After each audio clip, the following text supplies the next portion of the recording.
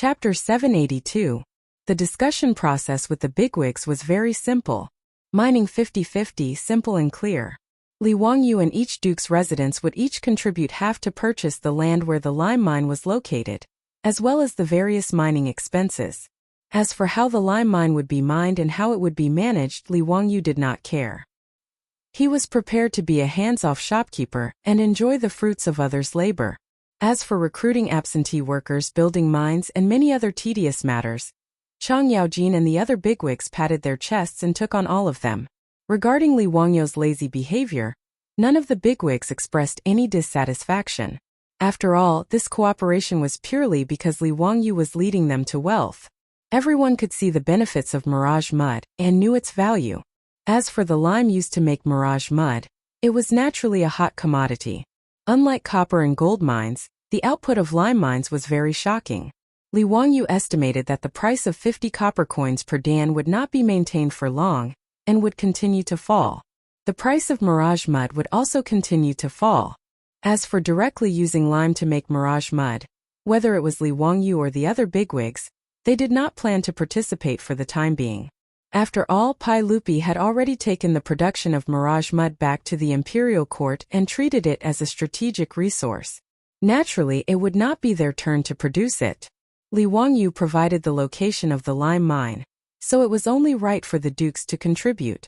Moreover, Chang Yaojin and the other bigwigs had a large group of stewards in their residences. These trivial matters would naturally be handled by the stewards of the various residences. There was no need for the bigwigs to worry about it. Chang Yaojin ordered someone to bring over a map. Li Wangyu began to outline the location of the lime mine on the map for the bigwigs. It had to be said that as the great general of the Jinwu Guards, the maps in Chang Yaojin's residence were all used for military campaigns and were very detailed. They were much more detailed than the maps in Chang, and for 10,000 years. Although the mountains and rivers had changed a lot in the past 1,000 years, Li Wangyu only remembered that there were many lime mines in Xijing Town and Hu County in the future. He had asked Yang Quan before, but there was no place called Xijing Town within the jurisdiction of Hu County. Fortunately, Li Wangyu still remembered the general location of Xijing Town in the future. It was 14 li south of Hu County, at the northern foot of Mount Zhongnan. After searching for a while on the map, Li Wangyu determined the approximate location of the lime mine. As for which mountain the mine was located on, it would be up to the big shots to send artisans who specialized in mining to find out. When Li Wangyu said that there was a limestone mine in Hu County, Chang Yaojin and the others believed him without a doubt. No one asked him how he knew about this. Everyone was already used to Li Wangyu's mysterious way of doing things. Now everyone believed that Li Wangyu was the reincarnation of some almighty Taoist. In this regard, Li Wangyu was happy to see it happen, and it saved him the trouble of making up lies. The matter of him working with Chang Yaojin and the other big shots to mine the lime mine was settled, including Chang Yaojin. None of the big shots had any plans to sign a contract with Li Wangyu. By now, Li Wangyu was well aware of the habits of these bigwigs. Naturally, he would not ask for trouble and insist on signing some sort of partnership agreement with these dukes. They were all famous dukes who had founded their own countries. If he signed an agreement with them, wouldn't he be slapping their faces? After the matter was settled, Chang Yaojin and the others once again started to drink. Within Duke Lu's residence, a new round of noise started. Li Wangyu had always politely rejected the gatherings of the nobles of the Tang dynasty. There was no other reason other than that he was too agitated. It was not without reason that people in the future called the stinky Tang dynasty dirty. The open atmosphere of the Tang dynasty, especially among the nobles, was not inferior to the debauchery of the nobles of ancient Rome. Those unrestrained and informal behaviors made Li Wangyu unable to bear it. Even people like Qin Qiong, Niu Jinda, and Li Jing, who were usually upright and prudent, did not care about their image at the banquet. They hugged the young ladies in their arms and touched them up and down. These beautiful young ladies were all the concubines and concubines that Chang Yaojin, the old hooligan, kept in the residence. In Li Wangyu's eyes, these concubines and concubines were no different from the prostitutes in Ping Kong Fong. Concubines, and concubines were completely different. Concubines had a certain status in the family, even if it was not high. Concubines were actually not much different from maids and maids. They could be bought with money. There was no limit to the number of concubines. As long as one could afford it, they could have as many concubines as they wanted. Concubines not only needed to serve the master, but they were also the playthings of the master and the guests. Concubines were of a lower status than concubines. Concubines were usually singers and dancers. Of course, no matter if they were concubines or concubines, it was normal for them to accompany the guests in bed. As for giving concubines and concubines away, that was a common thing among the nobles of the Tang dynasty. Even Su Dongpa, such a romantic person, often gave his concubines away. Bai Jui even had a poem. 10 years of spring cries become oriole tongues, 3 years of disdain for old ugliness change into moth eyebrows. It meant that after 3 years, concubines felt that they were too old and had to be sold in exchange for a new batch. From this, one could see that concubines were indeed very lowly and pitiful in ancient times. Chang Yaojin, this old hooligan, had dozens of concubines in his residence, including Li Wangyu. All the founding dukes had 2 or 3 young and beautiful concubines serving them. This group of old hooligans, after drinking a few cups of wine, did not care if they would poison Li Wangyu, this young man, and directly touched him in the hall. Yuqi Jingda, that old man, quickly stripped the concubines by his side into pink little white lambs. He was just short of directly performing a live erotic scene in this hall. Chang Yaojin and the others not only did not feel offended, but also applauded loudly. Niu Jinda was considered more reserved. His pair of large hands had already reached into those concubines' dresses and continuously kneaded. Seeing this, Li Wangyu was very speechless. As for Li Jing, this old man, his hair and beard were already white, but he was hugging a few young women who were old enough to be his granddaughters for a while. He even let those concubines use their mouths to feed him wine. He was really old and unruly. During the banquet, all kinds of shining white peaks and tender gasps were heard, dazzling Li Wangyu's eyes. Seeing this, he even wanted to call the police.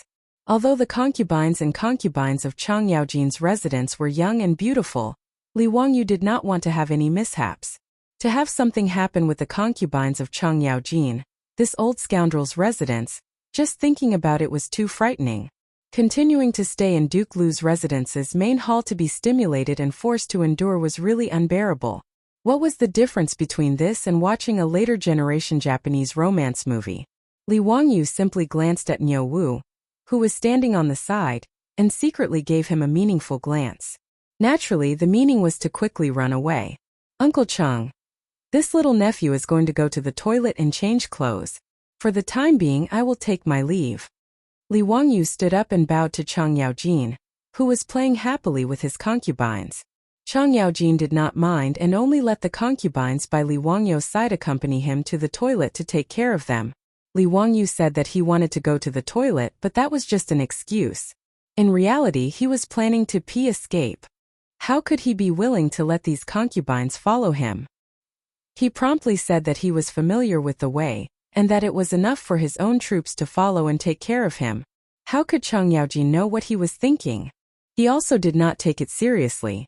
In any case, Li Wangyu had come to his residence many times and was also familiar with the way, so he just let him do as he pleased. As for Yuqi Jingda and the others, they had already sunk into the land of warmth and tenderness. How could they still care about what Li Wangyu wanted to do? Li Wangyu also did not speak much nonsense. Leading Niu Wu, he turned around and headed in the direction of Duke Lu's residence's toilet. Chapter 783. Ever since his beautiful boss and Empress Zhongsun coerced all the noble ladies and young ladies in Chang'an City to go to the county magistrate's mansion in Dingzhou village in Hu County, all the officials and aristocratic families in Chang'an City asked for the blueprints from the county magistrate's mansion and competed with each other to renovate the bathroom facilities. These hostesses had seen the modern bathroom facilities in the county count's mansion, so how could they continue to use the dirty and smelly toilets in their original mansions? For a time, orders for all kinds of bathroom tiles, toilets, and sanitary wares in the porcelain kilns and workshops outside Chang'an City increased greatly, which made the shopkeepers who had never made these rare things happy and annoyed. Fortunately, these things were actually not complicated, and they were not difficult for the skilled porcelain craftsmen of the Tang dynasty. The toilets in Chang Yaojin's mansion were naturally all renovated. The originally dirty toilets were covered with shiny tiles, and ceramic toilets and sanitary wares were used. Also, the old scoundrel had plagiarized the Turkish bath in Li Wangyou's castle. He had built a bathing pool and sauna room in his own residence. As for the Taiji Palace, it had already been renovated. Pai Lupi was even more shameless. He directly asked Li Wangyou to show his respect for a batch of bathroom tiles and toilets, which made Li Wangyou spend a lot of money. After all, an ordinary duke's mansion had at most a dozen toilets. But in Noda's Taiji Palace, there were more than 100 toilets, and the number of tiles and ceramic toilets needed was innumerable. How could Li Wangyou not hate it? When the officials and nobles learned of Pai Lupi's public bribery, they became more and more envious of Li Wangyou's imperial favor, which made Li Wangyou speechless. Li Wangyou led Niu Wu to the bathroom of Duke Lu's mansion. After relaxing for a while, he was ready to slip away. Looking around, Duke Lu's mansion was brightly lit, and there were maids and servants shuttling back and forth, constantly delivering hot delicacies and wine to the nobles in the main hall. Seeing that no one was paying attention to him and Niu Wu, Li Wangyou immediately slipped down the small road to the main gate of Duke Lu's mansion. Unexpectedly, after taking 2 steps, Li Wangyou, who was anxious to escape the tiger's den, did not pay attention and directly bumped into someone coming from the opposite side. "Zio, where are you going? The main hall is not in this direction." Li Wangyou raised his head and saw that the person he had bumped into was Chang Chubi. He subconsciously gestured for him to keep quiet. "Brother Chubi, don't disturb your family." Little brother just remembered that there is still soup boiling in the manor. "I must go back and take a look." Li Wangyou spouted some nonsense to appease Chang Chubi. He turned around and wanted to leave, but Chang Chubi grabbed his sleeve.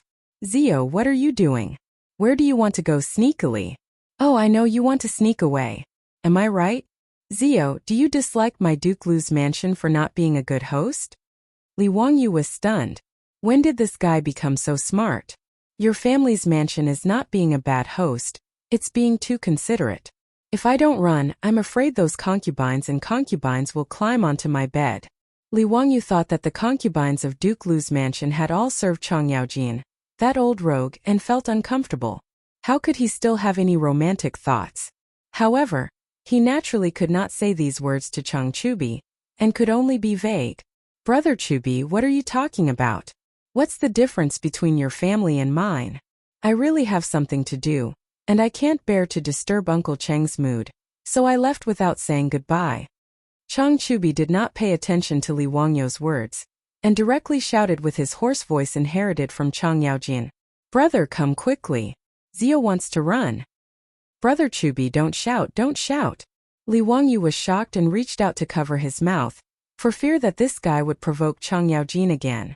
Although the 3 brothers of the Chang family were not triplets, they seemed to have telepathy. Chang Chubi had just called out when Chang Chumo and Chang Chuliang's figures appeared from the small path. Li Wangyou was speechless. Could these 2 guys teleport? How did they come so quickly?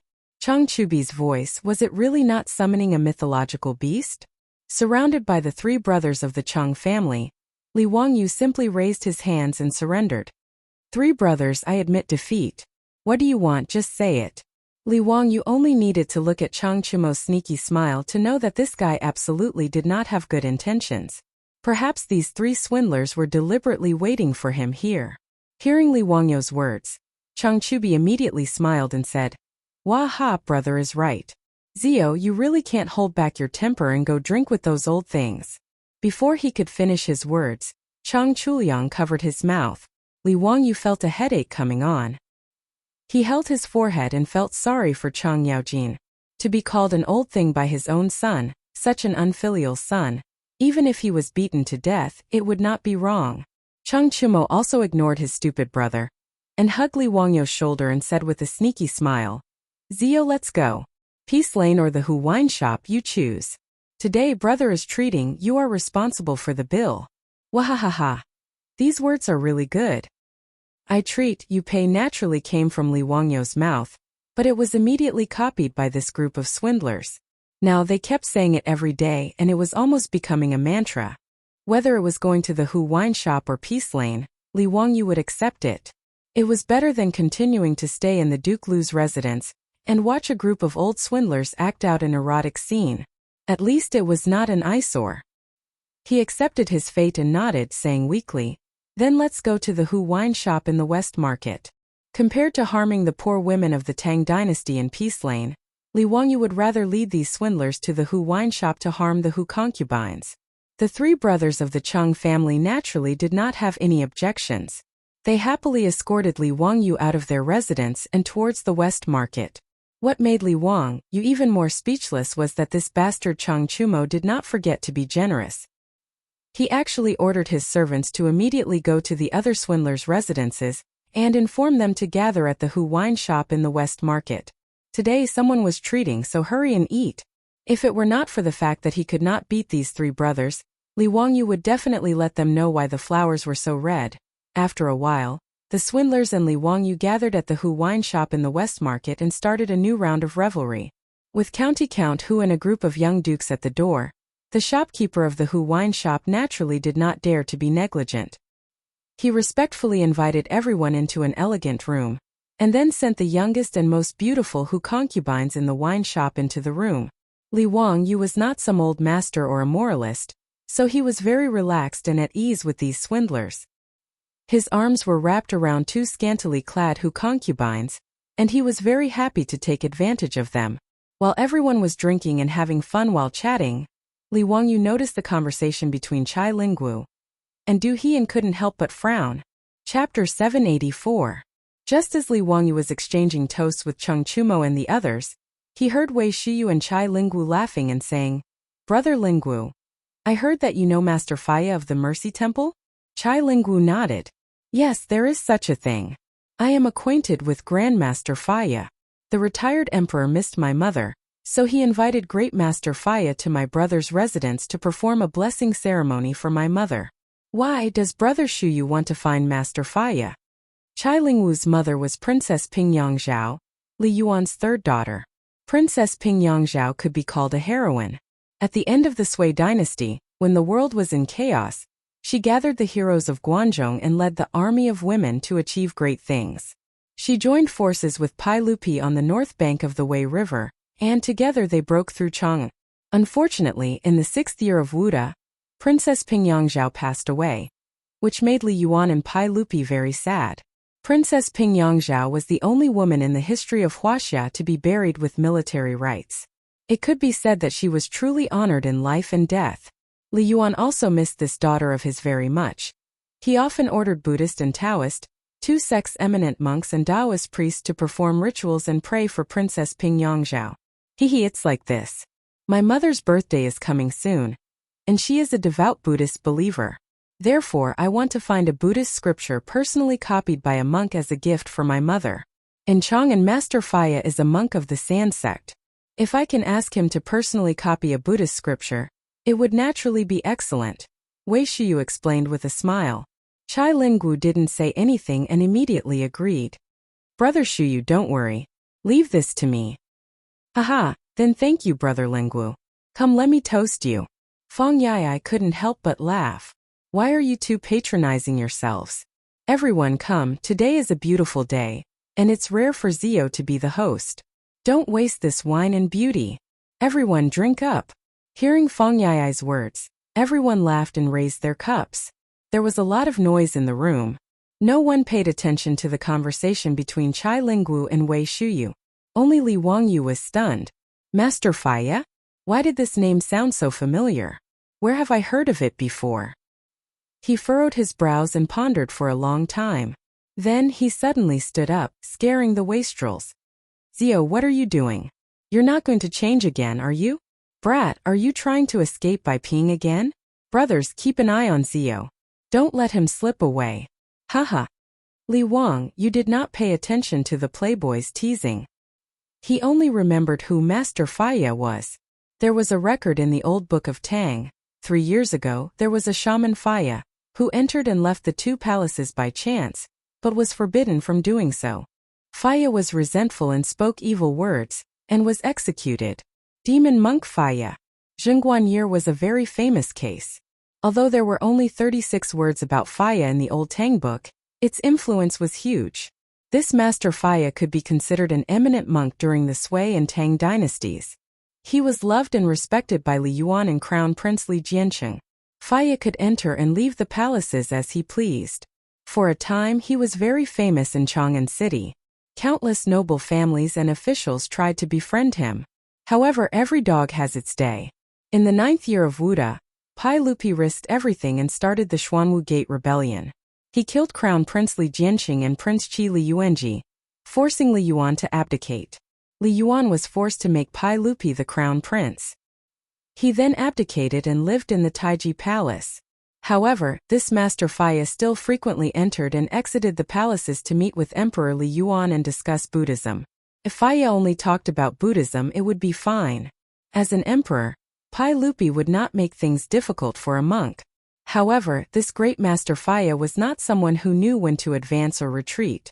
In private conversations with the retired Emperor Li Yuan, he often complained about Li Er, speaking out against injustice for the Crown Prince Li Jiancheng, feeling indignant about the retired Emperor Li Yuan's encounter.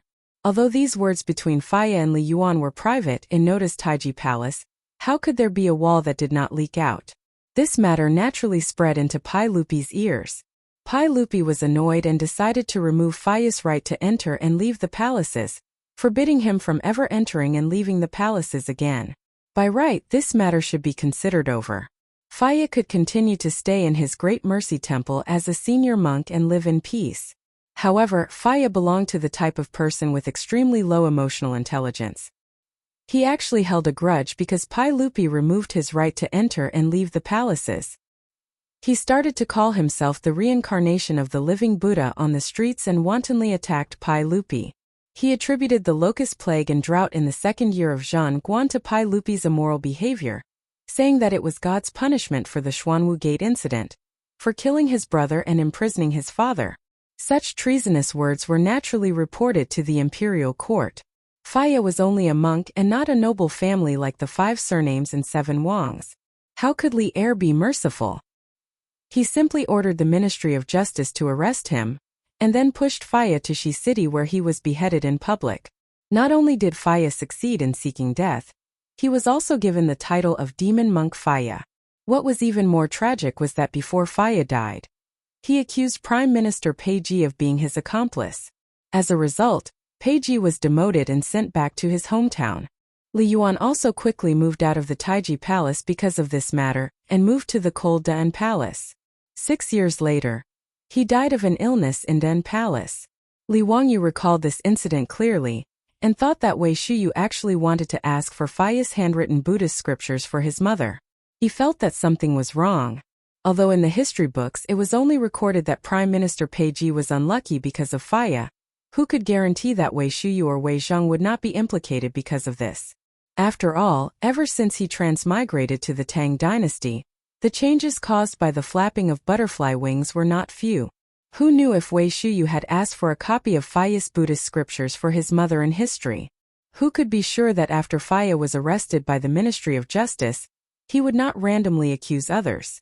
Li Wangyu also knew that the main reason why Prime Minister Peiji was demoted and sent back to his hometown because of the case of Demon Monk Faya was that Peiji was an old official of the retired emperor, Li Yuan. Pai Lupi's actions were also to clean up Li Yuan's influence in the imperial court. However, it was best to avoid such matters as much as possible. It was already the 3rd year of Xingguan, and Faya should be banned from the palace by Pai Lupi soon. At this time it would be unwise to get involved with that idiot.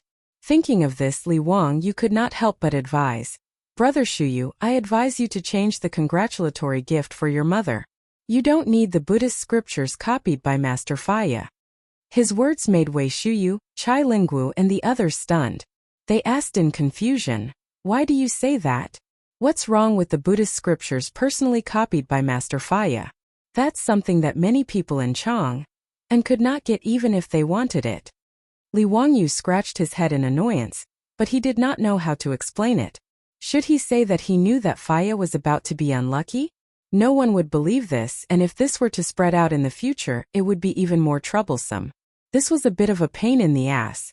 Chapter 785.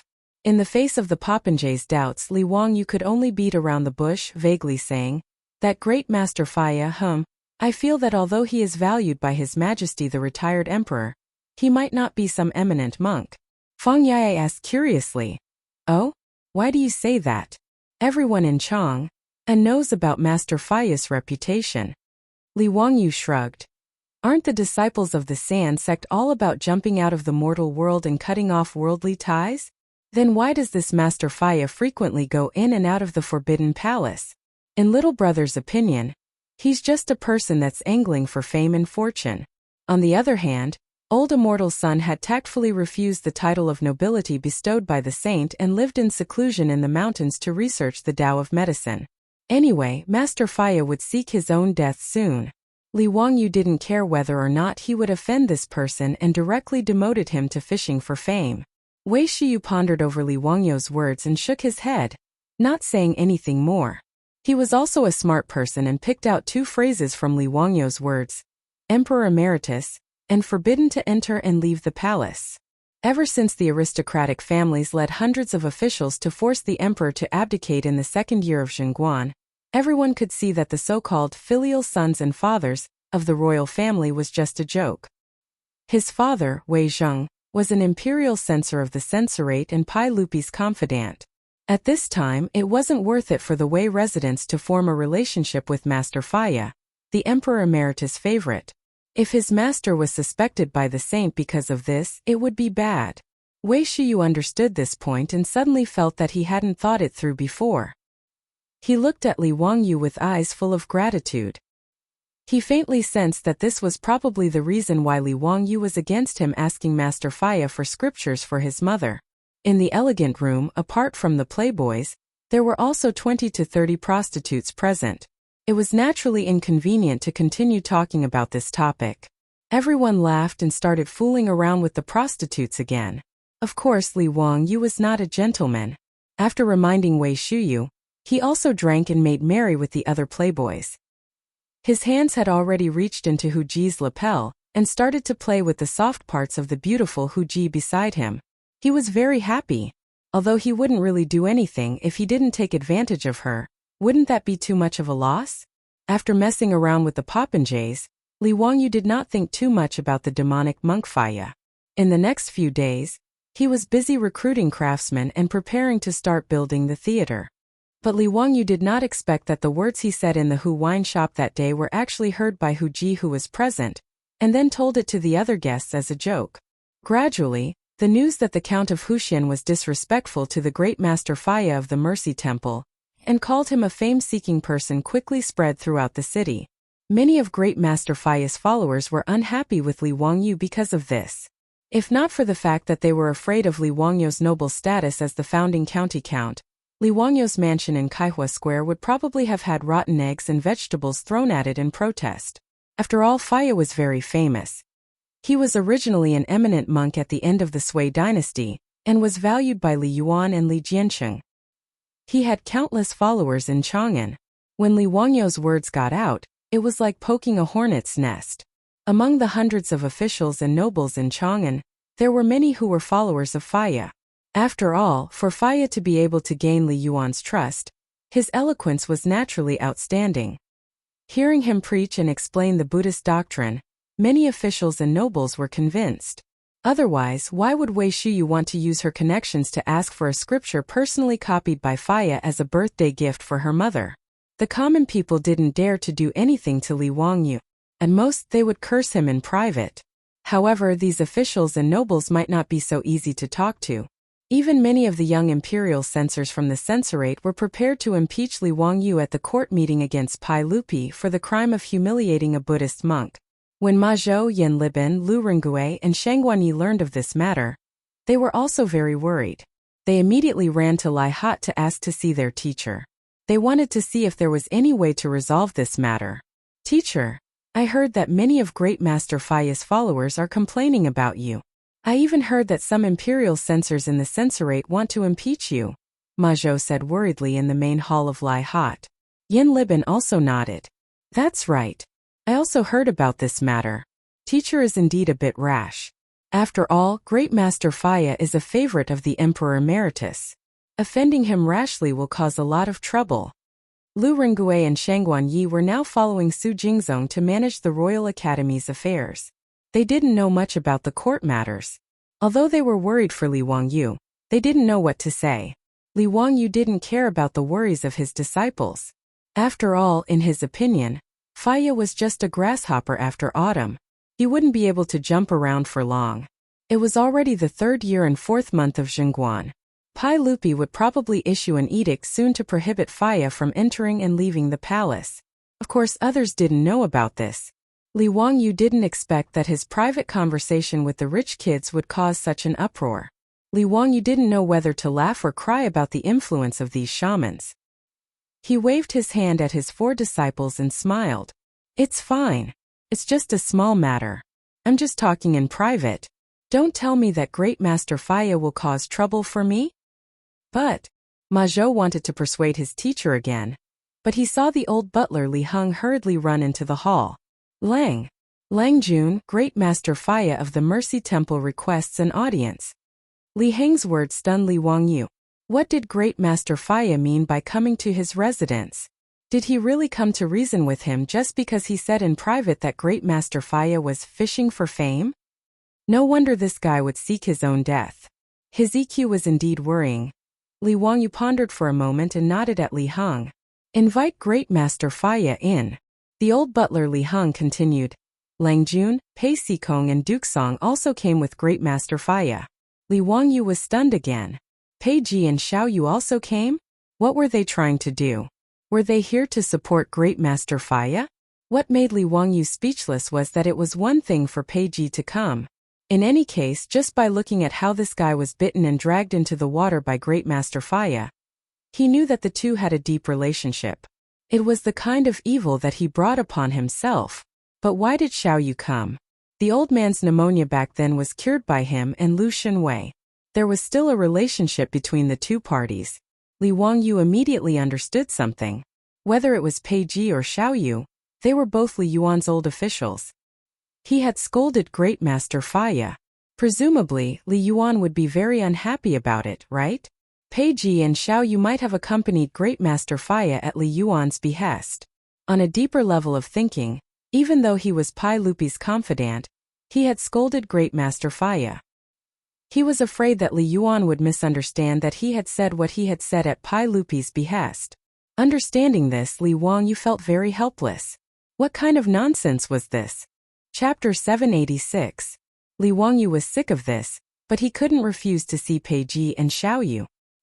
He could only have the old butler Li Heng invite Faya and the others into the residence.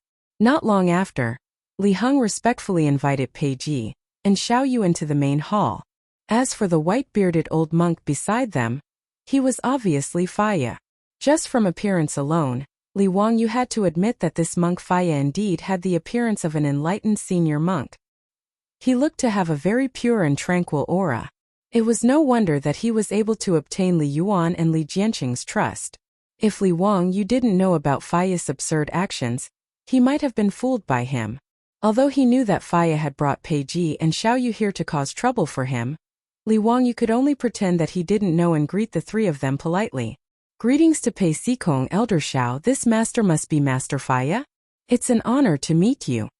Pei Ji wasn't familiar with Li Wangyu and had only seen him at court.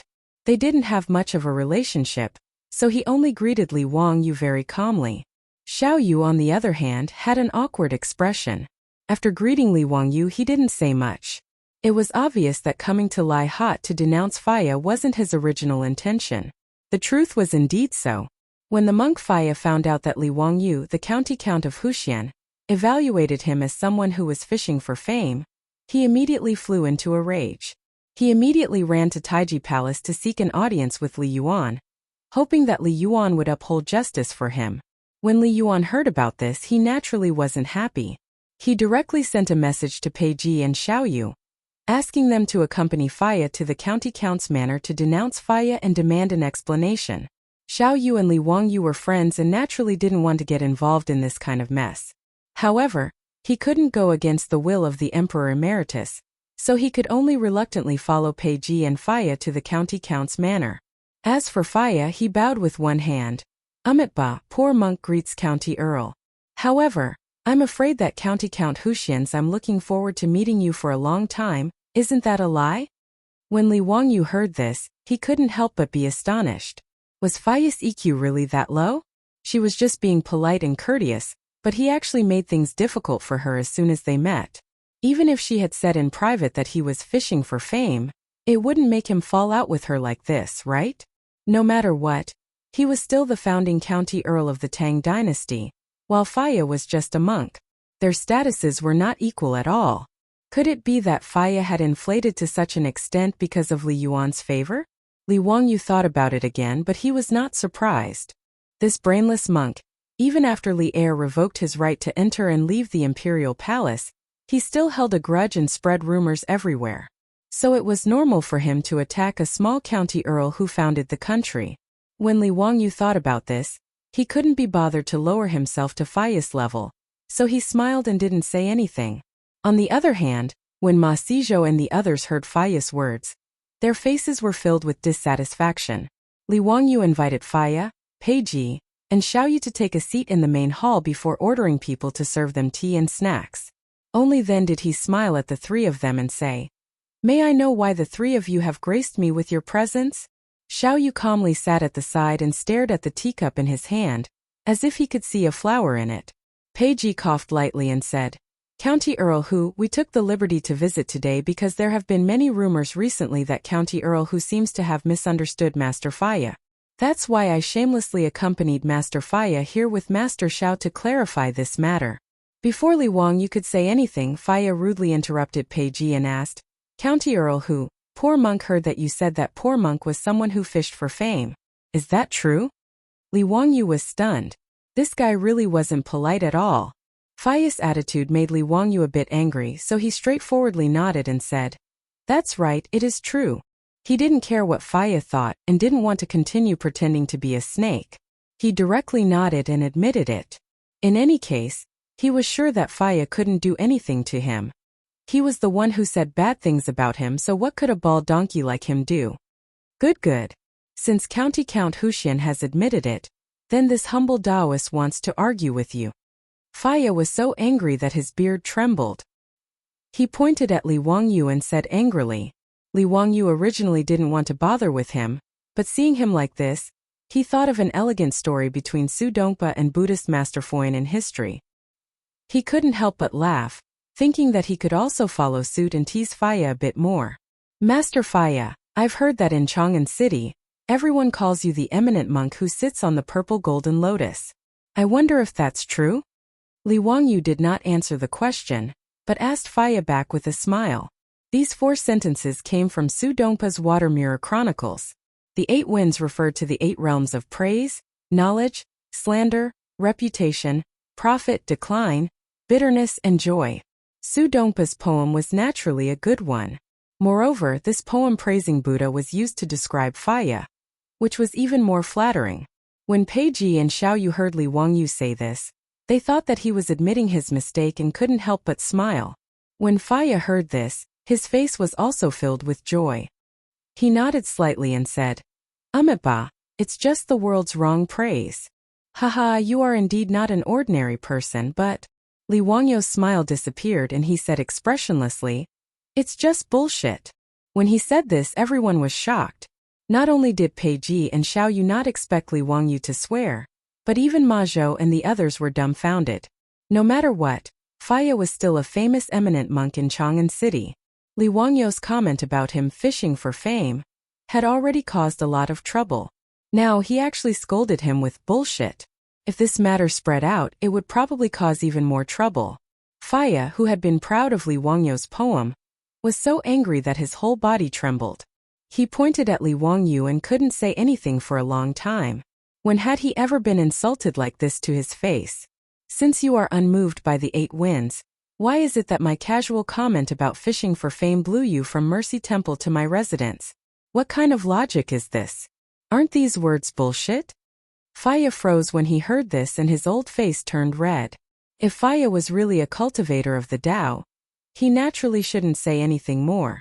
Leaving obediently was the right thing to do. People of Buddhism naturally had to avoid anger, arrogance, and rashness. Faya, on the other hand, had come to denounce Li Wangyu just because of a comment. Naturally, he couldn't be called a cultivator of the Tao. Faya flew into a rage out of humiliation and stood up. He pointed at Li Wangyu and scolded, "County Count, who has such a sharp tongue. Poor monk has learned a lot." However, County Count, who has gone too far and insulted poor monk so wantonly. Aren't you afraid of the world's gossip? Chapter 787. Li Wangyu's previous words made Peiji and Xiao Yu's faces twitch. They didn't know what to say. Faya's angry rebuke made the two of them feel even more awkward. Now, not to mention Xiao Yu, even Peiji was filled with regret. He didn't understand why he accompanied this monk to County Count, whose residence to be humiliated. Li Wangyu didn't even bother to lift his eyelids in the face of Faya's angry rebuke. He found Faya's words even more hilarious. This idiotic monk actually thought that he represented Buddha? That he represented all living beings in the world? Haha, what a long-winded mouth. What does Great Master Faya think of me? Li Wangyu suddenly asked. Ma Zhou and the others couldn't help but be stunned. What did their master mean? You've already scolded Faya for farting. Yet you're still asking Faya how he thinks of you? What good words could there be? As expected, Faya's face was ashen. He didn't have the demeanor of an eminent monk. He flung his robe and said angrily, "Humph, poor monk County Count, who is just an arrogant brat with glib words. He's not human." These words completely shed all pretense of cordiality. Since Li Wangyu had already scolded him for farting, Faya naturally had to scold him back, angrily saying that Li Wangyu wasn't human. Ma Zhou and the others heard this and glared at Faya. With Faya's status, it was too arrogant for him to say such words. Even Peiji and Xiao Yu had ugly expressions. They felt that Great Master Faya really didn't know when to back down. Peiji was still thinking that he had to persuade the retired emperor not to come into contact with a monk like Faya in the future. Li Wangyu didn't get angry at all. Instead, he laughed loudly. "Haha. I think Great Master Faya is like a Buddha." Everyone was stunned again. They didn't understand what Li Wangyu meant. Great Master Faya had already scolded you for being inhuman, yet Li Wangyu still said that Great Master Faya was like a Buddha? Could it be that he felt that saying farting was too much, and wanted to say something nice to salvage their relationship? Ma Zhou was displeased and asked directly, "Teacher, what do you mean by that?" Li Wangyu winked at his disciple and said with a smile, "Bin Wang, do you know what is the most important thing for those who practice Zen?" Ma Zhou did not understand. He looked at Yan Libin, Lu Rengue, and Chang'an Yi beside him. The four of them did not understand what Li Wangyu meant. "Disciple does not know. Please answer my question, teacher." Li Wangyu said with a laugh. "See your nature clearly, point straight to your heart. What you have in your heart is what you have in your eyes. Therefore, in my opinion, Master Faya is a Buddha, while in Master Faya's opinion, I am an arrogant and inhuman person." As soon as he said this, everyone in the hall was shocked. Faya, who had just been unable to restrain his anger, had his face flushed red. He opened his mouth but was unable to say anything. As for Peiji and Xiao Yu, their gazes towards Faya were even stranger. After a long while, it was Peiji who coughed softly and cupped his hands towards Li Wangyu, County Count, who today's matter was abrupt. "I am ashamed. I still have other matters to attend to and will not stay any longer. Farewell." Xiao Yu naturally stood up and bowed towards Li Wangyu to bid farewell.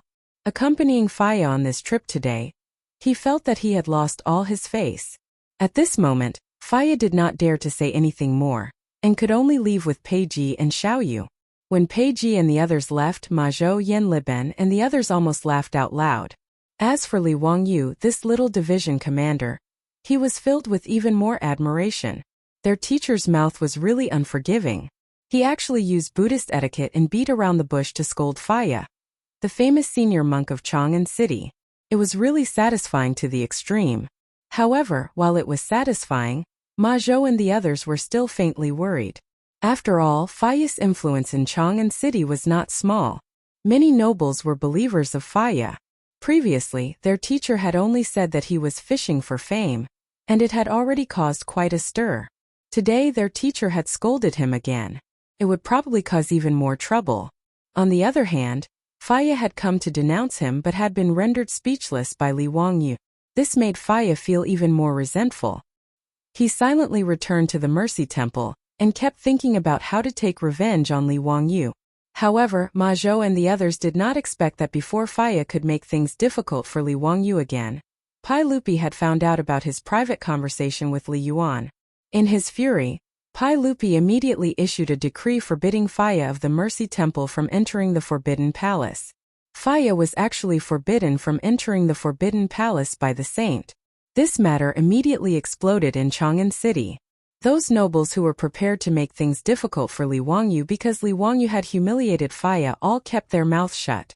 The censor who wanted to impeach Li Wangyu directly tore the memorial he had written to pieces. No one was a fool.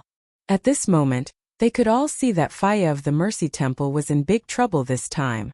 However, different from the original history, the officials and nobles all connected the matter of Faya being forbidden from entering the palace to the retired emperor.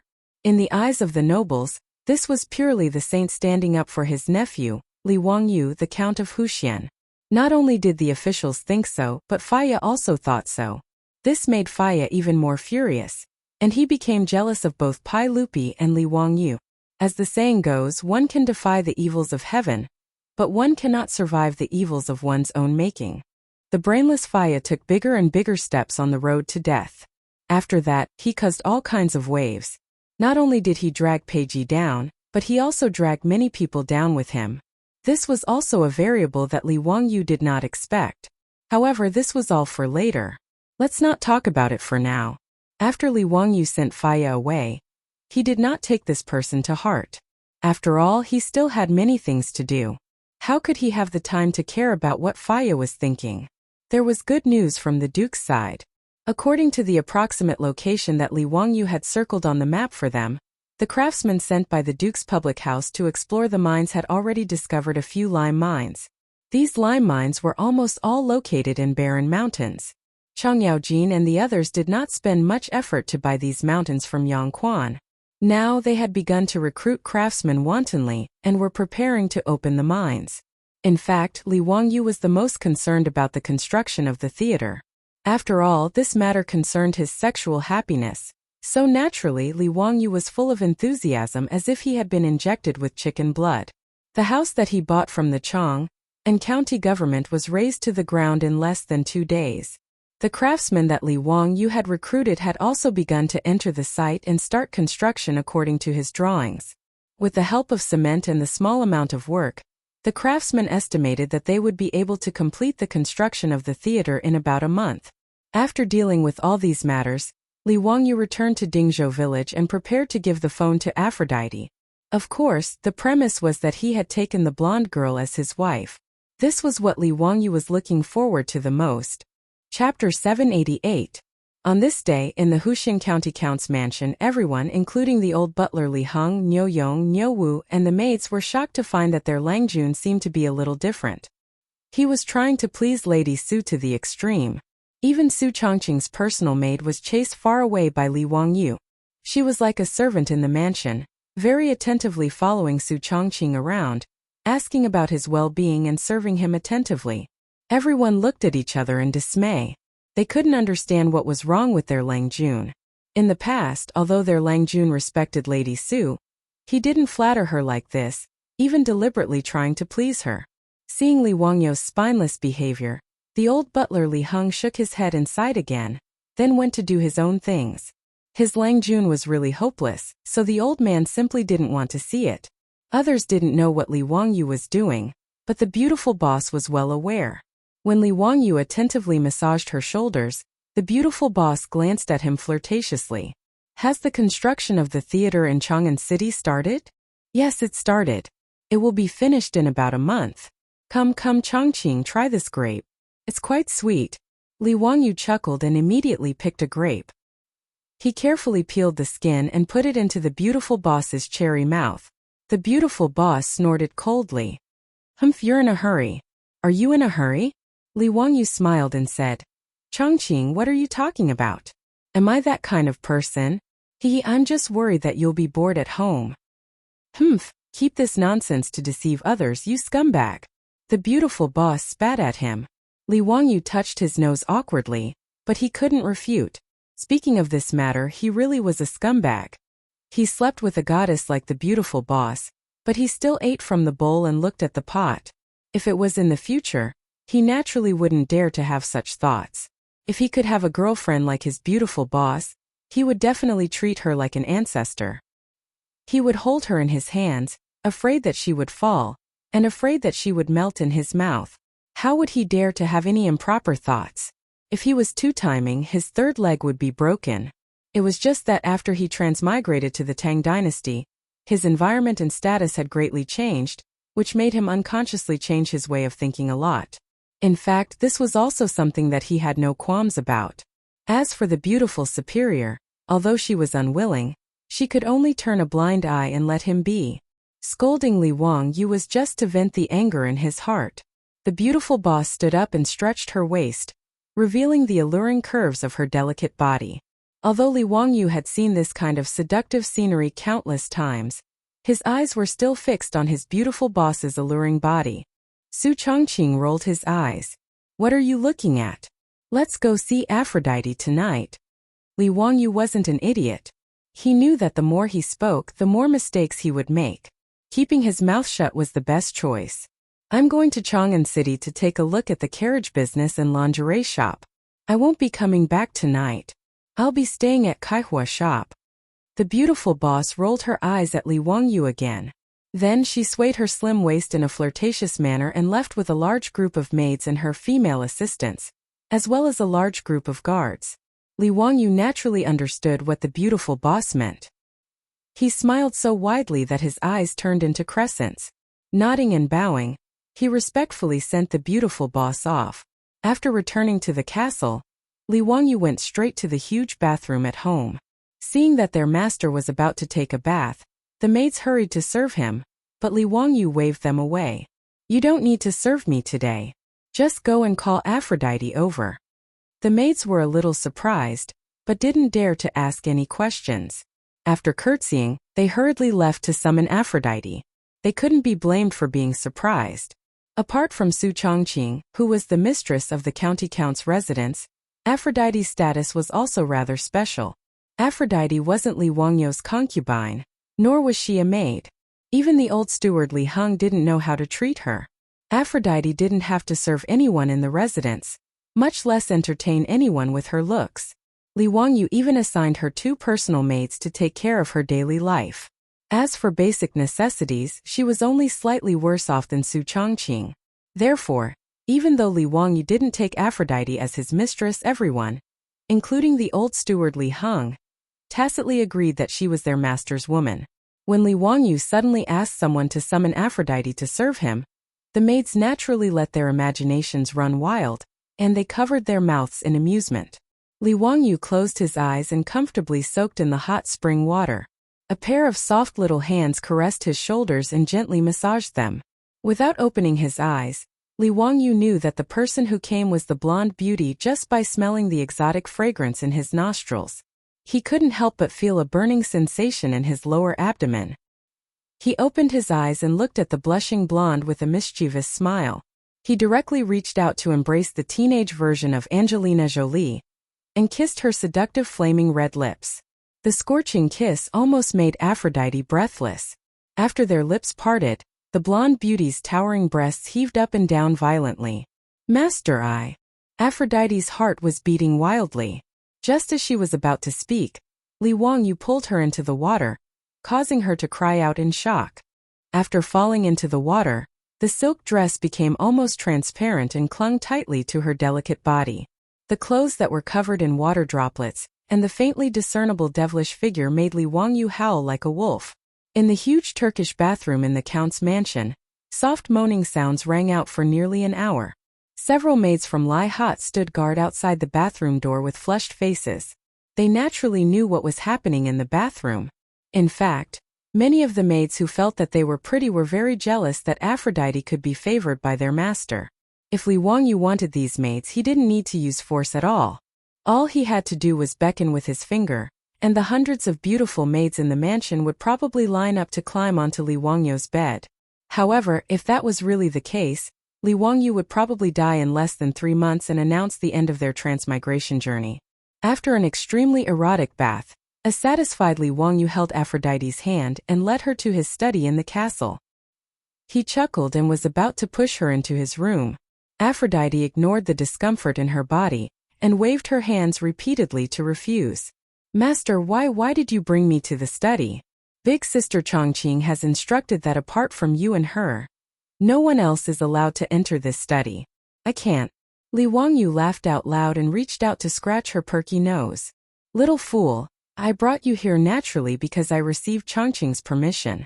From now on, there will be one more person who can enter this study. Upon hearing this, Aphrodite gasped and covered her mouth with both hands in disbelief. Chapter 789. Everyone in Count whose residence knew that the only forbidden area in the residence was their Longjuan study. No one, including the old butler Li Heng and the little lass Perrin, was allowed to enter that tightly shut study. Apart from Li Wangyu and Su Changqing, no one else was allowed to enter Count whose residence in Noda. Not only were the keys to this study in the hands of Li Wangyu and Su Changqing, but there were also guards stationed in front of the study 24 hours a day to prevent anyone from peeping in. Even the cleaning work in the study was done by Su Changqing himself. Of course, the blonde beauty would be able to take care of such trivial matters in the future. The reason why Li Wangyu and Su Changqing prohibited others from entering this study was naturally because there were various items that Su Changqing had brought from the Tang dynasty in the future, as well as the manuscripts that she and Li Wangyu had transcribed based on their memories and the contents of the mobile phone. None of these items were suitable for leaking to the outside world, so they were naturally hidden away by the two of them. Usually Su Changqing and Li Wangyu would hide in the study when they had nothing to do, listen to music, watch videos, and reminisce about their lives in the future. Today, Li Wangyu had brought Avro to the door of the study because he had discussed it with his beautiful superior. From now on, the study would be open to Avro. Although their core secrets would never be revealed to others, there was no harm in revealing some secrets to people they trusted to a limited extent. For example, even if the blonde beauty Avro found out about the mobile phone, it wouldn't affect her at all. She wouldn't find out that Li Wangyu was a transmigrator from the future. However, Avro was so touched by Li Wangyu's words that she almost cried. Even though the blonde beauty had just given herself completely to Li Wangyu, she didn't expect that her Langjun and Madame Su would allow her to enter this study. Su Changqing had repeatedly forbidden everyone from entering this study. As a result, everyone in the Hu County Count's manor had long viewed the ability to enter this mysterious study as the exclusive right of the owner of the manor. Now that Li Wangyu had said that Avro could enter this study in the future, the blonde beauty was naturally thrilled. In her heart, as a concubine, the best outcome for her was to become Li Wangyu's concubine. Therefore, even though Li Wangyu had just eaten the blonde beauty clean, she didn't dare to have any other thoughts in her heart. Langjun, are you telling the truth? I can enter this study in the future? Of course, why would I lie to you? Li Wangyu smiled and at the same time motioned to the troops standing guard in front of the study that they didn't have to stop Avro from entering and leaving the study in the future. The troops naturally agreed to their Longjuan's orders, but their gazes toward Avro became more respectful. Clearly, at this moment, they also regarded Avro as one of the mistresses of Count whose residence. Li Wangyu took out the key to the study that he always carried with him and opened the steel door. He then took the blonde beauty's hand and pulled her into the study. In fact, there wasn't anything special about the layout of this study without the modern items. Li Wangyu pulled Avro to sit on the sofa and placed her on his lap. He then hugged the blonde beauty's soft and delicate body and said, Avro, I brought you to this study to show you a treasure. However, you must remember that everything you see or hear in this study must be kept strictly confidential. Apart from me and Changqing, no one else is to be revealed. Can you do that? Avro nodded fervently when she heard this. Yes. Don't worry, Langjun, this slave will remember.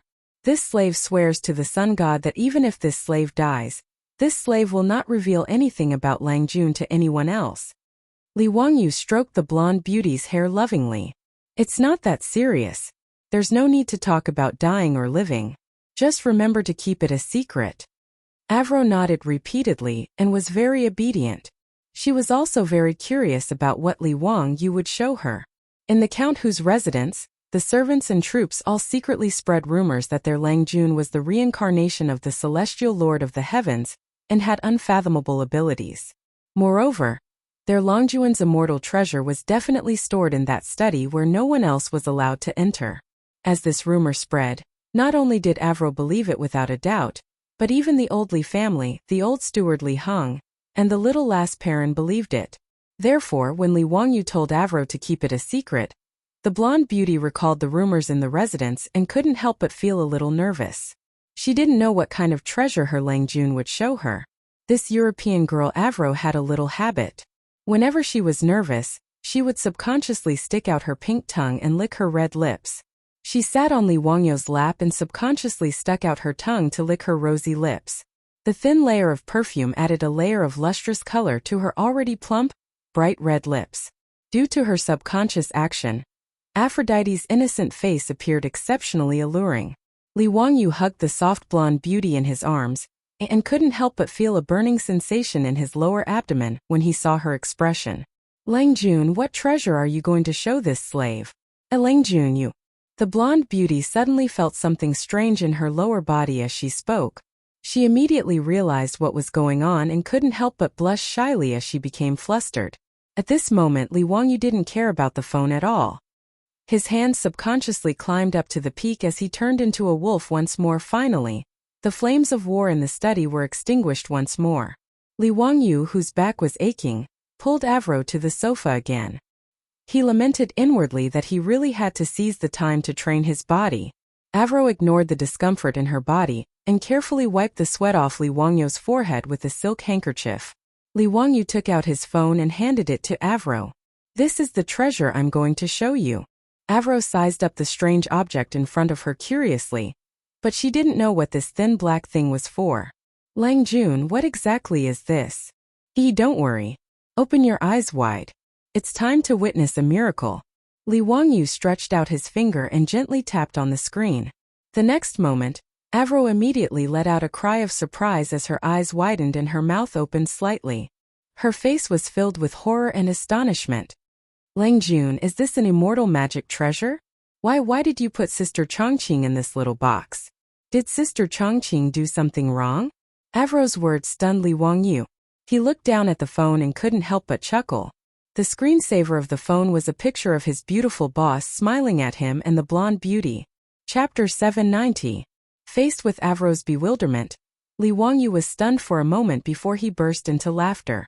Silly girl, this is a phone that can be used to take photos. The Changqing you see is just a photo of her. I didn't lock Changqing up. Haha, I don't have the guts to do that. Come on, I'll take a photo for you and you'll know. With that said, he did not wait for Avro to object before he picked up the phone and took a selfie of the two of them. Immediately after, a photo of him hugging Avro appeared on the screen. The blonde girl shrieked in fright and covered her eyes with her hands, not daring to look again. Li Wangyu only found Avro's reaction amusing, but he was not surprised. After all, in history, when cameras were first introduced to China during the late Qing dynasty, people regarded them as some kind of evil magic and were terrified of them. It was even said that the camera could steal one's soul. People were still like this more than 1,000 years later, so it was not surprising that Avro, the blonde girl, was frightened by the phone's camera function. Before he showed the phone to Avro, he was already mentally prepared for this. Avro, look, I'm in the photo too. It's okay, don't be scared. The photo is just an image of us. Li Wangyu gently pulled down Avro's hands that were covering her eyes and explained with a smile. Only then did Avro carefully peek at the phone screen again. Staring at the screen, she saw her husband smiling at her and her frightened self. Li Wangyu explained for a long time before Avro, the blonde girl, finally accepted the fact that the phone was taking photos. Is this an immortal treasure, Langjun? Langjun, are you really the reincarnation of Lord Tai Bai Jinxing? You even have such a treasure? After Avro let go of her fear, she regained her girlish nature and kept swinging Li Wangyu's arm coquettishly as she asked questions. Li Wangyu enjoyed it very much as his arm kept rubbing against the blonde girl's chest. He did not explain whether he was the reincarnation of the so-called Lord Tai Bai Jinxing, nor did he explain what the phone was. For some things it was better to continue to keep a sense of mystery. As for Aphrodite's misunderstanding, it wouldn't hurt anyone to let her continue to misunderstand. What made Li Wangyu speechless was that after he taught the blonde how to use the phone to take selfies, the girl actually held the phone tightly and began to pose for selfies in all kinds of poses. Oh my god, is it the nature of every woman to love taking selfies? Li Wangyu silently rolled his eyes, but he was too lazy to say anything, allowing the blonde beauty to take photos of him with her phone. It wasn't until Aphrodite was done playing that he picked up the phone again and said seriously, "Aphrodite, do you still remember the stage performance I told you about before?" Confused, Aphrodite nodded and blinked her blue eyes, looking at Li Wangyu adorably. "I remember. You mentioned it before, but you didn't explain to me what a performance was." Li Wangyu nodded. "That's why I asked you to come to the study today. The answer you want is right here." With that, he clicked on the video on the phone and began to play a clip of the opera Turandot. Aphrodite, the blonde beauty, widened her eyes again and looked at the video on the phone in horror. Lang Jun, what is this? Why are those people in this treasure? Are they demons that have been imprisoned by Lang Jun with immortal spells? Li Wangyu face-bombed and didn't bother to explain further. Don't ask so many questions. Just watch carefully. This is the stage performance I told you about. Those people in it are actors. They are performing an opera called Turandot. It's about a princess named Turandot, who wants to avenge her ancestor who was kidnapped in the dark night. He roughly told the plot of the opera Turandot to Aphrodite so that the blonde beauty could understand the story. After Aphrodite recovered from her shock, she was soon attracted by the video that was being played on her cell phone and watched it with rapt attention. The song Turandot on the beautiful boss's phone was just a fragment of a famous aria. No one can sleep tonight. It was sung by the Tatar prince Caliph in the opera on the night. He asked Princess Turandot to guess his identity. Although the blonde beauty couldn't understand the lyrics of the opera, she was already attracted by the melody of the song. After watching the excerpt of the opera for several minutes, Aphrodite's eyes began to sparkle. Lang Jun, is this the stage performance you were talking about before? Yes, that's right. This is just one of them. It's called an opera. After saying that, Li Wangyu clicked on the other videos of the stage performances for Aphrodite. After watching the videos, Aphrodite was deep in thought. Lang Jun, I think I understand now. So this is a stage performance. It's really interesting. Li Wangyu was overjoyed. It's good that you understand. I'm currently building a theater in Chang'an. I'm building a stage performance in Chang'an. And I plan to put the stage performance on the stage. Aphrodite, I want you to be in charge of this. Are you willing? Me. Aphrodite was in disbelief and waved her hands in fright at Li Wangyu's words. Me? No, I'll do it. Li Wangyu waved his hand heroically. Why not? You can do it if I say you can. Don't worry, it's not a big deal. Chongqing and I both have high hopes for you. This is also why Chongqing agreed to let me bring you into this study. Hearing that, Aphrodite was so nervous that she didn't know where to put her hands and feet. She grabbed the hem of her clothes tightly and lowered her head in silence. Li Wangyu was also a little anxious. If Aphrodite wasn't willing to take over this matter, his theater would be built for nothing. Aphrodite, it's settled then. I'll leave this matter to you. I'll support you no matter how much manpower and material resources you need, as long as you do it well. Li Wangyu acted like a domineering CEO, and didn't give Aphrodite a chance to refuse at all as he gave the order directly. Since her Lang Jun had already said so, Aphrodite naturally didn't dare to refuse anymore. She could only bow and agree to the matter. Since the 12 sets of golden saint robes that Li Wangyu had made as a prank back then were snatched away by Pai Lupi and that bunch of shameless old hooligans, the stage performance of Saint Seiya arrows naturally couldn't be performed anymore. However, this wasn't a problem for Li Wangyu. In any case, there were plenty of stories that could be adapted for the stage in the future. The Legend of the White Snake, the 7 Fairies, Miss Conch, the 9-Colored Deer, the Treasured Lotus Lamp, and so on were all ready-made stories. Li Wangyu didn't care if Aphrodite could accept it or not. He told these stories all at once, and Aphrodite was fascinated by them again. Chapter 791. The third year of Chang'an, the end of May, early summer. In the city of Chang'an, the officials and nobles, as well as the common people, were stirred up by another event. The Tang Theater in Guangda Lane was about to open. The Tang Dynasty Theater was a new thing created by Count Li Wangyu of Huxian County. No one knew what a theater was. However, when the Count of Huxian County went to the Chang court and personally sent an invitation to Pai Lupi in front of the officials, inviting the sage, the empress, and the imperial concubine to the Tang Dynasty Theater to watch a play, it was like a sudden gust of wind stirring up a pool of spring water.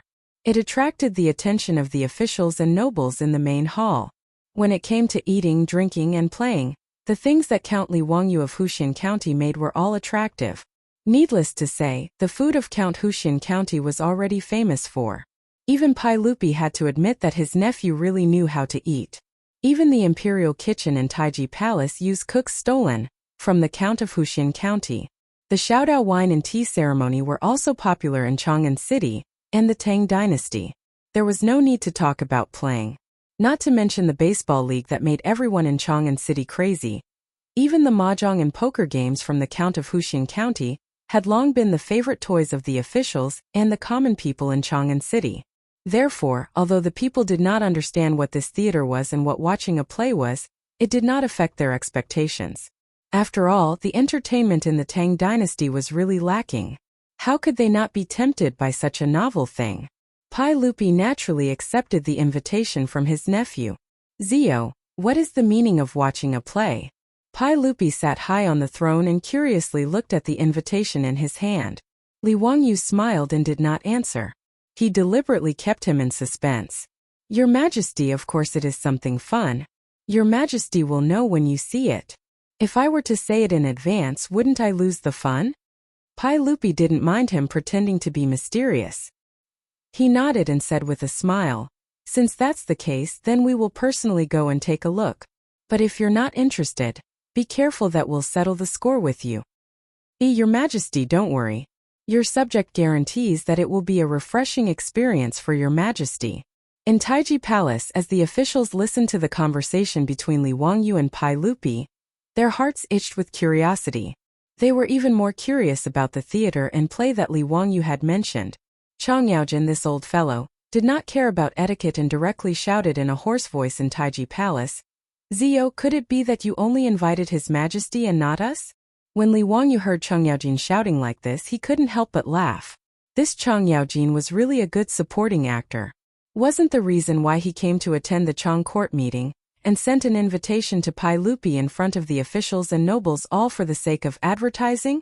Li Wangyu was the only one in the entire Tang dynasty who could advertise in Taiji Palace. Chang Yaojin's question gave Li Wangyu an opportunity to continue advertising. He laughed loudly and said, Uncle Chang, please don't be impatient. How could this nephew dare to forget Uncle Chang? This nephew will naturally send the invitation to Uncle Chang's residence later. When Chang Yaojin heard this, he was very satisfied. Wahahaha, at least you know how to behave. There are many people in my residence, so you should leave some seats for me. Li Wang, you wanted to go up and kiss this old fellow. This supporting actor's level was definitely at the level of Yu Qian. He actually said what he wanted to say. Li Wang, you pretended to be in a difficult position. Uncle Chang, this won't do. This nephew's theater has a limited capacity and can only seat about 300 people. Therefore, each invitation can only allow one relative to enter. Please forgive me, Uncle Chang. This wasn't Li Wangyu being unreasonable. It was just that the Tang dynasty didn't have loudspeakers now. Therefore, in order to ensure that everyone in the theater could clearly hear the dialogue and singing of the actors on stage, Li Wangyu didn't build a very large theater when he designed and built it. The semicircular theater, including the private rooms on both sides, could only hold about 300 people. Chang Yaojin didn't say much about his words, but the officials in Taiji Palace were muttering in their hearts. In Chang'an City, there were at least 500 to 600 officials and nobles. Including their relatives, there were thousands of people. According to County Count Hu, the Tang Dynasty Theater could only hold about 300 people, and each invitation could only allow one relative to enter. This meant that County Earl Hu could only send out 100 or so invitations at most. Therefore, it was worth pondering over who would be able to receive an invitation from County Count Hu. Obviously, if the princes, dukes, and princes were excluded, there wouldn't be too many invitations left. At this time, the officials in Taiji Palace probably didn't need to ponder over the matter of invitations. Those who felt close to Li Wangyu weren't in a hurry. They assumed that Li Wang you wouldn't forget to send them an invitation. However, the officials above the third rank who weren't close to Li Wang, you couldn't help but feel nervous. After all, if others could receive an invitation and they couldn't, it would be a great loss of face. Therefore, after the daily court, the nobles who felt that they were qualified to receive an invitation all sent out their servants to keep an eye on Li Wangyu's mansion in Kaihua Square. They wanted to see which mansion the steward of Lai Hot went to deliver an invitation. Big shots like Li Daozong Zhang Sunwuji, Fang Xianling Du Ruhui Cheng Yaojin, and Yuqi Jingda naturally didn't need to be nervous. Li Wangyu personally went to them and sent them an invitation. As for Yu Shernan, Kong Ingda, Lu Quan and Duan Luan who were close to Li Wangyu naturally didn't forget about them. He personally went to them and sent them an invitation. Even though Li Wangyu didn't like the heads of these aristocratic families, he still went to them.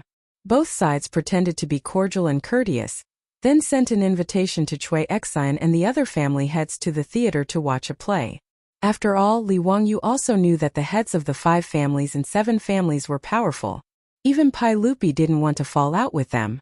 When it was time to give them face, Li Wangyu still had to give them face. Moreover, he had previously colluded with Pai Lupi and the others to swindle so much gold from the aristocratic families. Now, he gave them face and sent an invitation. In Li Wangyu's eyes, it was only right. These invitations had to be sent by Li Wangyu personally, so the nobles in Chang'an city knew in their hearts. Everyone made a rough estimate. After removing 50 to 60 invitations, there were less than 100 left. In the following days, Li Heng, the old housekeeper of the Huxin County Count's mansion, led the officials in the mansion, shuttling through Chang'an City to respectfully send invitations to the various mansions. And the officials who received the invitations were all very enthusiastic, even though Li Heng's status was far below theirs. If it were in the past, these nobles wouldn't even look at the old housekeeper of the Huxin County Count. But these days, no matter which mansion Li Heng went to, the master of the house would personally welcome him at the gate. He would personally lead him to a seat in the hall, and let the servants serve him tea and snacks. They were very enthusiastic. Chapter 792. Li Wangyu's invitations had stirred up a lot of unrest in Chang'an City.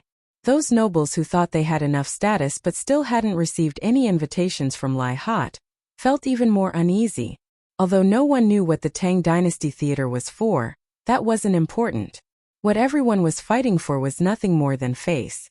If they couldn't get an invitation from County Count who, wouldn't that be too embarrassing? How would they be able to raise their heads in front of their colleagues in the future? Thus, the nobles who weren't familiar with Li Wang, you all started to think of ways to get closer to County Count who. Huaxia had always been like this since ancient times. The network of relationships was very complicated. Not familiar with County Count who? That didn't matter. He could always find someone close to Li Wangyu in the network of the nobles. They didn't want to go directly to County Count who and ask for an invitation, so they had to ask someone else. As a result, Li Wangyu's residence was very lively these days.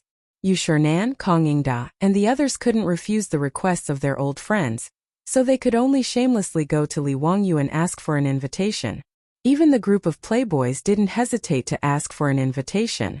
Zio, big brother doesn't want much. Just give me 10 invitations. Wahahaha, I want 15. If you don't give it to us, big brothers won't leave. The playboys surrounded Li Wangyu and clamored. They were so noisy that Li Wangyu felt like his head was about to explode. He really wanted to kick them for asking such an exorbitant price. These bastards, what did they think his invitations were? They still had the nerve to ask for 10 or 20 invitations. They were too shameless. Li Wangyu angrily raised a finger. One for each person. Take it or leave it.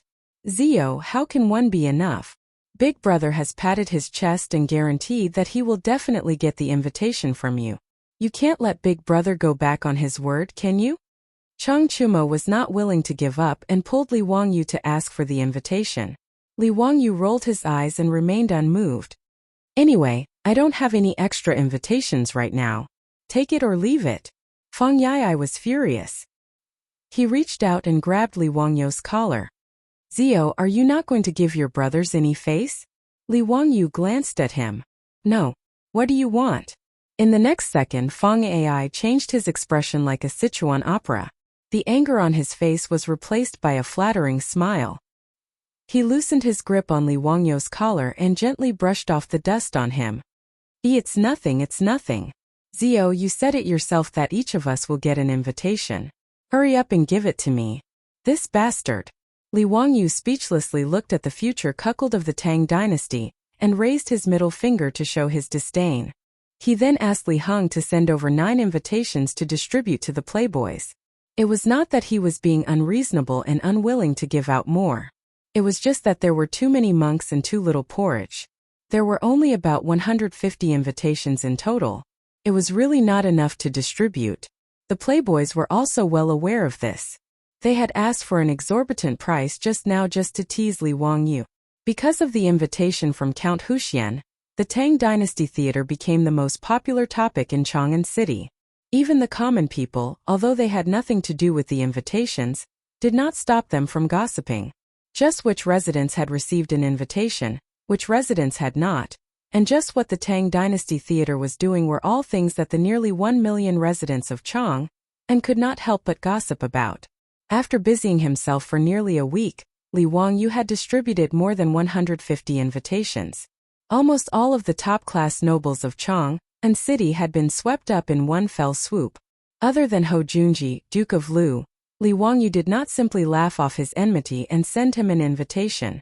Whether it was Cui Xian or Zheng Yuanshou, Li Wangyu could easily send an invitation to them but not to Hou Junji. The two-faced man Li Wangyu could not forget how Hou Junji had forced Niu Yong and Niu Wu to duel with 10 of his soldiers in the Valley of the Jade Star Palace. Although Hou Junji had gone for wool and come home shorn, losing not only 10 soldiers but also his gambling house, the narrow-minded Li Wangyu was still unwilling to forgive this fellow. Duke of Lu Hou Junji's failure to receive an invitation from County Count who caused quite a stir in the capital. Many people who didn't get along with Hou Junji were chuckling and waiting to see him make a fool of himself.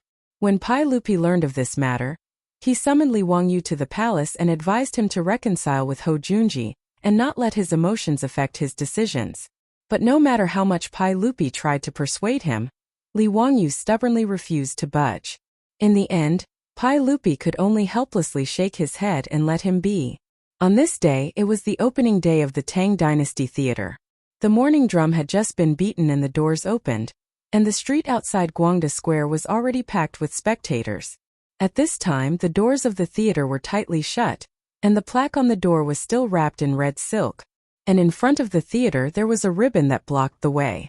Outside the theater, 2 rows of theater staff were already standing in neat rows, led by a blonde lady with blue eyes. It was none other than Aphrodite. The clothes worn by these Tang Dynasty Theater staff were extremely strange in the eyes of the Tang people. Needless to say, Li Wangyu's mischievous sense of humor had caused him to tailor these clothes based on the uniforms of the modern era. The women wore cheongsams while the men wore tunic suits, and each of them had an exquisite nameplate pinned to their chests. A 4-wheeled carriage slowly drove over from the end of the street. Next to the carriage was Li Wangyu and his guards, paying respects to Lord Count. Several dozen theater staff immediately greeted Li Wangyu in unison. Li Wangyu jumped off his horse and helped his beautiful superior down from the carriage before turning to look at the blonde lady. Aphrodite, is everything ready? Aphrodite's face was flushed with excitement.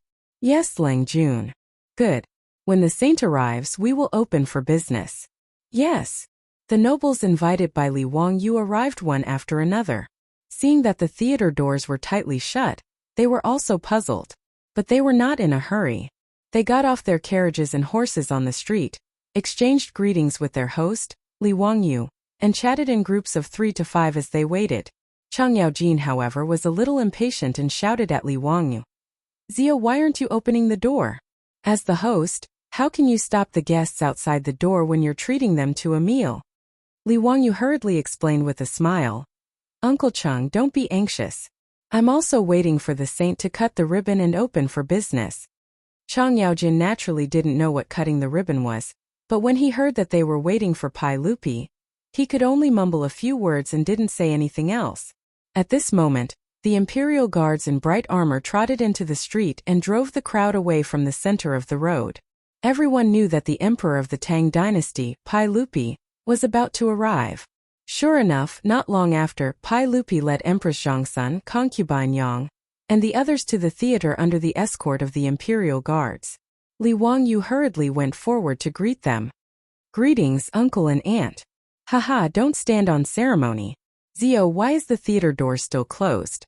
Am I not welcome?" Pai Lupi was in a good mood today and joked with a smile. Li Wangyu hurriedly explained, "Uncle, I'm waiting for you to cut the ribbon." "Cut the ribbon?" Pai Lupi was puzzled. Li Wangyu pointed to the ribbons in front of the theater doors and explained, "Uncle, cutting the ribbons represents the opening of the theater. This nephew wants to ask uncle to cut the ribbon for this nephew's great Tang theater to gain favor." Chapter 793.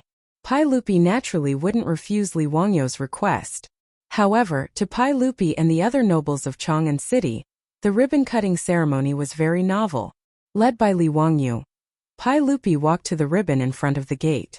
There was an eye-catching embroidered ball made of red silk tied to the ribbon.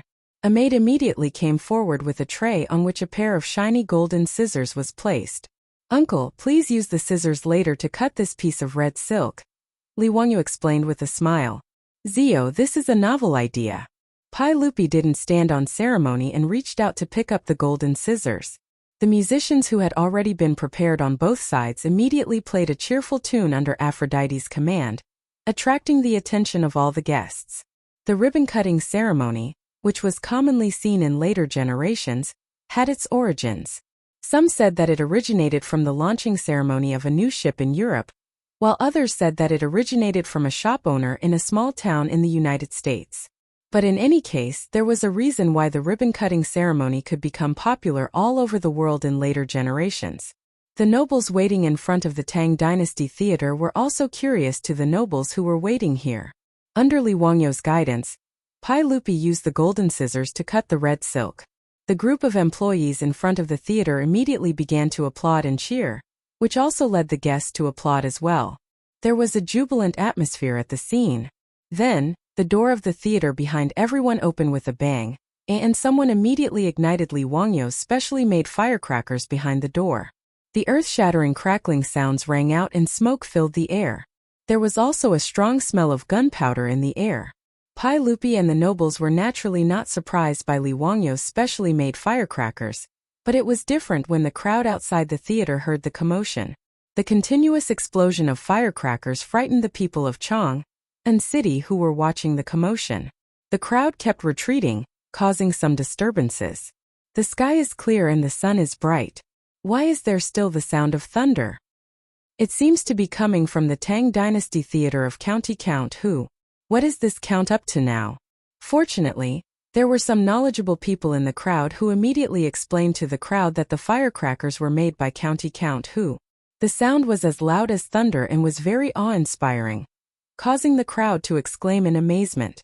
Li Wangyu then respectfully invited Pai Lupi to unveil the plaque of the theater, revealing the words Tang Dynasty Theater on the lintel of the door. Just by looking at the unique Feibai script, the guests knew that it was clearly written by a sage. They were even more envious of Li Wangyu's emperor's favor. It was hard to find a second person in the world who could invite a sage to inscribe on a business. After the ribbon-cutting ceremony, Li Wangyu hurriedly invited Pai Lupi, Empress Zhongsun, concubine Yang, and the others into the theater. The invited guests were also led by the well-trained staff of the theater, and entered the theater through the door. However, as soon as they entered the door, the guests, including Pai Lupi, were stunned again. The door was actually divided into two forks, with male and female servants waiting for them. "Zio, what are you up to this time?" Cheng Yaojin directly shouted. Li Wangyu chuckled and said, "Uncle Cheng, this theater that I built is not just a place to watch plays. If it was just that, it would be too boring. This theater of mine is for eating, drinking, and playing. It has everything. For the convenience of the guests, other than the theater for watching plays, the rest of the entertainment is divided into two parts for men and women. They don't interfere with each other." When Pai Lupi and the others heard this, they became interested and wanted to see what kind of fun things Li Wangyu had prepared. However, when the old rogue Cheng Yaojin heard this, he couldn't help but raise his eyebrows and smile lewdly. "Zio, Are you planning to snatch the business of Peace House?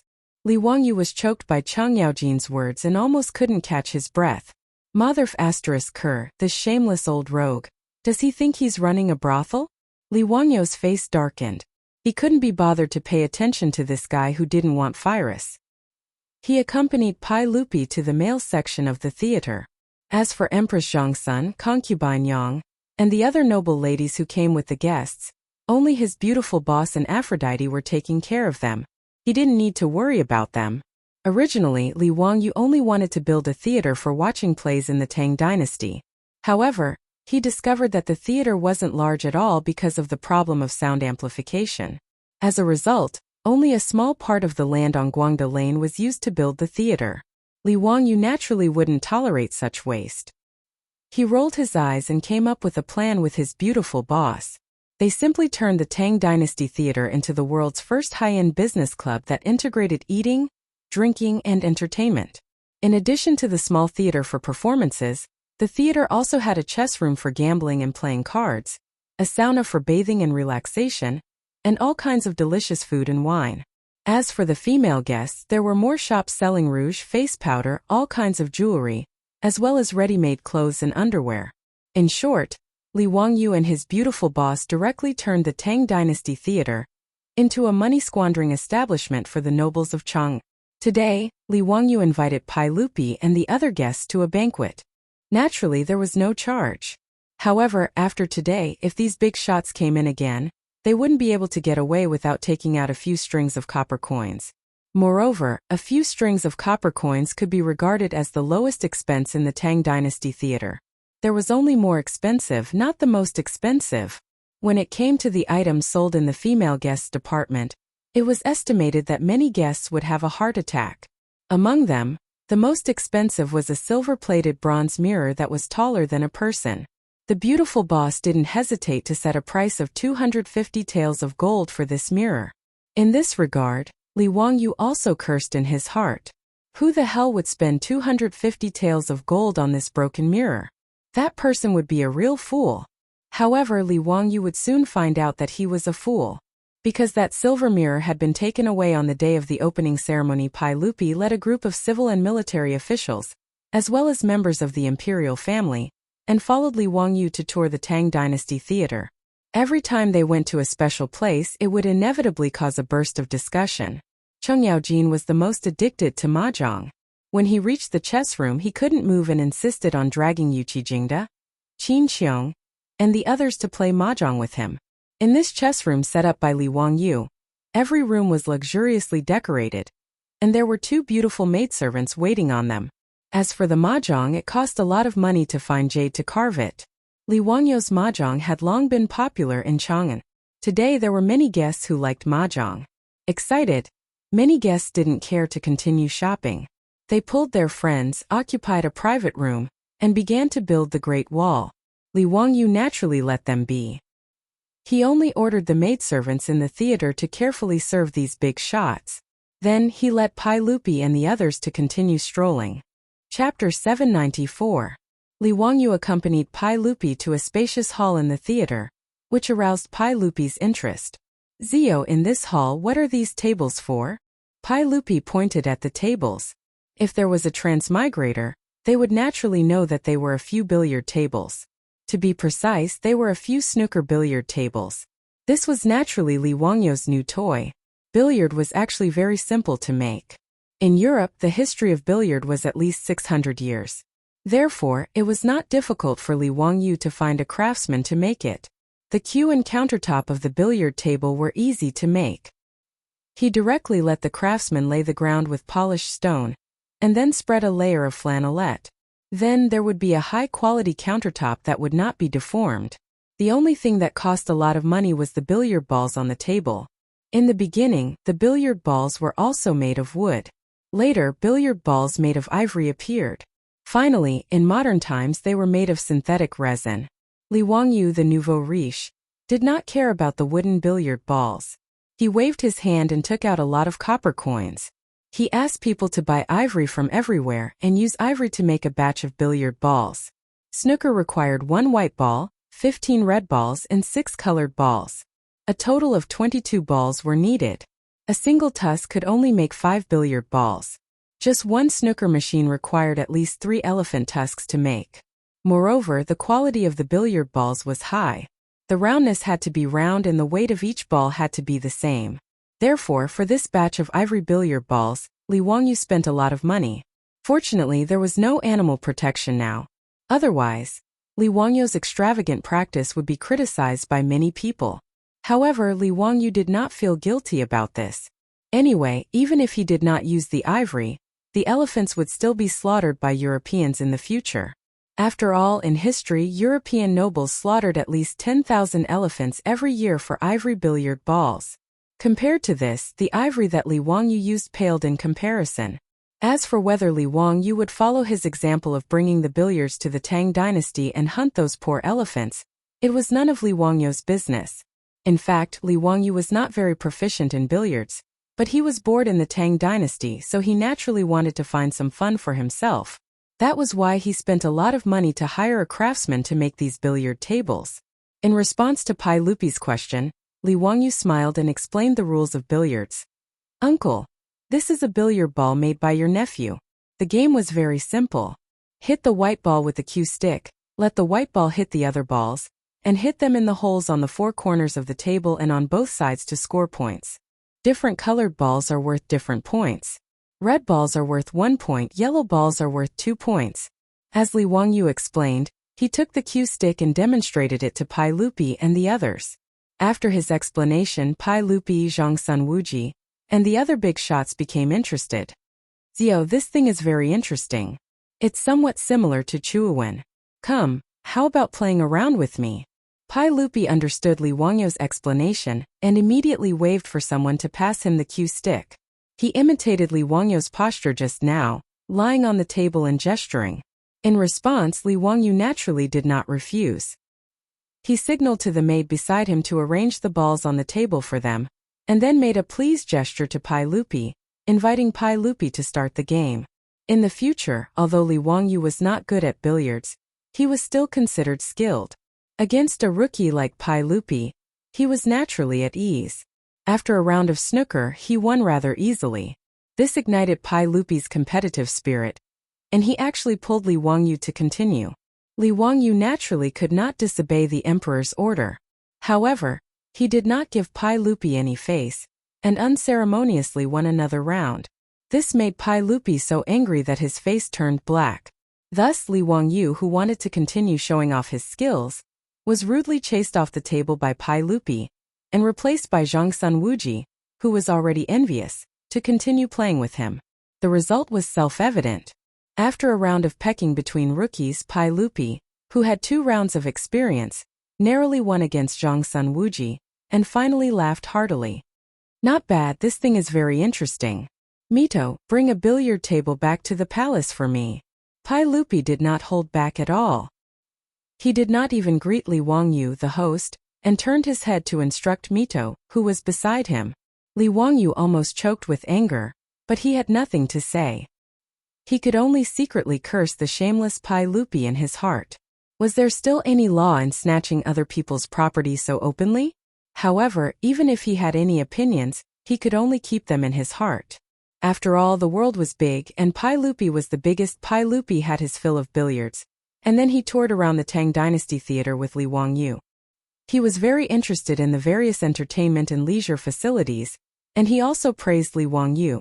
It was not until noon that Li Wangyu ordered the servants to treat the big shots who were having a great time to a meal. In the theater there were many boxes with different decorations, which were specially built to entertain guests.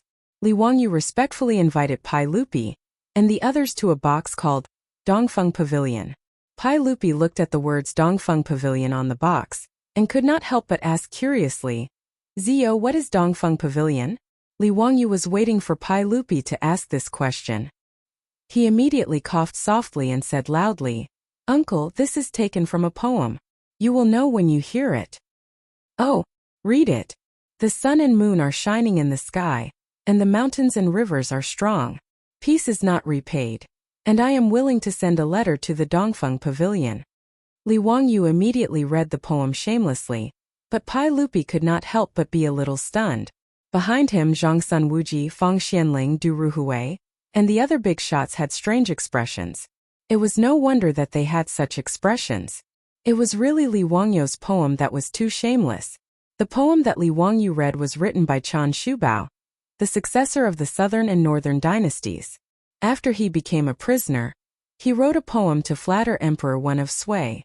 The Dongfeng Pavilion referred to the Fengshan Pavilion. Qian Shubao's poem was praising Emperor Wen of Sui, saying that Emperor Wen of Sui should go to Mount Tai to do the Fengshan Pavilion. Li Wangyu shamelessly used this poem to flatter Pai Lupi, which was why everyone's expression was so strange. Uncle, the world is peaceful now, and it is all because of Uncle's saint aura. At present, my great Tang is undergoing a new era and is thriving. The common people all sincerely bow to Uncle. Uncle is the son of heaven, and your achievements surpass the 3 sovereigns and 5 emperors. I think Uncle is worthy of the Dongfeng Pavilion. That is why I boldly named this pavilion Dongfeng Pavilion. In fact, Pai Lupi had never been able to do the Fengshan Pavilion in his life. However, at this time, Pai Lupi was in the prime of his life. Naturally, he yearned for the Fengshan Pavilion. Li Wangyu's blatant flattery made Pai Lupi very happy. However, he was too embarrassed to say anything. He just coughed dryly and said, Zio is thoughtful. Zhang Sun Wuji, Fang Xianling, Du Ruhui, and the others were not as shameless as Li Wangyu. It was not easy for them to say anything about this topic. They could only laugh dryly and follow Pai Lupi into this Dongfeng Pavilion. Chapter 795. During lunch, all the guests, including Pai Lupi, were naturally happy. Lai Hot's delicacies were well known in Chang'an. The only thing that made Li Wangyu unhappy was that the old hooligan Chang Yaojin and Yuqi Jingda, these old fools, had drunk too much. They were almost about to go crazy drunk and tear down his theater. Even Li Wangyu was forced to drink a few cups of wine by these old bastards, making his face and ears red. If he didn't run away quickly, he reckoned that today's opening ceremony of the Tang Dynasty Theater would have been ruined by these old bastards. After lunch, Li Wangyu hurriedly told the maids to bring the guests some hangover soup. After resting for a while, he prepared to enter the main topic of today's opening ceremony, which was to go to the theater and watch the performance. Li Wangyu had put in a lot of effort to build this theater. Not to mention other things, just the huge circular ceiling was enough to give the craftsman, who had never built such a building, a headache. The theater was able to accommodate 300 people. The stage was about 2 meters high and was completely made of wood and stone. The bottom of the stage was empty, which could hide all kinds of mechanisms, props, and actors. The curtains behind the stage could move and change according to different plots. What gave Li Wangyu the most headache were the 2 problems of sound amplification and lighting. After several discussions with his beautiful boss, in addition to using the semicircular theater to amplify sound, he also ordered the craftsmen to make many sound amplifiers with copper sheets. The principle of this kind of copper sound amplifiers was actually the same as Chinese clocks. Using the hollow metal material to produce resonance, it played the role of amplifying the sound. After experimenting, Li Wangyu confirmed that even if he was sitting in the last row of the theater, he could still clearly hear the music and dialogue on the stage. Only then was he satisfied. However, this was also the reason why the theater could only accommodate 300 people. No matter how big the theater was, the sound amplification effect couldn't be guaranteed. As for the stage lighting, because there were no light bulbs, Li Wangyu could only make do with what was available. He ordered the craftsman to make a concave copper mirror to be plated with silver, and a large oil lamp to illuminate the middle. This was basically a replica of the story of Edison using a mirror to reflect the light of a candle to illuminate the doctor so that he could perform surgery on his mother. Although the story about Edison was fake, it didn't affect Li Wangyu's ability to use the concave mirror to illuminate the stage. The effect of this simple lighting setup was not bad. The characteristic of the concave mirror was that it could actually project the effect of a spotlight on the stage. Li Wangyu even used the gunpowder he created to design a lot of fireworks for the stage. Li Wangyu was sure that today's performance would definitely shock Pai Lupi and the other country bumpkins of the Tang dynasty. The seats in the theater were all made by Li Wangyu, according to the seats in the movie theaters of the future.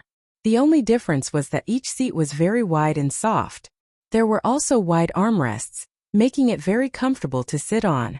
Between every 2 chairs, There was a tea table for tea and snacks. Li Wangyu's target customers were the nobles in Chang'an.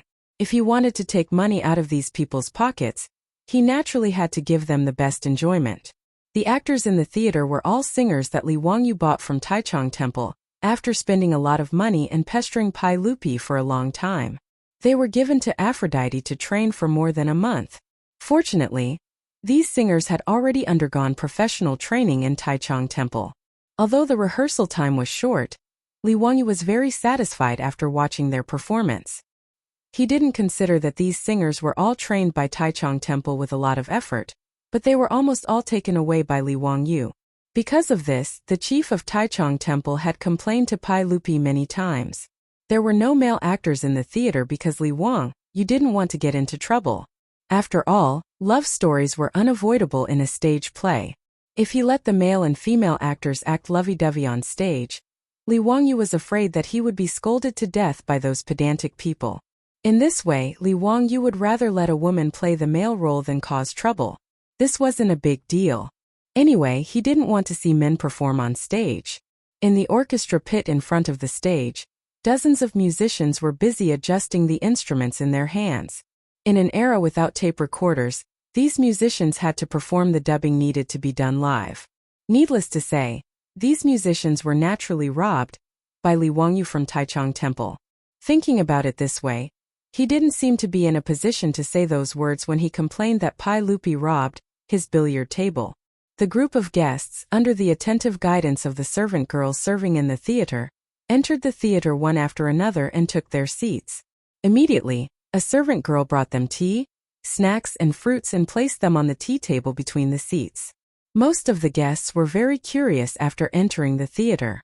They looked around like curious babies. Even the wide seats under their buttocks were new to these nobles of Chang'an. They kept getting up and sitting down. They were full of country bumpkins, and were no different from Granny Lu when she first entered the Grandview Garden. As for Pai Lupi and those old men, they didn't show their cowardice in front of the crowd because they had their own private rooms. Li Wangyu imitated the design of the European theaters of the future. On the second floor of the theater there were all kinds of private rooms. It was to make it convenient for Li Er and the other princes and dukes to watch the show. In each private room, there were specially selected beautiful servant girls to serve them.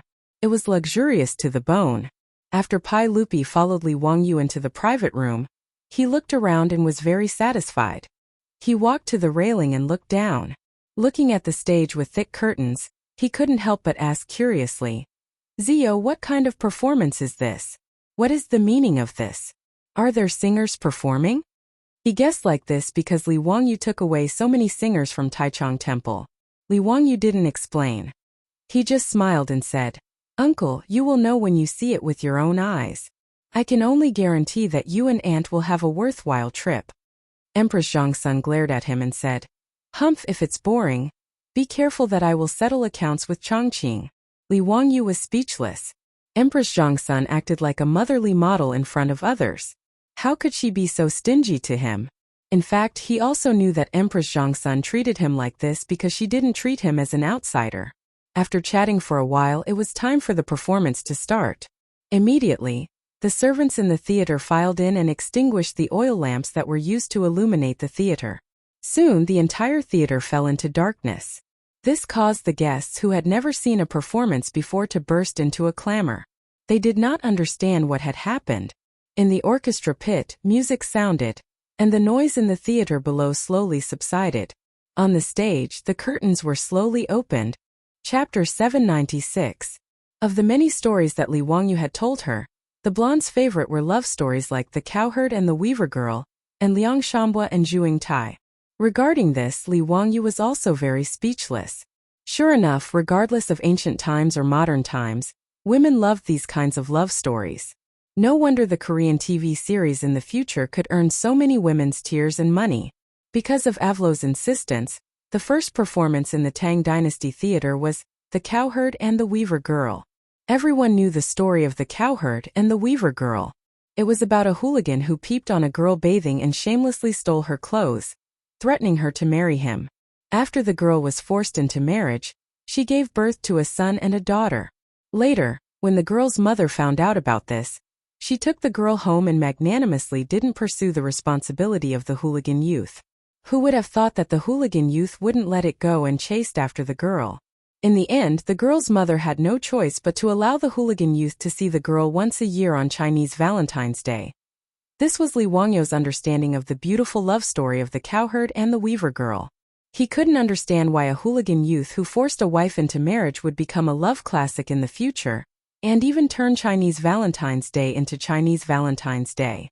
Fortunately, Li Wangyou didn't dare to say this out loud. Otherwise, if his beautiful boss heard it, it might turn into domestic violence. The curtains slowly opened and the singer who played the role of the cowherd appeared amidst the music. The development of the plot soon attracted the attention of everyone in the theater. There was no more noise and everyone, including Pai Lupi and Empress Chang'an, stared intently at the performance on the stage. Li Wangyou and his beautiful boss hadn't misjudged her. Avlo really was a genius. She had merely watched the performance videos on her phone and listened to Li Wangyou's story, so she could choreograph the entire performance to perfection. The performance that Avlo choreographed was similar to the songs and dances of the future, but the dialogue was also like a play. However, Li Wangyou had to admit that the performance was very exciting and enjoyable. Moreover, the musicians and singers who had been robbed from Taichung Temple were indeed professionals trained by Taichung Temple over the years. Even though they had only rehearsed for a short month, the singers on stage were all professionals in terms of dancing and singing. They definitely weren't something that a regular troupe could compare to. Even he and his beautiful boss were enjoying the performance in the theater, let alone the country bumpkins from the Tang dynasty in the theater. More than 300 guests, including Li Er, were all immersed in the plot on stage. But when the stage came to the scene of a kind and hard-working male prostitute being chased out of the house by his mean brother and sister-in-law after the death of his parents, there was a sudden situation off stage. Someone suddenly stood up and glared at the singer who was playing the role of a brother and sister-in-law on the stage. He scolded her angrily. "How dare you? Killing your own kind is a heinous crime. How dare you dare? Guards, come. Take these two people down and put them in prison to investigate their crimes." Li Wangyou didn't know whether to laugh or cry when he saw the agitated Wei Zheng. Was this old man crazy? Did he actually take the performance seriously? Before he could say anything, Empress Zhangsun also stood up angrily. "I think Wei Zheng is right. Erlang, although this concubine shouldn't interfere in politics, this concubine really can't stand this kind of reckless person. Erlang, please issue an edict to give justice to the Cowets and punish the Cowets." The 300 or so guests below also started to clamor, looking like they wouldn't give up until the Cowets and Wei Zheng were arrested. Chang'an Yuqi Jingda and the other old fogies even rolled up their sleeves and wanted to rush up to the stage to beat them up. On the other hand, the two singers who were playing the Cowets and Wei Zheng were so scared that their faces turned pale, and they almost collapsed on the stage and burst into tears. This farce made Li Wangyou really speechless. F***ck. He knew that this group of country bumpkins was going to do something. Li Wangyou hurriedly bowed to Empress Zhangsun.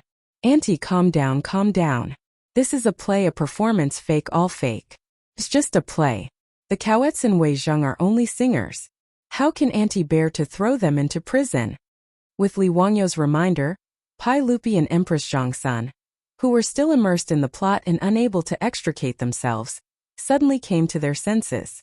They looked at each other and couldn't help but feel a bit awkward. Pai Lupi coughed dryly. Cough cough made Guanin's meaning is, those singers who acted well will be rewarded. He turned his head and waved at Mitua, pointing at Chang Yaojin and the others who were cursing non-stop. "Go, tell these bastards not to cause trouble and not to disturb me from watching the performance. Look at what they're like, scaring those girls so much they're about to cry. This group of old men, they're not human." Mitua secretly wiped away his cold sweat. He didn't dare to be negligent. He hurriedly turned and led the palace guards away, jogging to dissuade Wei Zheng and the others. In reality, Mitua, who had been behind Pai Lupi, was also entranced by the performance and almost shouted along with him. He even felt the same way because when Mitua was young, he had entered the palace with nothing and became a eunuch because after his parents passed away, he was bullied by his Cowets and Wei Zheng. They even sold him to the palace. Thus, if Li Wangyou hadn't spoken, Mitua would have almost lost his composure. He muttered in his heart, what kind of performance did the Huxian Count put on? It was really bewitching, but Mitua couldn't help but admit that it was beautiful, really beautiful. In addition to Pai Lupi's orders, he had jogged all the way because he wanted to quell the commotion as soon as possible and let the performance continue. He couldn't wait to find out what happened next. Wei Zheng and the others, who had been stomping their feet and cursing, came back to their senses after Mitua led the palace guards over. After an explanation, they couldn't help but blush. If it weren't for the fact that he was concerned about the development of the plot, Wei Zheng would have covered his face and left. Embarrassing, it was really too embarrassing. However, there were many guests present like Wei Zheng, so no one laughed at each other. After a long while, the theater quieted down again. Li Wangyu hurriedly signaled Aphrodite to let the performance continue. However, affected by this farce, the Cowets acting as the Cowets were trembling with fear, making Li Wangyu feel very uncomfortable. Fortunately, the plot progressed quickly and didn't involve the Cowets. Otherwise, Li Wangyu would really be worried that today's performance would be ruined. The plot quickly reached the climax. The 7 fairies descended to the mortal world to take a bath. The old bull suddenly spoke human language and told the cowherd to take away the weaver girl's clothes. When the 7 fairies acting as the 7 fairies hid behind props and pretended to take a bath and threw out the clothes one by one, the scene became noisy again.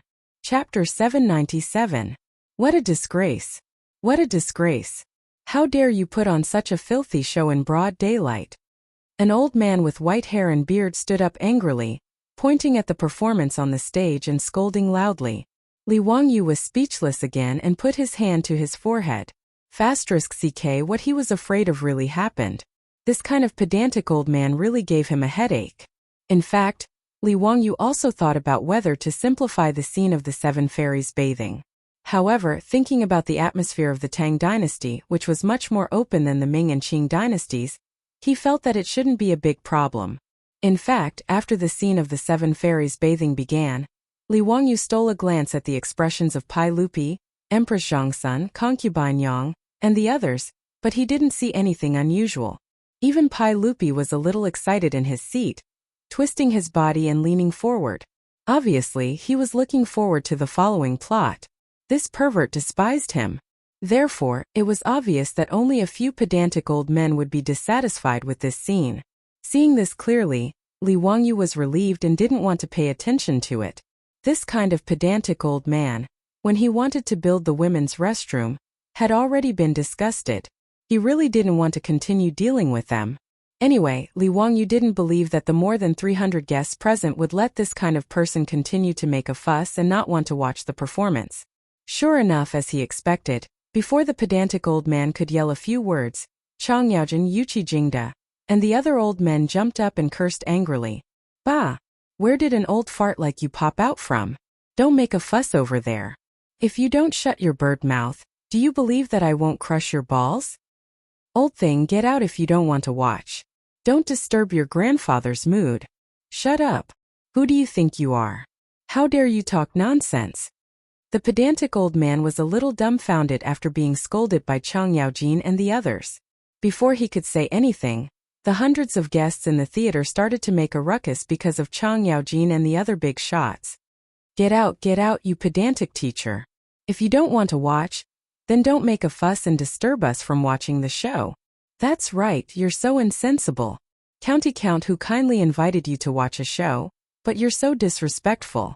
You're not worthy of being a minister of the Guanglu Temple. Tomorrow at the regular court, this old man will definitely impeach you. The old master, who originally thought that he had the upper hand, was even more at a loss now. He looked around and realized that no one supported him. Even his wife, who came with him, covered her face with her sleeves, looking as if she did not want to know him.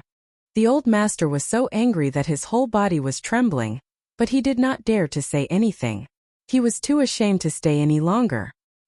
He could only fling his robe fiercely and turn to leave. This pedantic old man was the minister of Guanglu Temple, a third-rank official in the imperial court. He was usually in charge of offering sacrifices, court meetings, and banquets. But he had never expected that on the second day of court, several people would step forward and impeach Pai Lupi. Even more unexpected was that Pai Lupi would actually use his lack of manners as an excuse to reprimand him, causing the old man to lose a great deal of face. These are all stories for later, so let's not talk about them for now. After the old man was driven out of the theater, the crowd once again turned their attention to the stage, all of them entranced. Time passed, and the plot reached the point where the heavenly Queen Mother discovered that the hoodlum young man had taken her daughter for himself. She sent out heavenly soldiers and heavenly generals to rescue the kidnapped woman. The curtains rolled back, and the stage scenery and props changed again and again. Amidst the beautiful musical accompaniment and singing, there was a boom. In the center of the stage, a ball of fire exploded, and blue smoke billowed into the air. Several musicians playing the roles of heavenly soldiers and heavenly generals appeared on stage, wearing dazzling golden armor. However, this sound gave the guests quite a fright. The ladies among the guests were all scared out of their wits and screamed. The timid ladies were so scared that they fell to the ground and covered their heads with their sleeves, crying for help. Li Er, Cheng Yaojin and the other big shots laughed out loud when they saw this. They didn't feel any sympathy at all. Li Wangyu couldn't be bothered to pay any attention to this continuous farce, and he let this group of country bumpkins do as they please. After nearly 4 hours of performance, it was finally coming to an end. The cowherd and the weaver girl were separated by the Milky Way, and could only meet on the Magpie Bridge every year on the Qixi festival. The ladies of Chang'an were all teary-eyed, and the handkerchiefs they used to wipe their tears were wet. In fact, the story of the cowherd and the weaver girl was not a rare story. There were records of the cowherd and the weaver girl in the Book of Songs, and there were legends of the cowherd and the weaver girl in the northern and southern dynasties. But reading the stiff words in the books was not as touching as watching the story performed by the musicians on the stage. The musicians playing the roles of the cowherd and the weaver girl sang the lyrics on the stage. Hand in hand, line up in groups, build the Magpie Bridge across the Milky Way, and let the cowherd and the weaver girl meet on the Qixi festival. What match, the shackles from millions of years ago still can't be broken today. No matter who comes to oppose it will never regret it. Empress Zhongsun, concubine Yang, and the others in the box started to wipe their tears at this sad scene. Li Wangyu noticed Empress Zhongsun's tears, and couldn't help but shudder. Damn it, wasn't this the best time for him to convince Empress Zhongsun to marry his beautiful superior? It was said that women were emotional, and he and his beautiful superior were so in love, so what match was there for them? Was Empress Zhongsun going to be that hateful queen mother, who could bear to break him and his beautiful superior apart? At this thought, Li Wangyu couldn't help but give Aphrodite 32 likes in his heart. This performance of the cowherd and the weaver girl was well arranged. The curtains on the stage slowly lowered and the performance came to an end, but the over 300 guests were still immersed in the story and couldn't extricate themselves. Maids and servants entered the theater and lit up the oil lamps used to light up the theater. Li Wangyu coughed lightly, startling Empress Zhongsun, who was still thinking about the story, out of her reverie, and he revealed a flattering smile. "Aunt, I wonder if you're satisfied with today's performance?" "Of course I'm satisfied. I've never seen such a wonderful song and dance before. It can be said to be exquisite beyond compare. It's been hard on you, Zio."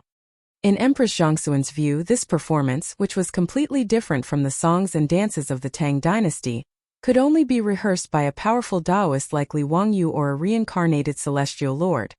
It's good that Aunt likes it. But what do you think of the Queen Mother? Humph, as a descendant of the heavenly palace, that Queen Mother is narrow-minded and doesn't have the heart of a mother model at all. I don't like her very much. Empress Zhongsun was full of anger at the mention of the Queen Mother. Beside her, Yang Fei also nodded in agreement. Everyone didn't have a good impression of the Queen Mother, who cruelly broke up the cowherd and the weaver girl in the play. "And do you think that the cowherd and the weaver girl can be considered an immortal couple?" Empress Zhongsun continued nodding. Ancient poetry is profound. The faraway Altair star, the bright and clear river of Han women, slender and white hands, reading books and writing tools. They don't form a chapter all day long, their tears falling like rain. The river is clear and shallow, but different from each other. It's filled with water, and words cannot be spoken. Zio, the cowherd and the weaver girl can naturally be considered an immortal couple. Although they only meet once every year on the Qixi festival, Their love is stronger than gold and makes people envious. Hearing Empress Zhangsuan's words, Li Wangyu laughed even more happily. Chapter 798. Li Wangyu rubbed his hands together, his face full of smiles. He asked carefully and expectantly, "Auntie, if I take a fancy to a girl from an ordinary family, would you allow me to marry her?" "No, absolutely not." Empress Zhangsun actually gave the answer without hesitation. Her phoenix eyes stared at Li Wangyu. "Ziyu, don't let your imagination run wild." Li Wangyu only felt that thunder was rolling above his head. His whole person instantly became Spartan. Isn't this double standard too serious? Just now, she was rebuking the Queen Mother with a face full of righteousness. How come her face changed faster than flipping a book? And there's really no need for this prejudice. Li Wangyu still wanted to argue, but he was mercilessly interrupted by Empress Zhangsun. "Okay, don't talk about this anymore. You don't worry. I'll definitely choose a good marriage for you." "No, Aunt, Okay, I've said it. I'll make a decision for you on this matter." At this time in Li Wangyu's eyes, Empress Zhangsun no longer had the luxury of being a mother of the world. She had almost become Snow White's evil stepmother. Li Wangyu wanted to cry but had no tears. He couldn't understand why Empress Zhangsun was so stubborn, and why she was so concerned about his marriage. Pai Lupi didn't say anything on the side. He only looked meaningfully at Li Wangyu, then led Empress Zhangsun, concubine Yang, and the others back to the palace. The conversation between Li Wangyu and Empress Zhangsun was naturally heard by the beautiful superior. This inevitably made her expression dim, and she lowered her head in silence. Li Wangyu hurriedly reached out and grasped the beautiful superior Ruyi. His tone was unusually firm. "Chongqing, don't worry. At worst, you and I can just leave here. The world is so big, where is there no place for us to stay?" Su Chongqing silently leaned her head on his shoulder and said faintly, "Are you willing to give up everything now? For you, I'm willing to give up anything." "Humph, I don't believe you." Su Chongqing's fingers gently stroked Li Wangyu's palm. Deep down, she was very satisfied with her man's answer. Li Wangyu was so anxious that he began to swear. "I promise. I won't marry anyone other than Chongqing. If there is even half a lie, may the heavens strike me with lightning." All right, I believe you, all right? There's no need to be anxious about this matter. Let's take it slow. There will always be a way." Su Chongqing gently kissed Li Wangyu's cheek and instead spoke words of comfort. Li Wangyu was also very helpless. He held his beautiful superior's hand and looked at each other speechlessly. Not to mention how Li Wangyu criticized the overbearing Empress Zhangsun in his heart, the Chang'an Theater immediately became popular in Chang, and after its opening, the advance tickets for the theater had been sold for a month. Even so, the demand still exceeded the demand. Fortunately, those who could enter the Tang Dynasty Theater were all nobles and officials in Chang'an. Otherwise, the scalpers would have been born more than 1,000 years in advance. In the future, when blockbuster movies were released, fanatical fans would go to the theater to watch the movie twice and thrice. However, compared with the crazy noblewomen in Chang, and watching the movie twice and thrice was nothing. Almost all of them, including Empress Zhangsun, had settled down in the Tang Dynasty Theater. Every day, after having lunch in the palace on time, they would go to the Tang Dynasty Theater with concubine Yang and the others to watch the performance of the cowherd and the weaver girl. So far, Aphrodite had only rehearsed this scene. Even so, no one disliked it. Instead, they watched it over and over again with great interest. However, the Tang Dynasty Theater could only accommodate about 300 people. Therefore, those noblewomen who could not buy tickets were so anxious that they almost hanged themselves. For this reason, he cried and made a fuss in the manor, and even wanted to go on a hunger strike and hang himself. He wanted to force his Langjun and father to think of a way to get a precious theater ticket from Li Wangyu, the county count of Hu. Because of this, the doorstep of Li Wangyu's mansion in Kaihua Square was almost flattened by the hundreds of officials. He was so scared that he ran back to Dingzhou village in Huxin County in the middle of the night and shut himself in, refusing to see any guests. He also underestimated the charm of this play. A theater ticket was not cheap at all. Could even be said that it was ridiculously expensive. Even so, it was still difficult to get a ticket. The entertainment programs in the Tang Dynasty Theater were also full. Business was surprisingly good. In just a month after the opening of the theater, Li Wangyu heard the report from Aphrodite and the old butler Li Heng. He was surprised to find that the money he had invested had been earned back. This was not a theater. It was simply a money-sucking treasure bowl. In this regard, Li Wangyu could only shrug his shoulders and express that the people here were stupid and rich. If there were other transmigrators, they should come quickly. After finishing the theater, before Li Wangyu could take a breather and enjoy a few days of comfortable life, Su Jingzong came looking for him again. Earl, the Goguryeo diplomatic mission has already entered the palace to bid farewell to the sage. They will set off soon and return to Goguryeo. What are your next plans? Su Jingzong still did not understand Li Wangyu's thoughts. He followed Li Wangyu's instructions and easily established a relationship with Yun Geisaman. After gifting Yun Geisaman a Kunlun slave, the two of them had become rather close. At least on the surface, they seemed to be close friends. In these 2 months, Su Jingzong often invited Yun Geisaman to Pingkong Square, or the Hu Taverns in Shi City to indulge in wine and women. But Su Jingzong, who was spending Li Wangyu's money while eating, drinking, and playing with women at public expense, felt more and more uneasy. He didn't understand what Li Wangyu's intentions were. If he wanted to teach Yun Geisaman a lesson and vent Chang Chumo's anger, he didn't need to use such a method. Su Jingzong even faintly guessed that Li Wangyu was not only venting Chang Chumo's anger, but also trying to take Yun Geisaman's life. But Su Jingzong did not dare to make such a judgment. After all, he also knew that if Yun Geisaman died in the Tang dynasty, not even Li Wangyu, as the county earl who founded the dynasty, would be able to bear the consequences. Li Wangyu's eyes flashed upon hearing Su Jingzong's report. It seemed like it was time for the dagger to be revealed after so many days of planning. Haha, that's good. General Su, invite the Goguryeo diplomatic mission to a banquet one day before it departs. I only have one request. You must get Yun Geisaman drunk. Can General Su accomplish this? That's naturally not a problem, but what does Lord Count intend to do? Is there anything you need my cooperation with? Su Jingzong still wanted to get to the bottom of this. Li Wangyu, however, did not reveal anything. Haha, it's nothing. As long as General Su can do what I ordered, it's fine. Remember, you must get Yun Geisaman drunk. Yes, this lowly official understands. Su Jingzong knew that Li Wangyu wouldn't tell him the truth, so he didn't ask any more questions and nodded. Chapter 799. After Su Jingzong left with a head full of confusion, Li Wangyu immediately went to find Niu Wu. Niu Wu, have you prepared the things I asked you to find? Lang Jun, I've prepared them long ago. But why did you ask me to prepare those things? They look quite frightening. Niu Wu nodded, but he was also confused.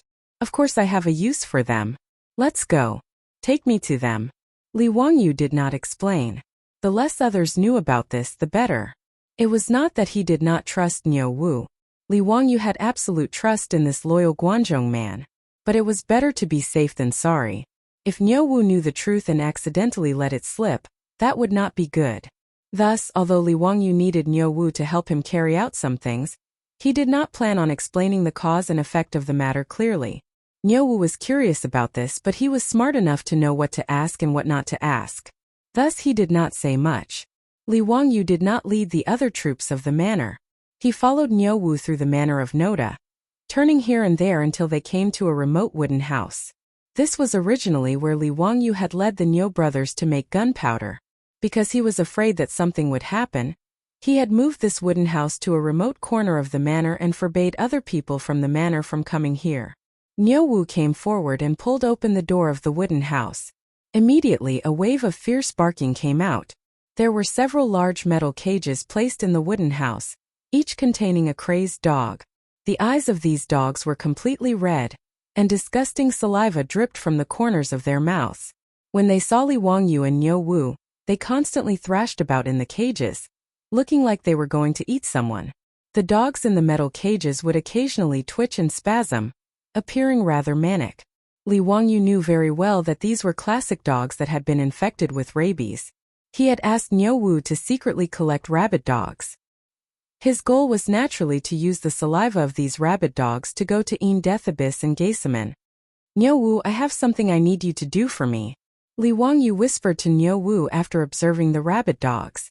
Although there was no one else around the wooden house, he subconsciously lowered his voice. Niu Wu's single eye flashed. Lang Jun, just give me your orders. I dare not disobey. Li Wangyu waved his hand. It's not that serious. We just need to keep it a secret. Tomorrow you... His voice grew softer and softer. Niu Wu listened carefully. Although he still didn't understand, he didn't ask. He only nodded vigorously to show that he understood. After instructing Niu Wu, Li Wangyu walked out of the wooden house with his hands clasped behind his back. He looked up in the direction of Chang, and with a confused expression, the next day, after the drum of dusk sounded, the doors of the markets in Chang'an slowly closed with squeaking sounds. Most of them slowly fell into a deep sleep. Peace Square was the only place that was still brightly lit. There was light singing and dancing, and it was very lively. The Chamberlain of Dependencies of the Tang Dynasty had actually been established in Peace Square. It was hard to say which bigshot had come up with this genius idea, because the Goguryeo diplomatic mission would be leaving Chang'an tomorrow and returning to Goguryeo. The entire mission was celebrating in Peace Square tonight. Yun Gaisaman had been invited by his new good friend, the vice principal of the Tang Dynasty's academy, Su Jingzong, to a familiar brothel so that he could send him off with wine. Worthy little brother Suwen, after this farewell, who knows when we'll meet again? Come, let's drink. This elder brother can only use this cup of wine to send you off. I wish you great success in Goguryeo. Su Jingzong raised his cup in a toast to Yun Gaisaman. In a private room, 5 or 6 beautiful courtesans dressed in thin clothing that revealed their cleavage were attentively attending to the two of them, constantly filling their cups with food and wine. Yun Gaisaman drank all the wine in his cup and then buried his face in the bosom of the courtesan next to him, greedily breathing in the fragrance of her perfume. After a long while he finally raised his head. Brother Yen, this little brother really doesn't want to leave Chang'an. The women of the Tang Dynasty are much better than the women of our Goguryeo. Tiske, they're so tender that you can squeeze water out of them. Haha, that's only natural. I don't dare to speak about anything else in Chang'an. But the brothel of Peace Square is unparalleled in the world. Come, let's drink. Today the two of us must get drunk. Cheers. Yun Gaisaman boldly raised his cup and drained it in one gulp. The courtesans in the private room had already received Su Jingzong's orders, and were pouring cup after cup of wine for Yun Gaisaman. They were not drinking the rice wine or wine that the Tang often drank, but the highly concentrated Xiaodao wine from Li Wangyu's Xiaodao winery. Thus, after 2 hours of drinking, Yun Gaisaman was so drunk that he couldn't even speak properly. No, enough little brother, tomorrow we still have to set out. Today we can't drink anymore. Yun Gaisaman still had a sliver of consciousness left, and he stopped Su Jingzong from pouring more wine. Su Jingzong naturally wouldn't let him do as he wished. He had promised Li Wangyu that he would get Yun Gaisaman drunk today. Although Yun Gaisaman was already drunk, Su Jingzong was afraid that he would ruin Li Wangyu's plans, so he naturally had to continue pouring wine for him. Haha, little brother Suwen, what are you saying? Have you heard of a poem written by the famous county count Hu of Chang'an? Laughing in the spring breeze, dancing in gauze clothes. How will the gentleman return in peace if he is not drunk? Today we brothers will part, but we don't know when or where we will meet again. How will he return in peace if he is not drunk? Come, fill little brother Suwen's cup with wine. Drink. Under Su Jingzong's constant urging to drink, Yun Gaisaman finally failed to resist the assault of alcohol. He was so drunk that he collapsed into a pile of mush and fell unconscious in the arms of a courtesan. Yun Gaisaman's bodyguard saw that his master was drunk and could only helplessly apologize to Su Jingzong. He then carefully helped Yun Gaisaman out of the brothel and toward the nearby Chamberlain of Dependencies. Su Jingzong stood by the window of the brothel, watching Yun Gaisaman's party gradually disappear into the distance. He shook his head, too lazy to think about what Li Wangyu was planning. In any case, his mission had been completed. Su Jingzong felt his entire body relax. In order to persuade Yun Gaisaman to drink, he had drunk quite a bit. Now that he was relaxed, he felt the alcohol rush to his head. Su Jingzong waved his hand at the young and beautiful courtesans in the room, a lewd smile on his face. Young ladies, it's getting late. Help this one to rest. Haha, today this one is going to sleep under the same blanket and enjoy the happiness of having multiple partners. After saying this, he pounced on the courtesans, causing them to burst into laughter. Putting aside how Su Jingzong was indulging in wine and pleasure in the brothel, Yun Geiseman was being supported by 2 bodyguards, one on the left and one on the right, toward the Chamberlain of Dependencies. In an alley not far away from the Chamberlain of Dependencies, a figure flashed out and directly bumped into them. Chapter 800. Yun Geiseman's 2 guards saw that this silhouette seemed to be drunk and wanted to get out of the way. But the 2 of them were struggling to support the drunk Yun Geiseman and couldn't move, so how could they get out of the way? As the silhouette stumbled over, it crashed into the 3 of them. The silhouette was a brawny man, and he reeked of alcohol. His strength was not small, and he knocked Yun Geiseman's group to the ground. The man himself also fell, and the 4 of them rolled around on the ground. Yun Geiseman seemed to be in pain from the collision, and in his drunken state, he groaned. The 2 guards hurriedly got up and prepared to teach this reckless drunkard a lesson. However, the drunkard's reaction was not very good. He crawled up from the ground and mumbled something incoherently. Then he turned around and slipped into a dark alley, disappearing from sight. Yun Geiseman's 2 guards had not even been able to see the drunkard's appearance. Seeing the drunkard run off, they did not dare to pursue out of concern for Yun Geiseman, who was still lying on the ground. All they could do was carefully help Yun Geiseman up. After a rough inspection and confirming that there was nothing wrong with Yun Geiseman's body, the 2 of them relaxed. They patted off the dust on Yun Geiseman's clothes and continued to help him back to the Chamberlain of Dependencies. The 2 guards were worried that they would be punished for their lack of protection and causing Yun Geiseman to fall. Thus, the 2 of them pretended that nothing had happened and naturally did not mention it to anyone else. The next day, Yun Geiseman got up from his bed with a headache from his hangover, but it was already late in the morning. The Gogrian envoy had already packed their luggage, and they were just waiting for the arrival of the vice envoy. There was a fixed time for the diplomatic mission to leave Chang'an. If they were late, it would be troublesome. The officials from the Chamberlain of Dependencies who had come to send them off were already waiting in front of the Chamberlain of Dependencies. If not for the fact that they feared Yun Geiseman's father's status, the Goguryeo envoy would have already cursed. Seeing that Yun Geiseman was awake, the Goguryeo envoy sighed in relief and hurriedly urged the servants to help Yun Geiseman clean up and change his clothes. Hurrying, they did not miss the time for the diplomatic mission to set off. By the Ba Bridge outside Chang'an City, the officials of the Chamberlain of Dependencies had sent off the Gogrian diplomatic mission. After which, they chatted and joked with one another as they rode back to Chang'an City. On the other hand, the Gogrian envoy slowly headed northeast, preparing to report back to Goguryeo. No one noticed that outside the pavilion of Ba Chiao, a burly man wearing a bamboo hat was resting on the side of the road, watching the diplomatic mission leave. If the 2 guards of Yun Geiseman were here, they might have been able to recognize that this was the reckless drunkard from last night. Seeing the diplomatic mission gradually disappear into the distance, the muscular man with the bamboo hat also stood up and took off his bamboo hat. If it wasn't Niu Wu, who else could it be? Niu Wu casually patted the dust off his body and jumped onto the horse's back. He bypassed Chang'an City and galloped towards the south in Dingzhou village. Li Wangyu seemed particularly anxious today. Since yesterday, he had been restless. But whether it was his beautiful boss or Aphrodite, when they asked him what had happened, Li Wangyu would smile and shake his head, indicating that he was fine. Li Wangyu wouldn't reveal to anyone that Niu Wu had gone to assassinate Yun Geiseman, so he naturally wouldn't tell Su Chongqing and the others the truth. But he was extremely anxious. He didn't know if Niu Wu had succeeded or not yesterday, or if some accident had occurred.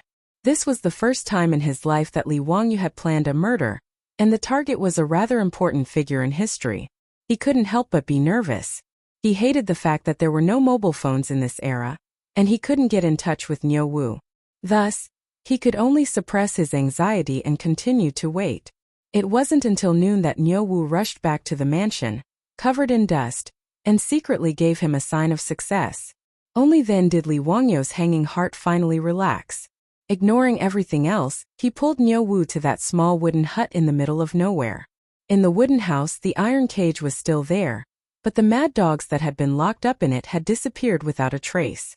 Niu Wu, how is it? Is it done? Li Wangyu impatiently asked as he closed the door to the hut. Niu Wu nodded and gruffly replied, Lang Jun, it's all done. No one suspected anything? No. Last night I followed your orders and followed Principal Su's group, keeping watch outside the painting pavilion. Principal Su really did manage to get Yun Geiseman drunk, so I pretended to be a drunkard with them and used the opportunity to give Yun Geiseman a needle.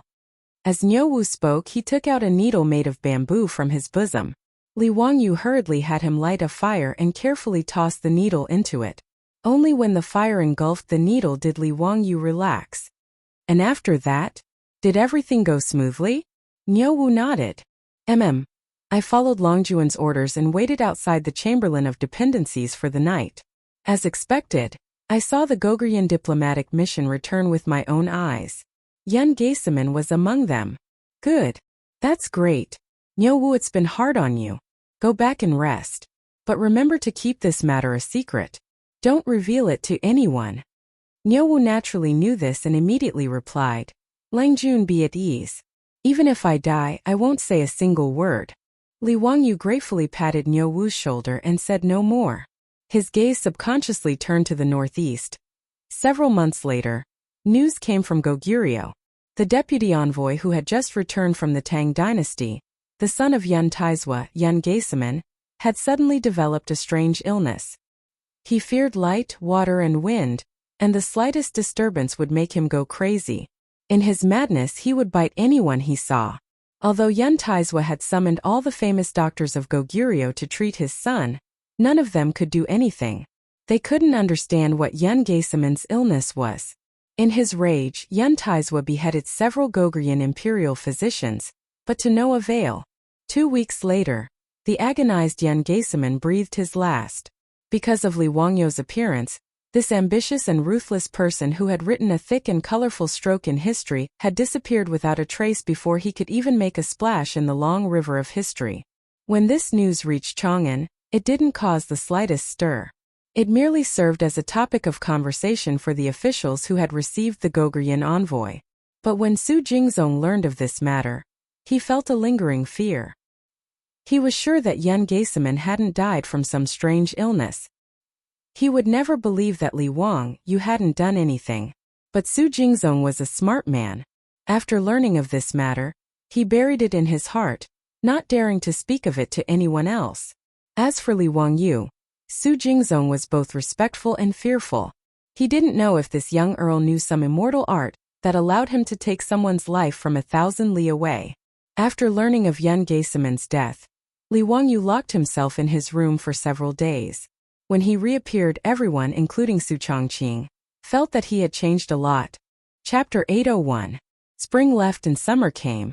Time flew by in the blink of an eye. In the 8th month of the 3rd year of Zhengguan, when Chang'an city became unbearably hot again, the city became restless again because of a piece of news from the newspaper. Early in the morning drum that resounded throughout Chang'an city had just been beaten. As soon as the gates of the streets opened, all kinds of carriages, mules and horses poured out of Chang'an city and headed toward the 3 city gates in the south. The imperial guards who were guarding the illustrious Virtue Gate were shocked by the crowd, and they could not figure out what exactly was going on. Squad leader, are we possessed today? Why do I feel like everyone in Chang'an city is running out of the city? Are they bringing their children with them? Are they trying to escape? The squad leader slapped the back of the soldier's head. Serves you right for being illiterate. Didn't you read the newspaper a few days ago? No, I didn't. What's wrong? What did it say? The soldier dared not talk back, but he mumbled to himself. As if **king know how to read. You only know how to write your name, why are you showing off? The squad leader took out a folded newspaper and opened it carefully. He pointed at a paragraph on it and said, "Did you see this? It said that the Saint and Count Huxian built an academy in Huxian. It's called the Academy of the Tang Dynasty, and it's recruiting students from all over Chang'an city. Those who pass the test and are selected to enter the academy are free of charge, and they don't have to pay a single cent for their tuition. Today is the academy's enrollment day, so why do you think so many people are bringing their children out?" They don't have to pay for their tuition? They're free of charge? Squad leader, is there such a good thing? TSK, Count Huxian is the god of wealth indeed. How many copper coins did they spend? Nonsense, who in Chang'an City doesn't know that Count Huxian's house is filled with mountains of gold and silver? So this little bit of money is nothing. The soldier looked at the endless stream of people leaving the city and could not help but ask curiously, Squad leader, I see that many of the people who left the city today are nobles. I saw a few imperial court officials' carriages leaving the city earlier. Why? Do those nobles want to study in the free academy? They don't lack copper coins, right? TSK. Look, there are also those merchants wearing silk. They are actually running out. Sure enough, the more wealth one uses, the more stingy one is. Why would they care so much about a free academy? Do they still need that little bit of money? The squad leader was so infuriated that he spat on the ground. Tianqilang, you're such an idiot. Why don't you think about who County Count Hu is? Who is it?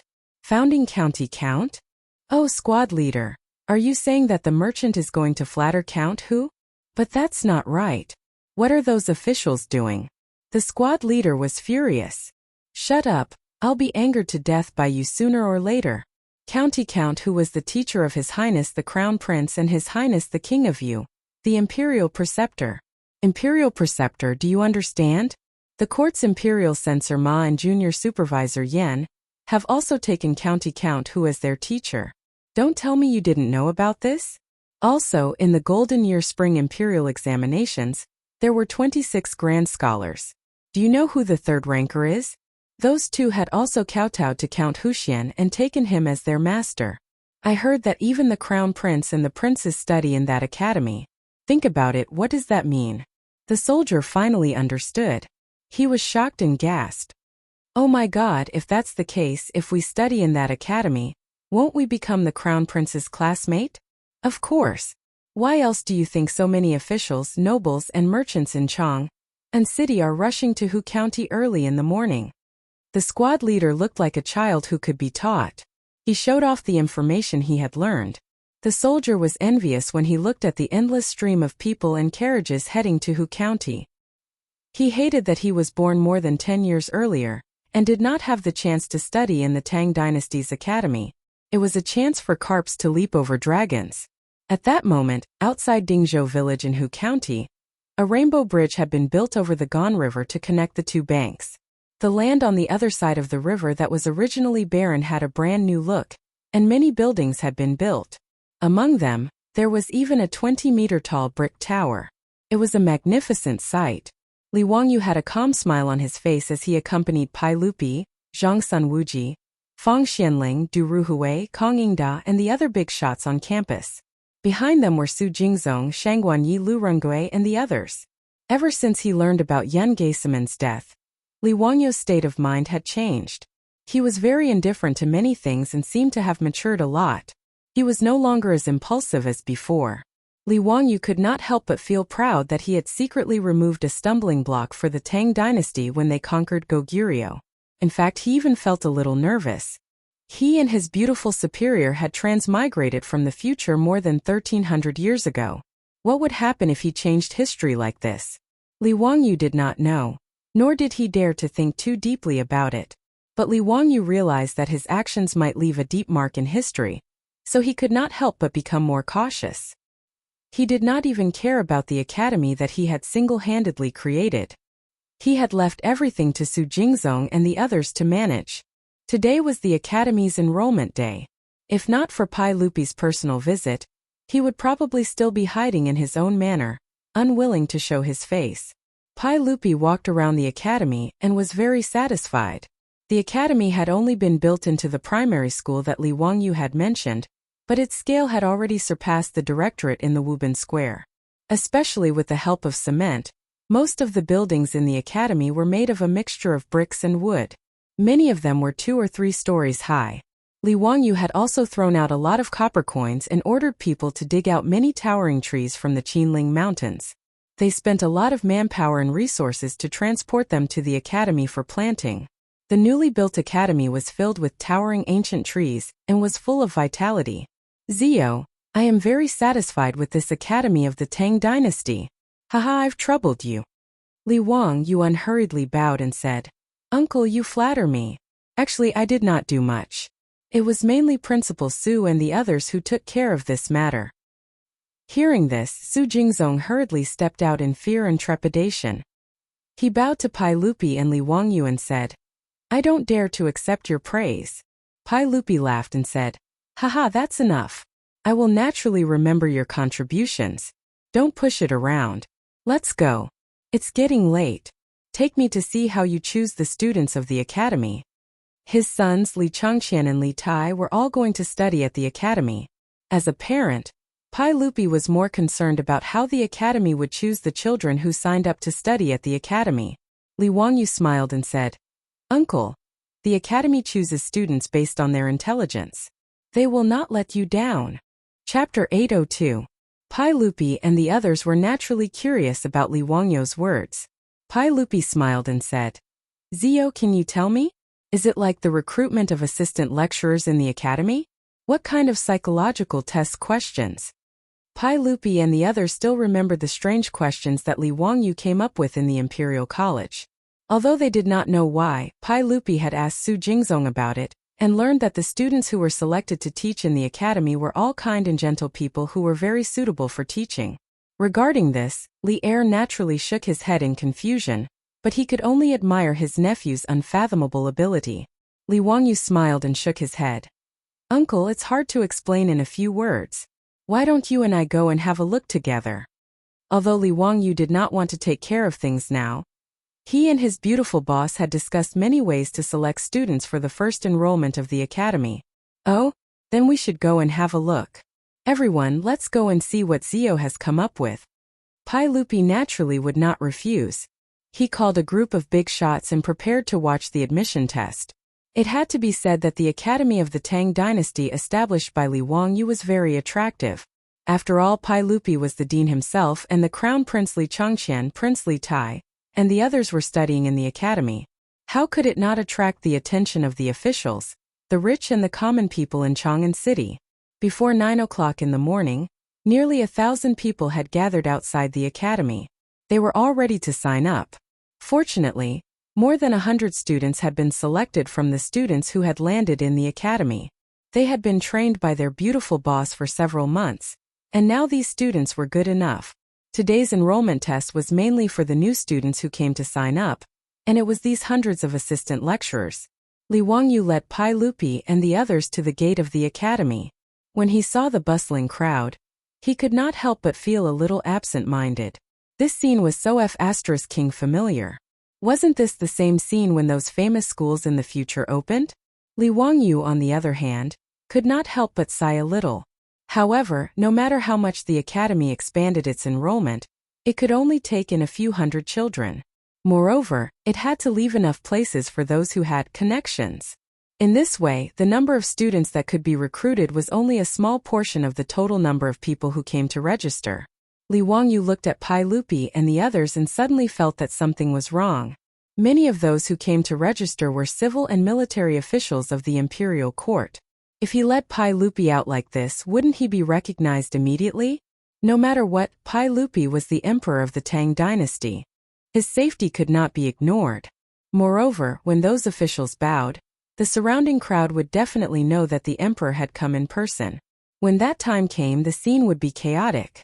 It would not be good if something troublesome happened. Moreover, Li Wangyu did not want those officials to discover him.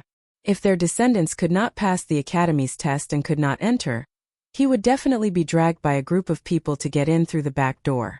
That kind of thing gave him a headache. However, since Pai Lupi was already here, Li Wangyu could not drive Pai Lupi away, right? He did not have that much courage. After thinking for a while, Li Wangyu had an idea. After apologizing to Pai Lupi, he reached out his hand to summon a troop and whispered a few words in his ear. The troop nodded and immediately ran out of the academy. Pai Lupi could not help but be suspicious. Zio, what are you up to now? Li Wangyu smiled embarrassedly as he touched his nose and voiced out his concerns. Zhang Sun Wuji and the rest heard this and frowned. They felt that Li Wangyu's words were indeed reasonable. At this moment, looking from afar, everyone could see that there was already a dense crowd outside the academy. At this moment, if Pai Lupi suddenly appeared and the officials bowed again, it would be easy to cause more trouble. Pai Lupi heard this and was a little hesitant. However, he was also very unwilling to leave just like that. However, Li Wangyu smiled and said, Uncle. You are a precious person. Naturally, you cannot take the risk. However, it's fine. I have an idea. Uncle, please wait for a while. I have already ordered people to prepare. Pai Lupi, Zhang Sun Wuji and the rest heard this and could not help but look at each other. They could not understand what method Li Wangyu had. After a short while, they saw a large group of maidservants coming from Li Wangyu's residence. Pai Lupi did not understand. Zio, this is your idea? Why did you summon the maidservants from your residence? Li Wangyu spread out his hands. Uncle, of course. Makeup. Makeup? Pai Lupi and the rest of the elders were stunned. Li Wangyu nodded affirmatively. That's right. It can also be called a disguise. Zio, the maidservants from your residence know how to disguise themselves. Zhang Sun Wuji could not help but ask in surprise. Li Wangyu shrugged his shoulders. The maidservants from his residence definitely did not know any disguise techniques. However, one of the for great sorcery of East Asia in the future was the art of makeup. As the city's white-bone fairy, and the company's goddess, his beautiful superior was naturally proficient in makeup. When she had nothing to do in the residence, she would teach the maidservants how to put on makeup. After a while, the maidservants in the residence had all become experts in makeup.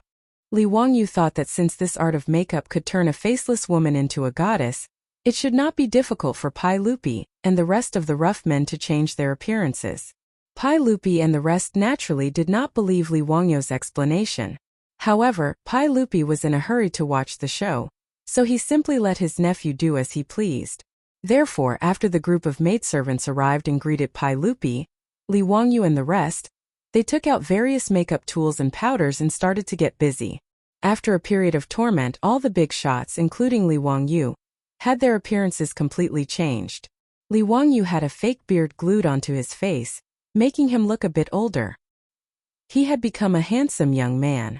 As for Pai Lupi, because his beard was too unique, the maidservants naturally could not shave off his beard. They could only boldly make up Pai Lupi into a black-faced man. Li Wangyu looked at him and found that he looked a little like Li Kuei. He could not help but be secretly happy. As for Zhang Sun Wuji, Fang Xianling and the other big shots, they also changed their appearances under the makeup techniques of the maidservants. Looking at their changed appearances in the copper mirror in the maidservant's hand, all the big shots, including Pai Lupi, were overjoyed. They felt that it was really interesting. None of them had experienced this kind of makeup before. Fortunately, Pai Lupi and the rest came to the academy in casual clothes today, so they did not have to change their clothes. Seeing that there were no more loopholes in the crowd, Li Wangyu led the group of big shots towards the entrance of the academy, ready to take a look at how the academy was recruiting students today. Chapter 803. Li Wangyu led Pai Lupi and the others, who had changed their appearances, to the entrance office of the academy. The sun was gradually rising, and more people came from Chang'an and the surrounding counties to sign up. Fortunately, Li Wangyu had already expected today's events, so he went to Taiji Palace early to report to Pai Lupi. After getting Pai Lupi's permission, he asked Chang Yaojin, the old rogue, to mobilize hundreds of imperial guards of golden guards to maintain order. In addition, in order to flatter Li Wangyu, the county government of Hu County sent almost all the local government servants to help. So, although there were many people present, it was still orderly. Yang Quan, the former county magistrate of Hu County, was now promoted under the operation of his teacher, Yu Shernan. He entered the censorate and became the deputy of Wei Zheng, the sheep-nosed duke, as well as a fifth-rank censorate deputy. He could be said to have a prosperous career. Under the deterrence of the imperial guards of golden guards, the officials and nobles also knew that the sage was behind the academy of the Tang dynasty, so no one dared to act rashly. They all lined up according to the requirements of the academy. Because the academy had no shortage of teaching assistants, every 4 teaching assistants were in charge of a line. There were 10 lines in front of the academy for registration, so although there were many people present, the speed was not too slow. Pai Lupi and the other bigwigs all ran to the side to watch in high spirits, wanting to see what was going on. They saw that on the tables in charge of enrollment, in addition to paper, ink brushes, and inkstones, there were a few strange things. The children who came to sign up, after registering their names and asking a few simple questions, were led to the side by the teaching assistants to play with the toys. This scene naturally confused Pai Lupi and the other bigwigs. "Zio, what are those things made of wood? Why do they look like naughty toys to me?" Pai Lupi asked in confusion. "Haha, uncle, you have good eyesight. Those are good toys." Li Wangyu nodded and smiled. Pai Lupi and the other big shots looked at each other, not understanding what he meant. Shouldn't new students be tested on their literacy and how many books they could memorize? What's the meaning of playing with toys? Pai Lupi frowned slightly. Before he could ask, he heard a commotion at the registration counter. A man dressed like a gentleman angrily pointed at several teaching assistants of the academy and cursed at them. "You've gone too far. If you don't give me an explanation today, I won't leave. Why is it that my son can write, calculate, and recite scriptures, but you say that he is not qualified? On the other hand, this Tian Shilang kid, other than writing his own name, his handwriting is no different from a dog's. Yet, you say that he passed the preliminary test?" As the gentleman spoke, he shouted at the crowd who were queuing up to register. "Everyone, please be the judge. Are these teaching assistants of the academy unreasonable? Wasn't this deliberately making things difficult for him? Or is there something fishy going on? Or are they cheating for personal gain?" Hearing what he said, many people in the queue began to talk about it. They all thought that this man was right. No matter how they looked at it, this gentleman's son was more qualified to pass the preliminary test. When Li Er and the others saw this, they couldn't help but turn their heads to look. When they heard what that person was shouting about, they all turned their heads to look at Li Wangyu, wanting to see how he would explain. Pai Lupi was even more dissatisfied. This was the academy of the Tang dynasty. As the emperor, he was also the dean of the academy. If Li Wangyu made trouble like this, wouldn't it ruin his reputation as a sage? Li Wangyu was not nervous at all. He spread out his hands and shrugged. "Uncle, everyone, don't think that the teaching assistants of the academy are covering up for someone. These rules were set by me. They are just following the rules." "Oh, then why don't you tell us what's the reason for this? Why aren't the children who can write, calculate, and recite scriptures in ancient books qualified?" Li Wangyu was not in a hurry to explain. He just asked Niu Wu to find a few sets of the wooden toys that Pai Lupi and the others saw before. "Uncle, everyone, these are new toys that I made. They are Tangram and Huarong Dao. They are very simple to play. Why don't Uncle and everyone try it?" Li Wangyu had a mischievous look on his face. He distributed the toys in his hands to Pai Lupi and the others, and then briefly explained how to play them. The Tangram and Huarong Dao were traditional Chinese intellectual toys. It was just that they had not appeared in the Tang dynasty, so Li Wangyu shamelessly took the invention rights for himself. The Tangram, also known as the Qiqiao, or the Wisdom Board, evolved from the banquet tables of the Song dynasty. It was originally an indoor game for scholars, and later evolved into a puzzle board toy. At the beginning of the 19th century, the Tangram spread to the west and was called the Eastern Magic Board. Even though it was just a toy, it wasn't easy to restore the Tangram into a complete square. At the very least, Li Wangyu and his beautiful boss spent more than 10 minutes before they were able to restore one of the Tangrams. This made the two self-proclaimed traversing elites very tacitly agree not to mention this matter again. As for Huarong Dao, it was even more changeable and never tired of playing it. By moving the pieces, it helped Cao Cao move from the initial position to the bottom of the chessboard and escape from the exit. However, it was not so easy. Li Wangyu had already copied the Romance of the Three Kingdoms, so Pai Lupi and the others were clear about the background of the Huarong Dao game. Pai Lupi and the group of bosses did not care about the two toys that Li Wangyu took out at first. They thought that it was just to fool the children. However, when they began to try to solve the problem and restore the Tangram to release Cao Cao, they suddenly realized that the two toys in their hands were far from as simple as they thought. Zhang Sun Wuji, Fang Xianling, Du Ruhui, and the other bosses were known for their wisdom. In the past, no matter how complicated the official business was, they were still skillful. However, Li Wangyu clearly noticed that these bosses were playing with the toys until the sweat on their foreheads was about to fall. After the time it took to burn a stick of incense, Not to mention solving the more complicated Huarong Dao, no one could restore the tangram. Pai Lupi and the others felt that they had seen a ghost.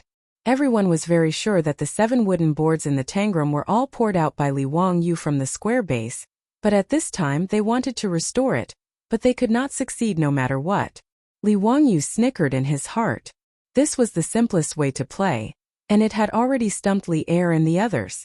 It seemed that the famous Du Duan in history might not be the kind of person who was quick-witted. Pai Lupi angrily threw the tangram in his hand to the ground and glared at Li Wangyu. "Zio, you bastard, what trick are you playing for me again? These 7 boards can't be put back into the square base." Li Wangyu was not in a hurry. He only asked Niu Wu to make another trip, but he brought back a poor boy who was dressed simply and looked like a farmer. "Uncle, this child is the one that the gentleman mentioned before, the one that the assistant lecturer of the academy cheated for personal gain. Why don't we let him try? Let's see if my nephew is up to any tricks?" Pai Lupi and the others heard this and were stunned. They all looked up at the farmer child. Chapter 804. Being stared at by a group of weird uncles. The naive peasant boy was so scared that he almost cried out loud. Li Wangyu quickly comforted him. "Xiaolang, don't be afraid. Come, let these uncles play with the tangram and see if you can restore it." The child carefully raised his eyes to look at Pai Lupi and the others. He felt that the way these strange uncles looked at him was too scary. After hearing Li Wangyu's words, he picked up the wooden pieces of the tangram and deftly placed them back into the wooden base. The entire process took less than a minute. When this scene fell into the eyes of Li Er and the others, all the big shots' faces darkened, especially Pai Lupi. His face, which was originally made black by the servant girls, became even redder. It was very interesting. Pai Lupi reached out and took the tangram that the child had restored. After carefully examining it for a while, he finally confirmed that there was no mechanism in it. It was just the wooden pieces that he couldn't place in it. Li Wangyu indicated for Niu Wu to send the child back. Then, he smiled and explained to Pai Lupi and the other elders, "Uncle, everyone, from what I see, it doesn't matter if these children can read or memorize the classics before they enter the academy." "Oh, why does Ziyu say that?" Pai Lupi didn't understand what Li Wangyu meant. From everyone's point of view, if they could write and draw before entering the academy, wouldn't it be a good thing? Why did Li Wangyu not care about it? Li Wangyu smiled. "Uncle, everyone, I think that as long as they aren't stupid, learning how to read and write before entering the academy isn't a problem. It can only be said that some people start early and some people start later." Pai Lupi pondered for a while and nodded in agreement. "Ziyu's words are reasonable. Then why did you make these toys?" "To test their intelligence." Li Wangyu answered as if it was a matter of course. "Test their intelligence? What is intelligence?" Zhang Sun Wuji and the other elders looked at each other. They didn't understand Li Wangyu's words. It's a test to see if they are smart or not. Uncle, everyone, and little nephew set the preliminary test. It requires the children to restore the tangram or save Chow Chow from Huarong Path within the time it takes for a stick of incense to burn. Only then can they pass the preliminary test. The reason why the child could pass was because he was able to restore the tangram during the test. That was why he could pass the test. As for that aristocrat who was making a ruckus, his son obviously didn't do it, and that's why he was eliminated. Li Wangyu looked at Pai Lupi again and said seriously, "Uncle, the number of students that this academy can recruit is limited. Naturally, we have to choose the smart ones. Who said that there is no discrimination in education? However, I think that the limited entrance qualifications should be given to the smarter children. What do you think?" Pai Lupi and the others also understood that the toys in their hands looked simple, but were actually not easy. If they wanted to complete it, those who weren't smart would definitely not be able to do it. From this, it could be seen that although the aristocrat's son could write and draw, he might not be smart. As for the farmer's son, although he didn't study and couldn't write, he was much smarter than the aristocrat's son. If such people went to school, they would naturally get twice the result with half the effort. Pai Lupi finally understood his nephew's thoughts and nodded in agreement. "That's right, Ziyu's words are reasonable. That's how it should be. My academy of the Tang dynasty naturally needs to recruit smart people." His words made Li Wangyu twitch his mouth. "Damn, how did it become your academy?"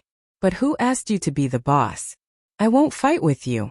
At this moment, Zhang Sunwuji and the others also understood Li Wangyou's meaning.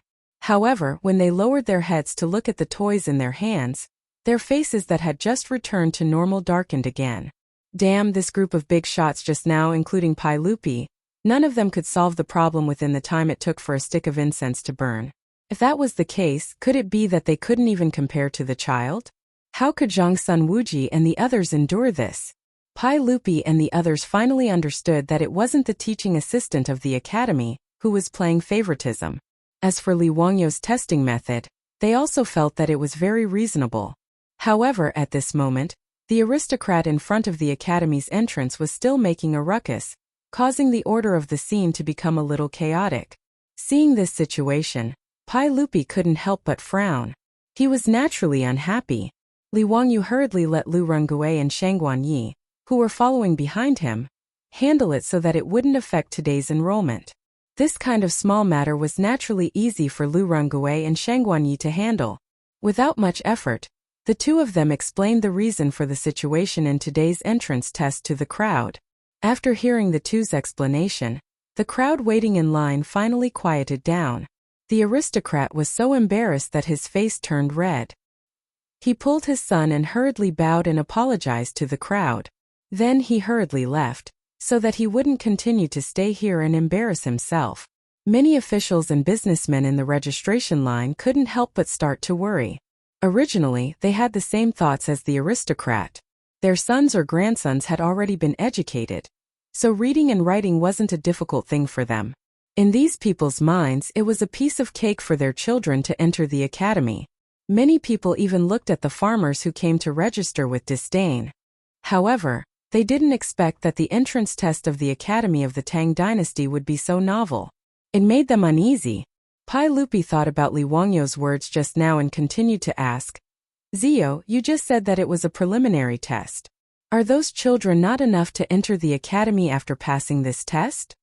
In Li Er's opinion, a child who was able to solve the Tangram and Huarongdao within the time it took for an incense stick to burn was already considered to be extremely intelligent, but he did not expect that his nephew was still not satisfied and actually still wanted to test. Li Wangyou nodded. Yes, this is only the preliminary test. The children who pass will have another test. Uncle, would you like to take a look? Pai Lupi and the others were naturally interested. They repeatedly urged Li Wangyou to lead the way. They wanted to see what was going on. Li Wangyou didn't refuse. He led the crowd to a room in the academy and motioned them not to make any noise so as not to disturb the children who were taking the test inside. Pai Lupi and the others nodded. The group of bigwigs tiptoed to the front of the room like thieves and secretly peeked inside. With this look, everyone was even more confused. There was only one child sitting in the room. No teaching assistant of the academy appeared. In front of the child was a table with a small plate on it. On the plate was a piece of candy with an attractive color. Chapter 805. The strange scene in the room made Pai Lupi very puzzled. He lowered his voice and asked, Zio, is this the second test that you came up with? That's right. Uncle, don't be impatient. We will know the results of this test very soon. Li Wangyou did not explain and continued to keep him in suspense. Pai Lupi and the other big shots looked at each other. They were all confused, but they could only continue to observe patiently. The child in the room stared at the candy on the table without blinking. It was obvious that he wanted to eat it. However, the child seemed to have some scruples. He held back and picked up the candy in front of him several times, looked at it and then put it down. However, the child could not resist the temptation of the candy. After he picked it up and licked it, he could not hold back anymore and started to eat the candy happily. Li Wangyou saw this and could not help but shake his head. He said to Pai Lupi and the others, what a pity. The child persisted for half the time but still failed in the end. He did not pass the second test. Pai Lupi glared at him with dissatisfaction. Zio, explain to me clearly, why did this child fail? But after eating that piece of candy, you did not allow him to enter the academy to study? What kind of logic is this? Zhang Sunwuji, Fang Xianling, Du Ruhui, and the other big shots all nodded. They obviously agreed with Pai Lupi's words. They also could not understand the scene in front of them. Li Wangyou smiled. Uncle everyone, don't be anxious. Let me explain slowly. These children are naturally very intelligent. Otherwise, they would not be able to pass the first test. Pai Lupi nodded. He naturally agreed with this point. Pai Lupi could not help but sigh when he thought about how he, an emperor, was instantly defeated by a child in playing with toys. He thought to himself, what kind of monsters did Li Wangyu select? Pai Lupi was already very satisfied that the Academy of the Tang Dynasty could recruit these intelligent children. He even began to imagine that 10 years later, when this group of intelligent children left the academy to participate in the spring imperial examination, would they shock the entire court? However, in Pai Lupi's eyes, this extremely intelligent child was actually eliminated by Li Wangyu in such a ridiculous way, and was not allowed to enter the academy to study. This made Pai Lupi a little angry. Since Ziyu is also aware of this point, why did you say that this child is unqualified? Tell me clearly. Li Wangyu smiled and rubbed his nose. Uncle, the reason is actually very simple. This kind of child lacks perseverance and will not be able to achieve great things. Does Uncle know that Kuang Heng chiseled the wall to steal the light, Sun Jing hung the beam to pierce the stalk, and Zhu Ti danced when he heard the rooster? Without perseverance, it would be difficult to achieve anything just by relying on intelligence. That's why I've designed the second round tests questions to pick out those children with perseverance. Pai Lupi was stunned when he heard this. He carefully pondered over Li Wangyu's words and had to admit that what he said made a lot of sense. Whether it was chiseling the wall to steal light, hanging the beam to pierce the buttocks, or dancing at the sound of the rooster, all of these examples showed the necessity of studying hard. He just didn't understand how to tell whether a child had perseverance or not by letting them sit indoors with a piece of candy in front of them. Li Wangyu saw that everyone was puzzled and continued to explain. Uncle everyone, before this test began, the academy's teaching assistant told these children that the candy in front of them could be eaten. However, if they didn't eat it before the teaching assistant returned, they would be rewarded with an extra piece of candy. And then? Pai Lupi still didn't understand. Li Wangyu shrugged. Naturally, when the teaching assistant returned, the children who didn't eat the candy would be qualified. Those who ate it would be unqualified. What kind of logic is this? Li Wangyu scratched his head and didn't know how to explain it. The tests he did were actually from later generations. In the 1960s, a professor in the United States designed this experiment. The experiment of eating the candy after the test was one of the simplest and most successful experiments in the world. Through observation, the professor found that 1/3 of the children immediately ate the candy after he left. 1/3 persisted halfway and couldn't bear it anymore and gave up waiting. Only 1/3 persisted until the end and received a reward. The professor had been tracking these children and found out that 14 years later, these children graduated from high school and entered universities or started to work. The professor continued to conduct further research on these children, and found that the children who ate the candy immediately tended to lack self-confidence, and didn't get along well with their peers. The children who ate the candy after receiving the reward had excellent communication skills, were opinionated, and outstanding. Even the test scores of the children who waited were much higher than those who didn't wait. Li Wangyu's Tang Dynasty Academy wanted to select the elites to enter.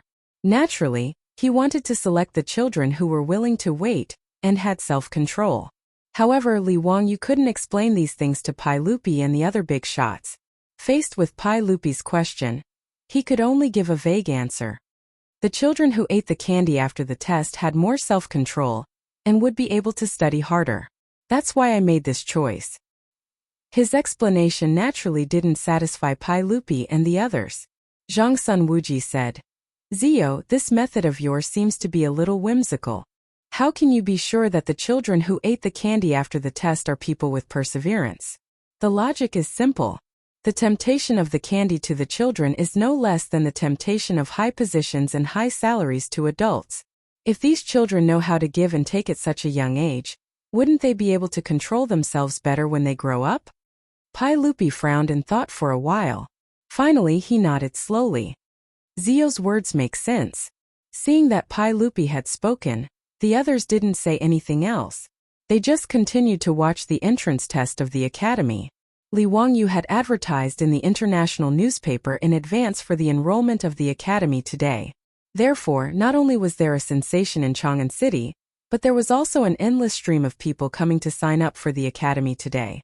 However, the number of people coming to sign up didn't decrease. Instead, it was increasing. In just half a day, the teaching assistants of the academy had tested close to 5,000 to 6,000 children. However, the number of people who passed the 2 tests was only a little more than 100.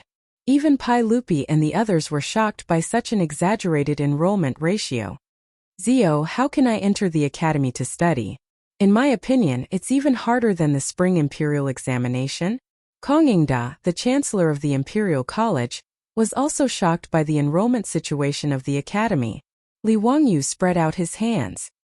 The academy can only enroll about 500 children. It can't be helped. Although he said so, his arrogance made Kong Ingda, the old man, want to beat him up. Kong Ingda was also secretly shocked when he saw the enrollment of the academy. If the group of children recruited by Li Wangyu participated in the spring imperial examination in 10 years, the students of the Imperial College would have nothing to do with it. However, Kong Ingda was open-minded. Thinking that it would happen 10 years later, he didn't worry anymore. Anyway, the chancellor of the Imperial College would definitely not be his. It was not his turn to worry about this kind of thing. Anyway, out of sight, out of mind.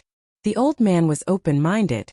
In the 8th month of the 3rd year of Chang'an, the world-famous academy of the Tang dynasty opened the curtain to the stage of the Tang dynasty. Chapter 806. Tang dynasty Chang'an 4th year, early summer. On the official road from Chang'an to Luoyang, a group of carriages was slowly moving forward under the setting sun. The sunlight cast long shadows behind them. Husband, it's getting late. Why don't we rest at the relay station ahead tonight? A one-eyed brawny man rode his horse to the side of a luxuriously decorated four-wheeled carriage in the middle of the procession, and inquired. Sure, you can arrange it. A young man's lazy voice came from the carriage. It was Li Wangyu's voice. As for the one-eyed man, he was naturally Niu Wu. After receiving the order, several horses immediately ran out from the group and headed to the relay station ahead. An hour later, the group of carriages arrived at the relay station. The relay station's messenger was already respectfully waiting in front of the relay station with a large group of postilions. This lowly one greets Ho. Oh no, this lowly one greets County Magistrate Li. When the messenger saw the group of carriages arrive, he quickly bowed to the carriages in the group. Alright, there's no need to be so polite. This official is going to take up a post in Huayin County, and will be staying at your relay station for the night. Niu Wu, give this messenger the official document from the Ministry of Personnel. Li Wangyu's voice came from the carriage. The messenger was so scared that he broke out in cold sweat and almost knelt down. He quickly waved his hand and said, No need, no need. This lowly one doesn't dare. County Magistrate Li, this lowly one has already ordered people to clean the room and prepare food. This relay station is crude and simple, so I hope County Magistrate Li won't mind. Li Wangyu's lazy voice came from the carriage again. There's no need, I'll be resting in the carriage tonight. There's no need to prepare food, we'll bring our own. We'll just borrow the inn's kitchen. As for the accommodation, we'll just stay in the carriage. There's no need to trouble you. Yes, yes. The messenger didn't dare to ask any more questions. He quickly called for the postilions to help lead Li Wangyu's group to the open space where the carriages were parked. The Li family's troops dismounted from their horses. Many maidservants also came out from the accompanying four-wheeled carriages and began to prepare water for cooking. The messenger hurriedly called for the posthouse men to prepare the provisions to feed the horses. He was very busy with his work. The postilions at the posthouse did not understand why their posthouse ambassador would be so respectful to a county magistrate. They also did not understand why a 9th-grade county magistrate who was about to take office would be so arrogant. The accompanying troops, maidservants, and several carriages that were specially used to carry luggage were almost as numerous as the nobles. Some of the posthouse runners who were close to the posthouse runners secretly asked the posthouse runners about the situation. Boss, who is this Magistrate Li? Was he that arrogant? Isn't he just a 9th-grade official? The messenger was so frightened by his words that he quickly covered the courier's mouth with his hand. He looked around and saw that no one was paying attention before he glared at the messenger and scolded in a low voice. What do you know? Do you know who this person is? You'll be scared to death if I tell you. This is the county marquis who founded the dynasty. County marquis? Boss, you're not talking nonsense, right? Didn't you just call him a county magistrate? Isn't he going to take office in Huayin County? The courier thought that there was something wrong with his ears. The messenger knocked the courier's head with a chestnut and said, "Idiot! Did you forget about the incident that happened in Chang'an City?"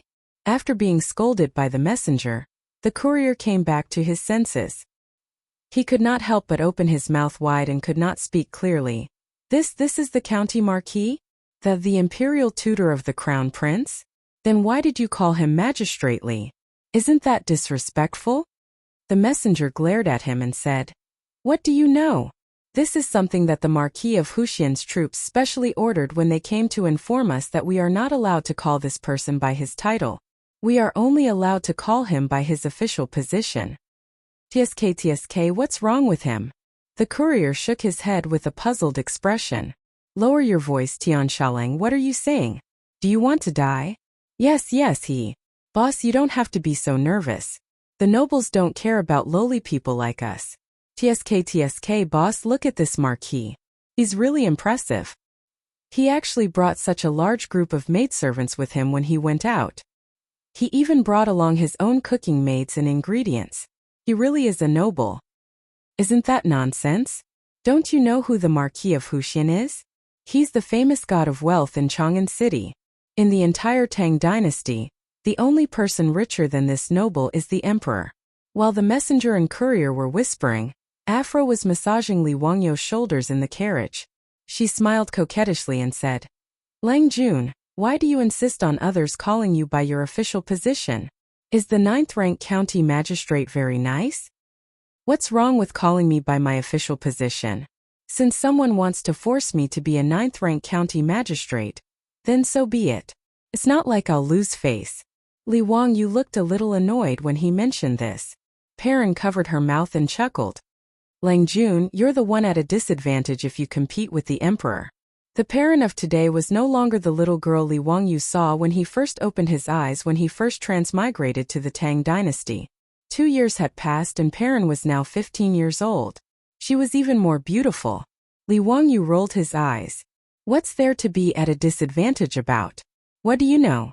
Don't you know that being at a disadvantage is a blessing? Don't be fooled by someone who wants to force me out of Chang'an and become a county magistrate in Huayin County just to make me compromise. I don't care at all. A county magistrate is a county magistrate. I feel more at ease outside of Chang'an. Perrin squatted beside Li Wangyu and massaged his feet. She said coquettishly, "Lang Jun, why don't you listen to the emperor and marry Chang'an? Won't everyone be happy?" Sister Chongqing said that she doesn't mind. Li Wangyu reached out and pinched Perrin's face. "Cut the crap. Do you think I'll do that? How old is Chang'an? She's only 11 years old. Do you think I'm crazy to marry such a lowly? What's more, Chang'an is my disciple. If she listens to someone, won't she be messing up her moral code? What a scandal." It was very obvious that the someone Li Wangyu was referring to was the current emperor of the Tang dynasty, the wise and brilliant Pai Lupi. Hearing Li Wangyou's words, Aphrodite and Perrin naturally did not say anything more. They only covered their mouths and snickered. Li Wangyu glared at them, but was disinclined to pay them any attention. Closing his eyes, he pondered his own matters. The reason why he had appeared at this relay station was naturally because he had been driven out of Chang'an, and by Pai Lupi, who had arranged for him to immediately depart for Huayin County and assume the position of county magistrate of the lower 9th rank. As for the main reason for this conflict, it was because of what Perrin had said.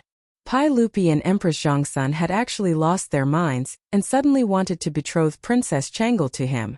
Li Wangyu would naturally rather die than comply. After arguing with Pai Lupi, he was driven out of Chang'an, and by the angered Pai Lupi. Chapter 807. In the second half of the 3rd year of Zhengguan, many things happened in Chang'an. The first to bear the brunt was naturally the Academy of the Tang dynasty. The Academy's recruitment in August caused a sensation in Chang'an. Everyone rushed to the Academy. Those families who were successfully accepted by the Academy immediately celebrated with a feast, as if their children had entered a famous university in the future. This caused the surrounding neighbors to be extremely envious. In those few days, all the shops in Chang'an that sold exploding rods were sold out. The crackling sounds of exploding rods could be heard everywhere.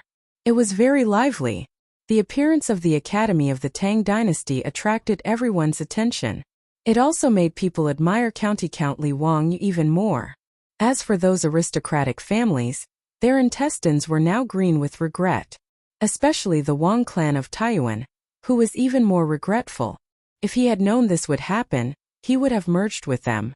These aristocratic families were more and more afraid of Li Wangyu's influence. They restrained their children from provoking County Count who. As for the monk Faya of the Mercy Temple, he had also failed. This stupid monk was the same as in history. Due to his jealousy and hatred of Pai Lupi and Li Wangyu, he began to spread rumors and claim to be the reincarnation of Buddha. Because of Li Yuan's secret support, Faya became more and more arrogant. Naturally, he quickly angered Pai Lupi, who ordered the Ministry of Justice to arrest him. As expected, Faya was cut in half at the waist on the streets of Shi City. Pei Ji also resigned and was chased back to his hometown by Pai Lupi. Different from history because of the conflict between Faya and Li Wangyu, many officials and nobles in Chang'an did not think that Faya's death had anything to do with Li Yuan. Instead, they thought that Pai Lupi, the emperor, was venting anger for Li Wangyu. This misunderstanding made Li Wangyu even more famous. Everyone respected him and did not dare to offend him. When Li Wangyu heard about this, he did not know whether to laugh or cry. Could this be considered as a fox exploiting the tiger's might? However, he was too lazy to explain such things. If the world wanted to misunderstand, then let them misunderstand.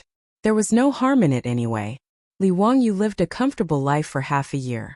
During this period, he only went to Chang'an City to participate in the national games of the Tang Dynasty.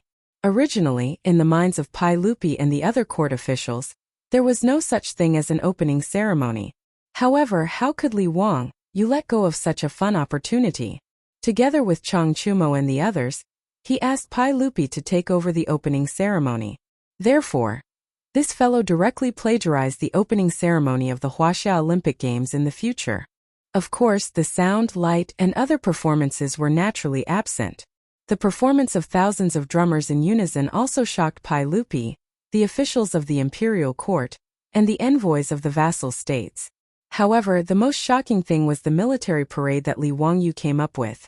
Anyway, the purpose of Pai Lupi agreeing to hold this sports event was not to strengthen the body, but to awe the world and spread the name of the Tang Dynasty. Therefore, Li Wangyu simply asked the old rogue Chang Yaojin and other generals to come up with a military parade with them. When tens of thousands of imperial guards, fully armed in bright armor, lined up in a square formation and marched through the auditorium in uniform steps, the whole Dazhao baseball stadium immediately exploded. Including Pai Lupi, Chang Yaojin, Yuqi Jingda, and Li Jing, these big shots, who had never seen such a military parade, all waved their fists excitedly and shouted crazily. More than 100,000 spectators at the scene were also crazy and could not control themselves. As for the envoys of the vassal states, they were so shocked that their faces turned pale and they were dumbfounded. Such a majestic army immediately made the envoys of the vassal states feel that the Tang Dynasty was invincible in their hearts. In fact, since ancient times, Huaxia also had a military parade. It was held during major festivals, welcoming and sending off state guests and troops, triumphant returns, reviewing, awarding flags, awarding awards, and large-scale military exercises. It was said in the Zhuozhuan, the major events of the country are in worship and war. Worship could be regarded as a military parade. The earliest military parade recorded in history was from the Zhou dynasty. 800 dukes met in the Alliance Valley to review the troops and hold an alliance meeting. However, how could the military parade in ancient Huaxia compare to the one in modern times? Li Wangyu was also a military fan. He had participated in the military training in school and watched the military parade live on TV several times. Therefore, he was the person who knew the most about military parades in the world. After a lot of trouble, tens of thousands of imperial guards were trained, and they marched in a proper manner. Although they could not be compared to the clone army of Huaxia in modern times, in the eyes of the Tang people, this military style was already a mighty army that could not be matched. After the national games of the Tang dynasty smoothly ended, Pai Lupi did not care about Li Wangyo's young age and directly issued an imperial edict, promoting him to the position of Marquis of the founding county, and giving him a salary of 400 households. This matter once again shocked the entire court, but no one dared to gossip about it. After all, although Li Wangyu had not yet become an official, his influence was increasing day by day. Most of the big shots in the imperial court were close to him. Under such circumstances, who would be so stupid as to criticize Li Wangyu in front of Pai Lupi and say that he was too young? After waiting for 4 years for Li Wangyu to reach the age of 18 and mourning for his father, Pai Lupi personally performed the coronation ceremony for him. Originally, Li Wangyo's days were very comfortable. However, Pai Lupi and Empress Zhongsun seemed to see that Li Wangyu was too idle and insisted on finding something for him to do. No one knew what these two were thinking. They actually wanted to recruit Li Wangyu as their son-in-law and marry Princess Chang'an to him. After learning about this, Li Wangyu was immediately shocked. They wanted him to marry an 11-year-old girl?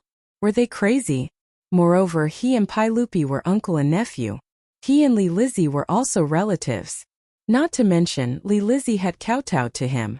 Under such circumstances, Li Wangyu was unwilling to agree to such a ridiculous thing. Moreover, he had a beautiful superior. It was even more impossible for him to marry another woman. Therefore, Li Wangyu and Pai Lupi, uncle and nephew, began to quarrel over this matter. Li Wangyu refused to give in and nodded. Pai Lupi was even more determined to make Li Wangyu his son-in-law.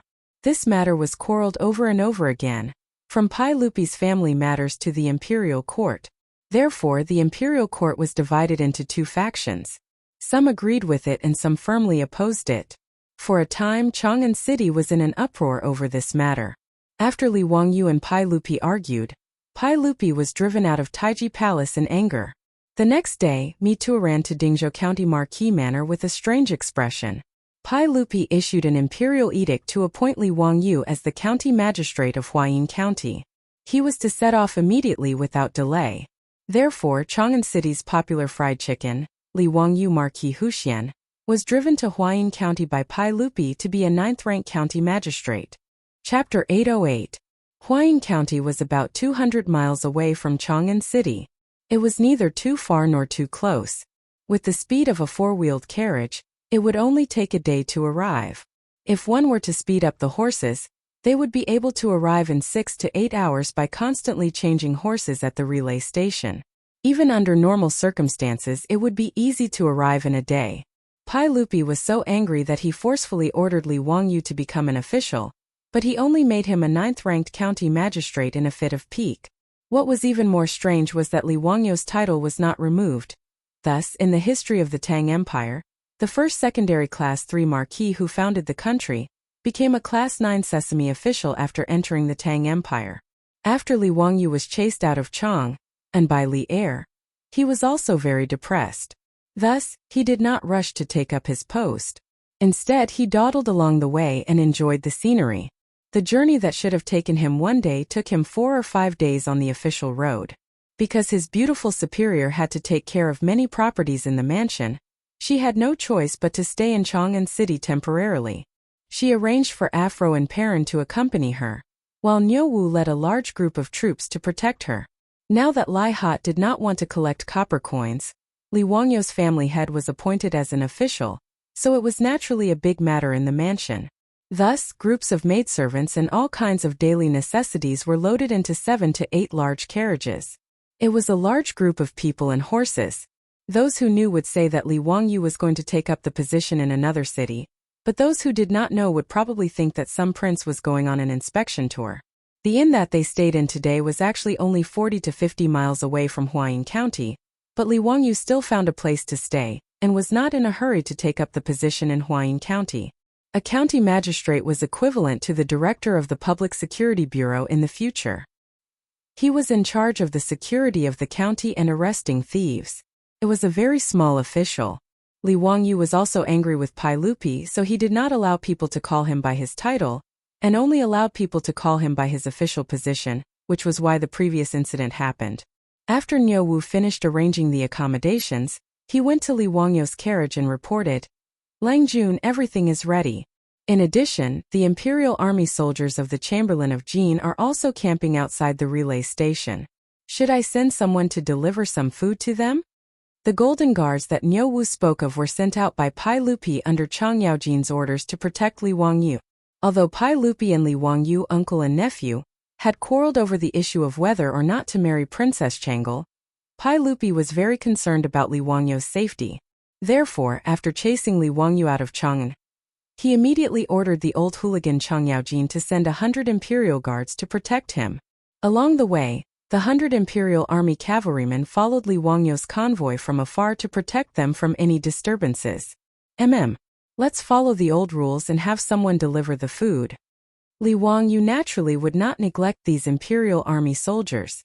Although it seemed that there was no need for these Imperial Army soldiers to protect him, the public security on the road from Chang'an to Luoyang was excellent. There would not be any bandits or robbers.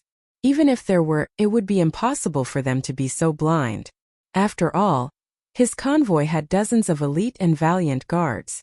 Rather than saying that these 100 Imperial Army soldiers were here to protect Li Wangyu, it would be better to say that they were here to accompany him on a sightseeing tour.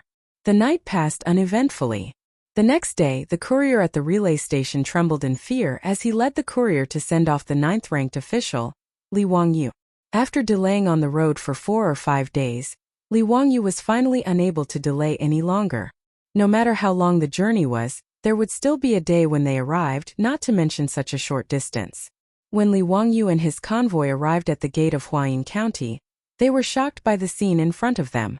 At the gate, the county magistrate of Huayin County led the county premier and other officials, as well as 3 groups of bailiffs, to respectfully welcome them.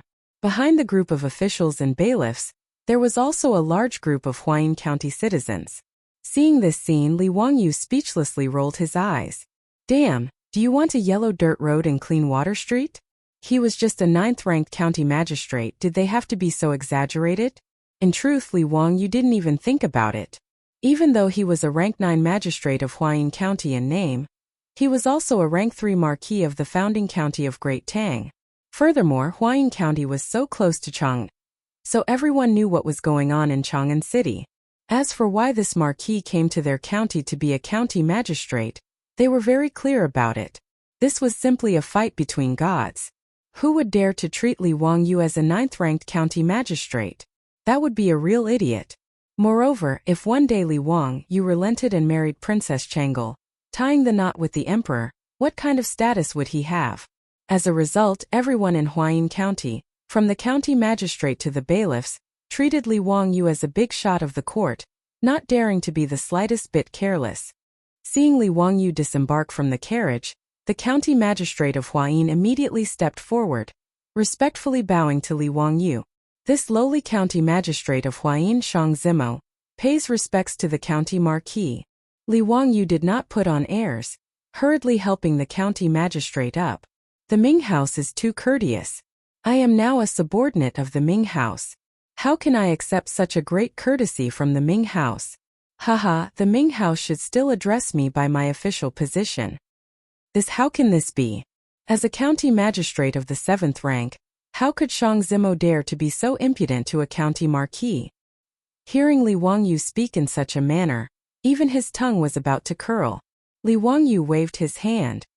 There is no need for the Ming House to speak too much. Just address me as county magistrate Li. Yes, this lowly official understands. This lowly official greets the prefect of the imperial household. Shang Zimo secretly wiped away the sweat on his forehead, inwardly thinking that this marquis was truly difficult to serve. The prefect of the imperial household was the title given to the county magistrate in the Tang dynasty. However, he did not dare to reveal this. Although he addressed Li Wangyu as county magistrate, his attitude became increasingly respectful. He carefully introduced Li Wangyu to the group of county officials and local gentry behind him. The attitude of those officials and gentry was even more respectful. No one would be foolish enough to treat Li Wangyu as a county magistrate. Although everyone followed Li Wangyu's request and changed their greetings, the prefect of the imperial household, their careful attitude made them seem like lackeys. Prefect of the imperial household, This lowly official has already ordered people to prepare food and wine for the prefect of the imperial household. This lowly official hopes that the prefect of the imperial household will grace us with your presence. Shang Zimo bowed and smiled. However, Li Wangyu waved his hand. How can I allow everyone to invite me? Niu Wu, is my residence ready? Niu Wu quickly replied. The housekeeper has already found a residence a few days ago and has already prepared it. That's good. Li Wangyu turned his head and smiled at Shang Zimo. I believe that the Ming house also knows that the delicacies and wine in my residence are famous in Chang'an. Therefore, instead of going to some restaurant, why don't I invite everyone to my residence? How can this be? Isn't this too disrespectful? Shang Zimo and the rest could not help but look at each other. They were supposed to welcome Li Wangyu back. How did it become a group of people going to the Lai Hut for a meal? However, Li Wangyu waved his hand domineeringly. All right, that's it. I'm not used to the drinks in the outer room. Let me be the host and invite the Ming residents and everyone here to try the culinary skills of my chef. Chapter 809. Since Li Wangyu had spoken, County Magistrate Shang Zimo and the other county officials naturally did not dare to say anything else. After apologizing once more, they followed Li Wangyu's instructions. Actually, whether it was Shang Zimo, the deputy of Huayin County, or the officials of Class 3 and Class 6, they were all cursing in their hearts. They were not cursing Li Wangyu. Instead, their resentment was directed towards Pai Lupi, who was sitting on the throne of Taiji Palace in Chang'an City. How bored must he be to send a marquis of the founding county of the Tang Empire to their medium-sized county to be a deputy county magistrate? How unreliable must he be to do such an unreliable thing? This was especially so for Shang Zimo and the county deputy. As the two most powerful people in Huayin County, they were even more speechless. How was this a deputy of Huayin County? This was more like an ancestor. Other high-ranking officials would only stop for a short while when they passed by Huayin County. However, this man was their subordinate and named Shang Zimo felt that he was really lucky to have such a subordinate with such a status. However, while others were lucky, his ancestral grave was probably black. Shang Zimo was a 7th-grade county magistrate. To put it bluntly, his status in Chang'an City would probably be lower than the housekeeper of the Lord Protector's mansion. Shang Zimo was not wrong about this. In fact, he had overestimated his own status. Li Wangyu's old housekeeper, Li Heng, would be able to take a seat in the Duke's mansion. As for the 3rd and 4th grade officials in the imperial court, they would be extremely polite when they saw Li Heng. Shang Zimo was a 7th-grade county magistrate. If he were to go to Chang'an City, he might not even be able to enter the mansions of the 3rd and 4th grade officials. Shang Zimo and the deputy of Huayin County wanted to hug each other and cry when they saw the dozens of troops following Li Wangyu and the group of imperial guards of Golden Guards. This was too much of a bully. However, both Shang Zimo and the deputy of Huayin County maintained their positions and attitudes. They would serve the man in front of them wholeheartedly. A group of people crowded around Li Wangyu's car and went straight into Huayin County. As for the 100 imperial guards, they also entered the city and headed straight for Huayin County's Zhaizong Manor. The decree they had received was to protect the Marquis of Huxian while he was in Huayin County. Without a decree, they would have to stay in Huayin County until Li Wangyu returned to Chang'an. Huayin County was a middle-class county with a population of less than 2,000 households. Therefore, the scale of the county was not large. However, Huayin County was the birthplace of the Yang clan under the heavens. There was a saying, the Yang clan under the heavens originates from Huayin, and the Yang clan of Huayin belongs to the East Palace.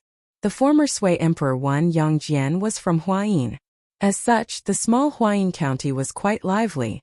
Li Wangyu dawdled on the road for a few days, but the steward of the Marquis' estate had already prepared a residence for his Lang Jun.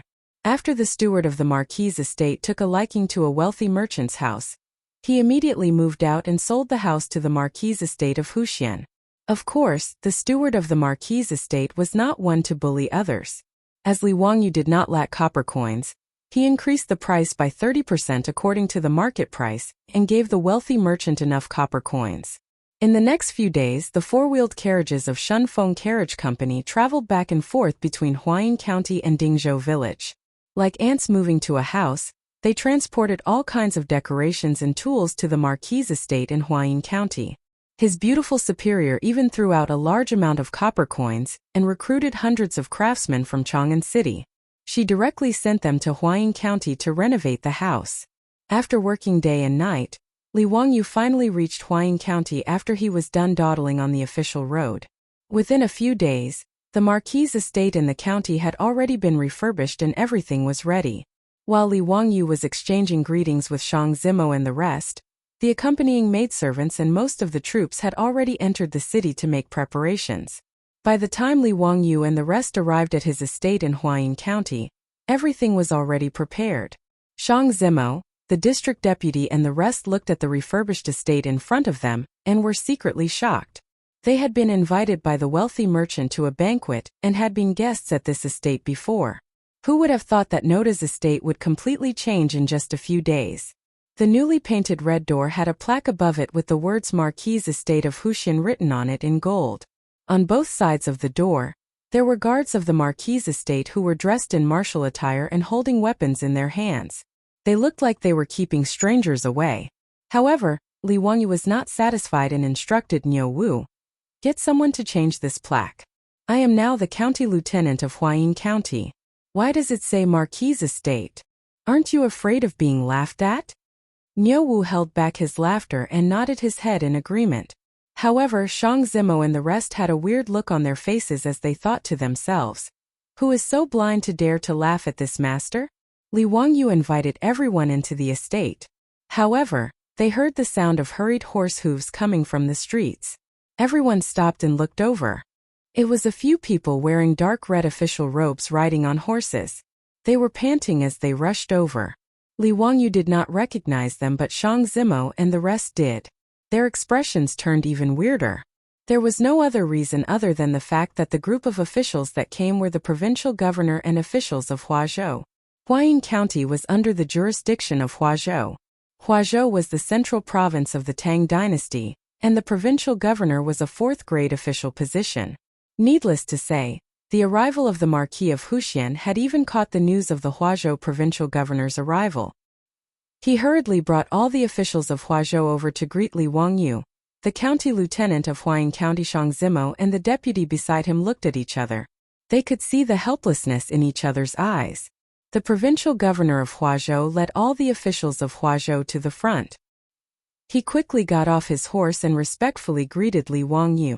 Everyone exchanged greetings and pleasantries. Li Wangyu naturally knew the purpose of these officials' visit and did not mind.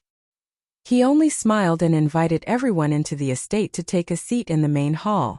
With their superior around, Shang Zimo and the deputy district magistrate were squeezed to the back of the queue. As for the exiled officials from the 6th branch of the county yamen, they could only shrink to a corner and did not even dare to breathe loudly. In the main hall, the servants of the Marquis residence continuously brought in all sorts of delicacies and wine. The atmosphere gradually became lively. "Minghouse, why did you move so far away? Come, sit over here." Li Wangyu saw Shang Zimo kneeling in a corner of the main hall, and hurriedly called out to him. Shang Zimo squeezed out a smile that was uglier than crying. No need. You are too polite. This place is pretty good. He still had a discerning eye. The people sitting beside Li Wangyu were the provincial governor of Huazhou and the senior officials. Why should he, a mere county magistrate, go and join in the fun? Shang Zimo did not dare to sit beside Li Wangyu in consideration of his superiors, the provincial governor of Huazhou. However, Li Wangyu did not care so much. He stood up and walked to Shang Zimo's side and pulled him over. Minghouse, you are my superior. How can you sit over there? If this were to spread, wouldn't others say that I do not know etiquette? Li Wangyu pulled Shang Zimo to his side. The moment he said this, Shang Zimo did not dare to say anything. He looked at the provincial governor of Huazhou and the senior officials who were sitting beside him. He was about to break out in cold sweat. "Marquis, can you not be like this?"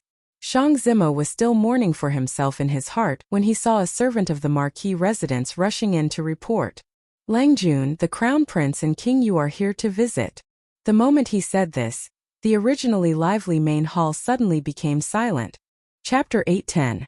When Li Wangyu heard this, he was also a bit confused. Why were Li Changqian and Li Tai here?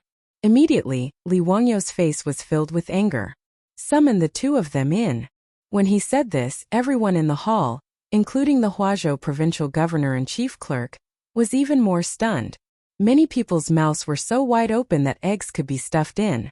The Crown Prince and His Highness King Yu had personally come to Huayin County. This was already shocking enough. Not only did this lord not hurry out to greet them, he actually used the word summon. Immediately, some pedantic officials stood up, trembling in anger. They wanted to reprimand Li Wangyu. Did he not care about the etiquette of a ruler and his subjects? What kind of scandal was this? But before they could speak, they saw Crown Prince Li Changqian and little fatty Li Tai quickly walk into the hall. In the hall, all the officials immediately stood up and bowed to greet the Crown Prince. This subject greets Your Highness the Crown Prince and His Highness King Yu. Only Li Wangyu sat behind a few tables, staring at Li Changqian and Li Tai with a cold smile. Dispense with the formalities. Li Changqian and Li Tai ignored the Huazhou officials and respectfully bowed to Li Wangyu. Disciples Changqian and Qingke greet teacher. Greetings to teacher. Li Changqian was already 11 years old, and little fatty Li Tai was already 10 years old. In the eyes of the Tang people, they were already adults.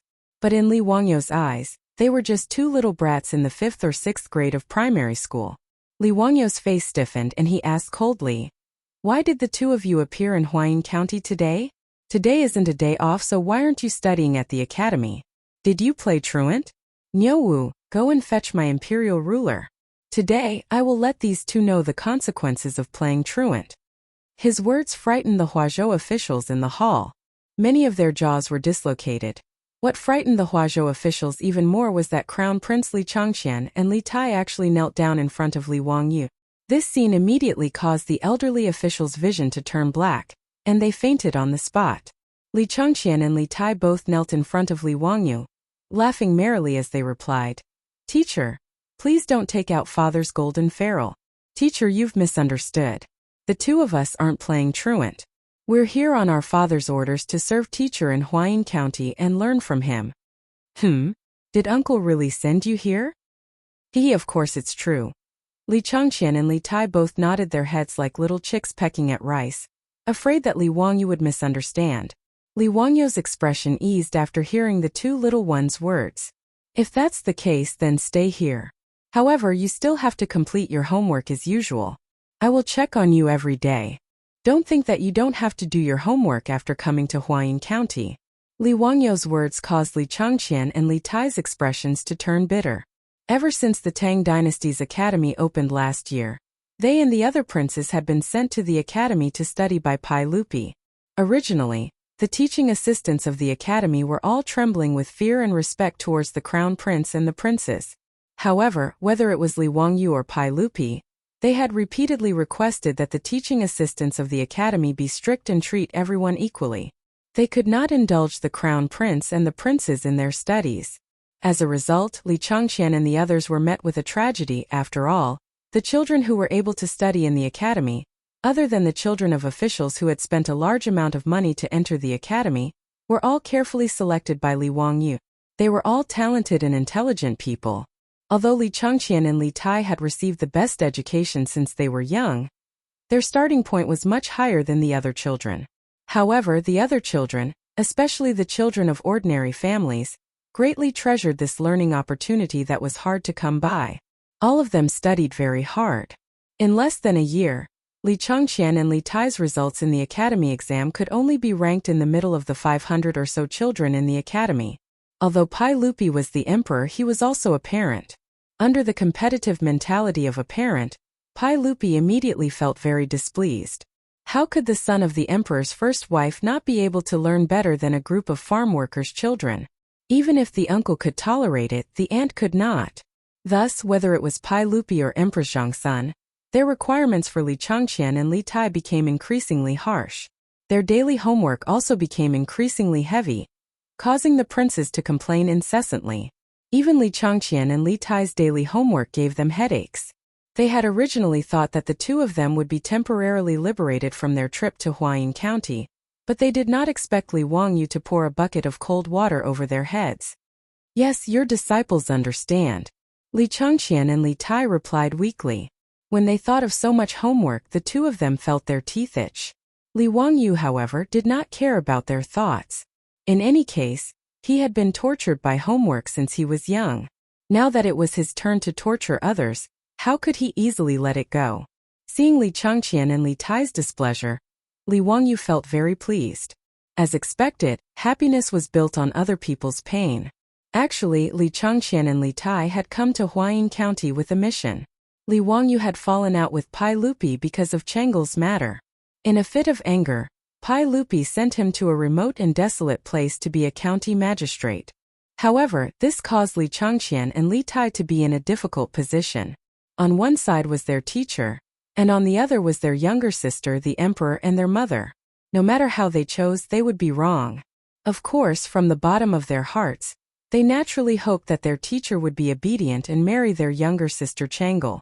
In this way, their teacher would become their brother-in-law. Wahahaha. Just thinking about it made Li Changqian and Li Tai excited. Therefore, on the way to Huayin County, Li Changqian and Li Tai discussed that they had to find a way to persuade Li Wangyu to agree to this marriage. In fact, this was also the intention of Pai Lupi and Empress Zhongsun. Before the two of them left the palace, Empress Zhongsun had called them into Li Main Hall and instructed them for a long time. The meaning behind her words was naturally for them to think of a way to persuade Li Wangyu. However, in front of Li Wangyu, the two of them were smart and did not reveal their inner thoughts. They behaved rather obediently. Li Wangyu glanced at them and scolded jokingly. "All right, stop pretending to be naive. Come and pour wine for your teacher." Li Changqian and Li Tai hurriedly answered with a smile. They got up from the ground and ran to Li Wangyu's side. One on the left and one on the right, they served him attentively. Those old officials who had fainted were pinched and splashed with cold water by the people around them. When they finally woke up, they looked up and saw the crown prince and the king of Yu serving Li Wangyu. They could not help but cough again. Their vision turned black and they fainted again.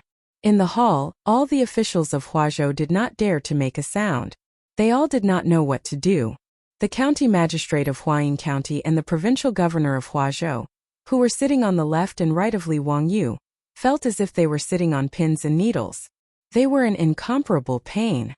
Chapter 8:11. Shang Zimo only felt his heartbeat quicken. He felt as if he was about to faint. He was merely a 7th-ranked county magistrate. Being below the founding county marquis was already difficult for him. At this moment, the crown prince of the Tang dynasty and his imperial highness, the Prince of Yu, were both standing by Li Wangyu's side, pouring wine for him. How could he sit still? In reality, it wasn't just Shang Zimo, a 7th-ranked county magistrate, who couldn't sit still. Even the governor of Huazhou, a 4th-ranked official, couldn't sit still. His forehead was covered in sweat. Li Wangyu didn't care so much. Seeing that the hall had quieted down, he raised his cup to greet everyone. "Gentlemen, why are you all not speaking? For all of you to welcome me today, I am endlessly grateful. Come, come. Gentlemen, let's drink this cup. Don't waste the wine in this cup." Hearing Li Wangyu's words, the Huazhou officials in the hall hurriedly raised their cups, trembling with fear. However, they still didn't dare to be impudent. With regards to Li Wangyu, the Marquis of Huxian, only today did everyone truly understand the status of this marquis in the sage's heart. Originally, Li Wangyu, with his status as the founding county marquis, had been demoted by Pai Lupi to Huayin as a 9th-ranked county magistrate. Many people were still muttering in their hearts, wondering if this founding county marquis had offended the sage and would never be able to recover from this setback. Although they had misgivings about Li Wangyu's status as a marquis, the Huazhou officials didn't treat Li Wangyu with much respect. As a result, before Li Changqian and Li Tai arrived, the Lai Hot's main hall was so lively. Everyone dared to speak with Li Wangyu without holding back. However, Li Changqian and Li Tai's actions caused the Huazhou officials to suddenly wake up. How was this marquis demoted? It was simply the sage acting in a fit of pique with this marquis. An 18-year-old founding county marquis, nephew of the sage, relative of the imperial clan, and tutor of the crown prince. Which of these identities wasn't extraordinary? If this marquis were to nod his head in the future and marry Princess Chang'an, joining the sage in marriage, How illustrious would he be? Perhaps even the princes, dukes, and dukes in the imperial court would have to be courteous to this master, right? Those pedantic officials had originally wanted to stand up in front of the crown prince because of Li Wangyu's disrespect towards the crown prince. But now they were all terrified. Fortunately, he didn't have time to make a sound. Otherwise, he wouldn't even know how he died. In the Lai hot, Li Wangyu's welcome banquet made the Huazhou officials feel as if they were walking on thin ice. When the banquet finally came to an end, the Huazhou provincial governor and the chief of staff hurriedly got up and left. Shang Zimo stood up and wanted to leave, but Li Wangyu grabbed his arm. "Where are you going to Ming House? Haha, why don't you stay in my residence today, and we can continue to drink and chat merrily. I'm a county magistrate, but I don't know how to perform my duties. Please teach me, Ming House." Martin. "Oh no, you're exaggerating." Shang Zimo was about to cry. "Lord, can you stop fooling around? Who's so stupid to treat you as a county magistrate? Huayin County is only a middle county, and the law and order in this county has always been good. You don't have to worry.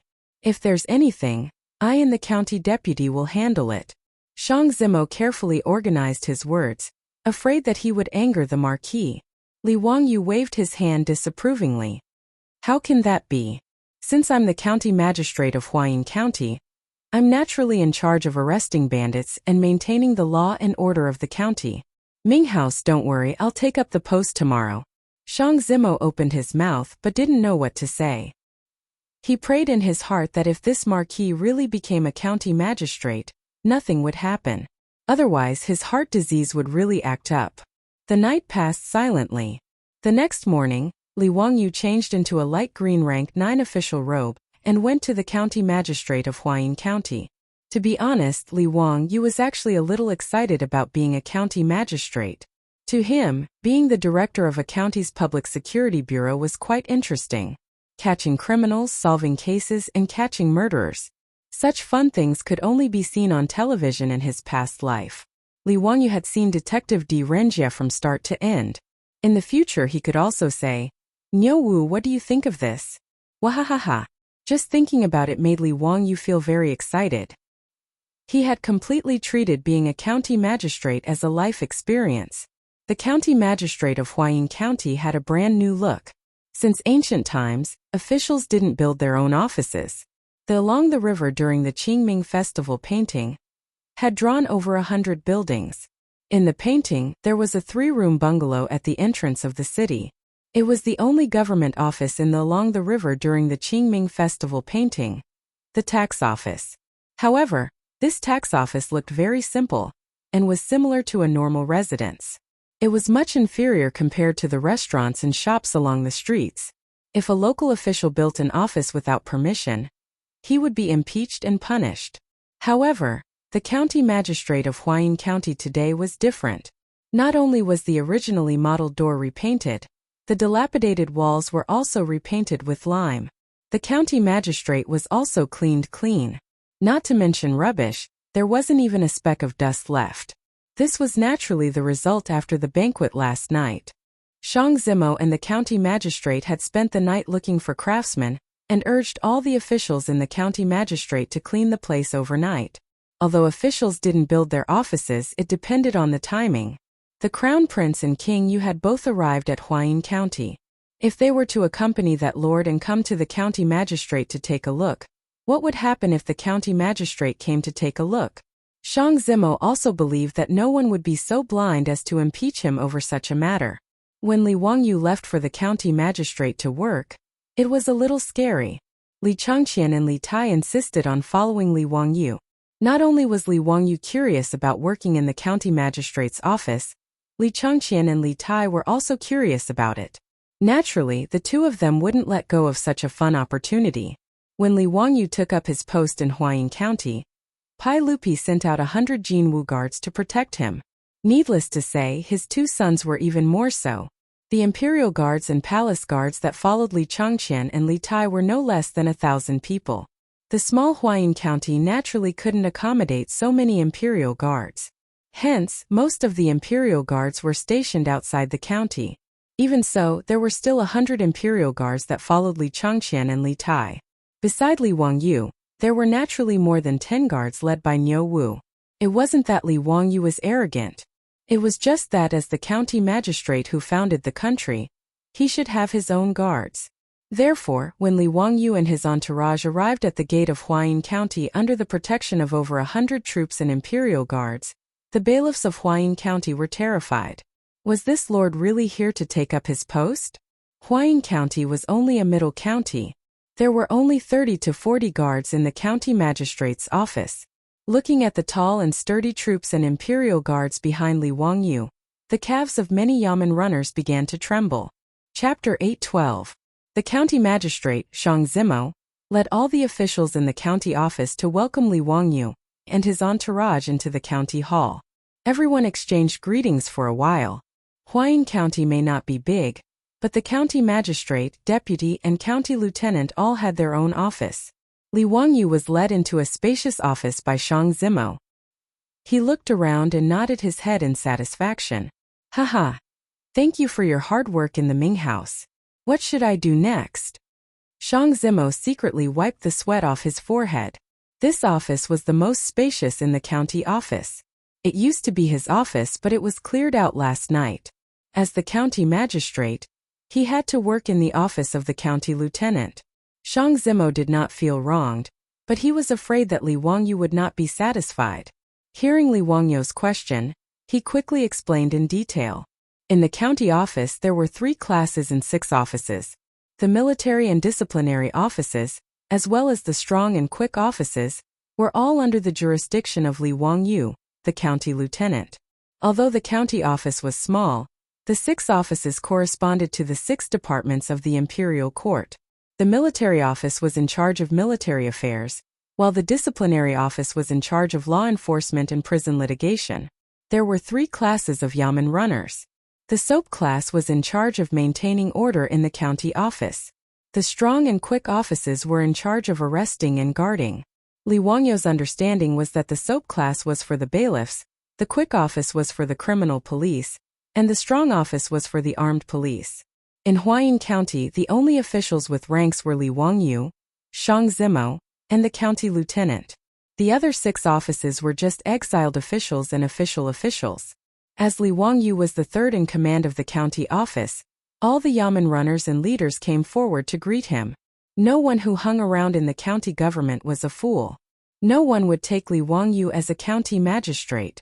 In addition, Crown Prince Li Chang'an and Prince of Yu Li Tai were standing behind Li Wangyu as a deterrent. Therefore, all the officials in the county government came forward to salute Li Wangyu respectfully and did not dare to breathe loudly. They were so cautious that they almost burned 3 sticks of incense and worshipped Li Wangyu like a bodhisattva. After the ruckus, Li Wangyu led Li Chang'an and Li Tai to his office.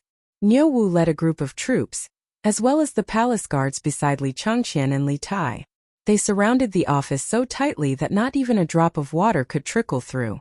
Shang Zimo and the district deputy were like subordinates. They stood in Li Wangyu's office, waiting for Li Wangyu's orders. Ming House, go ahead if you have something to do. You don't have to wait for me here. You two are my superiors. Haha, don't be like this. Li Wangyu laughed. Yes. This lowly official only wishes to see if there are any other requests from the Imperial Financial Affairs Bureau. Ming House, there is no need to be so courteous. We will be together for a long time. In the future, we will certainly trouble Ming House. Shang Zimo sighed in his heart. Thinking of how long Li Wangyu, this marquis, would remain as a county magistrate in this tiny Huayin County, he had the impulse to tie Li Wangyu up and send him directly to Chang'an and to marry Princess Chang'an. In reality, when news had first spread from Chang'an, and that Pai Lupi wanted to betroth Princess Chang'an to Li Wangyu, there had been many voices of opposition from all levels of society. The reason was simple. Since ancient times, China had emphasized that those with the same surname should not marry. Moreover, Li Wangyu and Princess Chang'an were of the same surname and lineage. Since the Zhou dynasty, those with the same surname should not marry. Even in the Tang dynasty, the laws of the Tang dynasty stipulated that those with the same surname should be married as disciples for 2 years. Those with the same surname and lineage should be punished for adultery. Thus, Pai Lupi wanting to have Li Wangyu marry his daughter was in reality a complete mess. For the sake of this marriage, Not only did Li Wangyu vehemently oppose it, Wei Zheng, that goat-nosed official, was about to spit all over Pai Lupi's face. However, Pai Lupi did not care at all. With a deadpan expression, he argued with Wei Zheng, resolutely refusing to back down. Using Pai Lupi's words, Li Wangyu had long been expelled from the Li clan of Huxian. As a result, he and Chang'an only had the same surname but different lineage. According to the laws of the Tang dynasty, after marriage, they would be imprisoned for 2 years. However, as Li Wangyu was the founding Marquis of Huxian, he could be punished with copper coins. Pai Lupi's argument angered Wei Zheng to the point that he was speechless. Indeed, as Pai Lupi had said, Li Wangyu had still not been returned to the Li clan by the imperial ancestral temple. Indeed, he and Chang'an only had the same surname but different lineage. If they were truly married, the punishment of being a disciple for 2 years would only be a few dozen caddies of copper coins. However, despite Pai Lupi's unyielding stance, the voices of opposition in the imperial court were still endless. If the imperial court was like this, then there was even more controversy among the common people. Even Shang Zimo, the county magistrate of Huayin, was originally opposed to Li Wangyu marrying Princess Chang'an. Naturally, his reason was that people with the same surname should not marry. As a result, Li Wangyu, the Marquis of Huxian, was resolutely opposed. In Shang Zimo's view, this was absolutely correct. However, Shang Zimo did not expect that because Li Wangyu had refused to agree to the sage's bestowment of marriage, he would be sent to his own county to be some bullshit county magistrate. An ancestor had suddenly appeared out of nowhere. Oh, that's not right. Looking at the crown prince and the prince of Yu behind Li Wangyu, those were 3 ancestors. 3 ancestors had suddenly appeared above Shang Zimo's head. No matter who it was, no one would be able to accept this. As a result, how could Shang Zimo care about such bullshit reasons as people with the same surname should not marry? He could only silently pray that the man before him would quickly return to Chang'an and marry Princess Chang'an. Shang Zimo's way of thinking was a classic example of how one's position determined one's head. Originally, whether Li Wangyu married Chang'an or not had nothing to do with him. Naturally, he could stand on the moral high ground and criticize as he pleased. However, when this matter affected him, Shang Zimo did not hesitate to change his stance and attitude. How could Li Wang, you know that the county magistrate by his side had so many inner thoughts? At this moment, Shang Zimo only felt a sense of novelty. He wished that some strange and unresolved cases would immediately appear, allowing him, the county magistrate, to display his abilities and solve the cases and arrest the suspects. After exchanging a few words with Shang Zimo and the deputy county magistrate, Li Wangyu planned to take a stroll around the county yamen and take a look at the barracks and torture chambers. However, a yamen runner submissively walked up to his office and bowed to Niu Wu and company. Langjuns, there is someone outside the county yamen who claims to be a good friend of the imperial chamberlain and wishes to meet with the imperial chamberlain. Langjuns, please inform them. The yamen runner ridiculed in his heart. His imperial chamberlain was truly awe-inspiring, bringing the crown prince and the prince of Yu to the county yamen. There were nearly 100 troops and imperial guards standing outside the office. The officials and bailiffs of the county yamen spoke in hushed voices today. They didn't even dare to breathe loudly for fear of disturbing the crown prince and his highness prince of Yu. Hearing the voices outside, Li Wangyu walked out and asked the yamen runner, "Someone claims to be a good friend of mine? Does he have a name card?" The yamen runner hurriedly replied, returning to the imperial chamberlain. The person who came did not present a name card. I asked him for his name but he did not reply.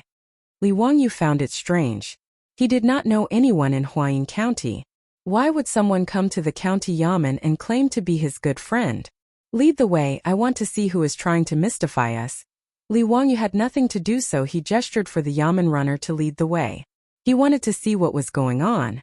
Li Changqian and Li Tai naturally wanted to see what was going on. Hence, a large group of people walked towards the county yamen gate. Chapter 8:13. Huayin County's yamen was similar to Chang'an's and Wanyan's, except that it occupied a smaller area. Li Wangyu led Li Changqian, Li Tai, a group of troops and palace guards to the yamen, but he didn't see anyone waiting for him.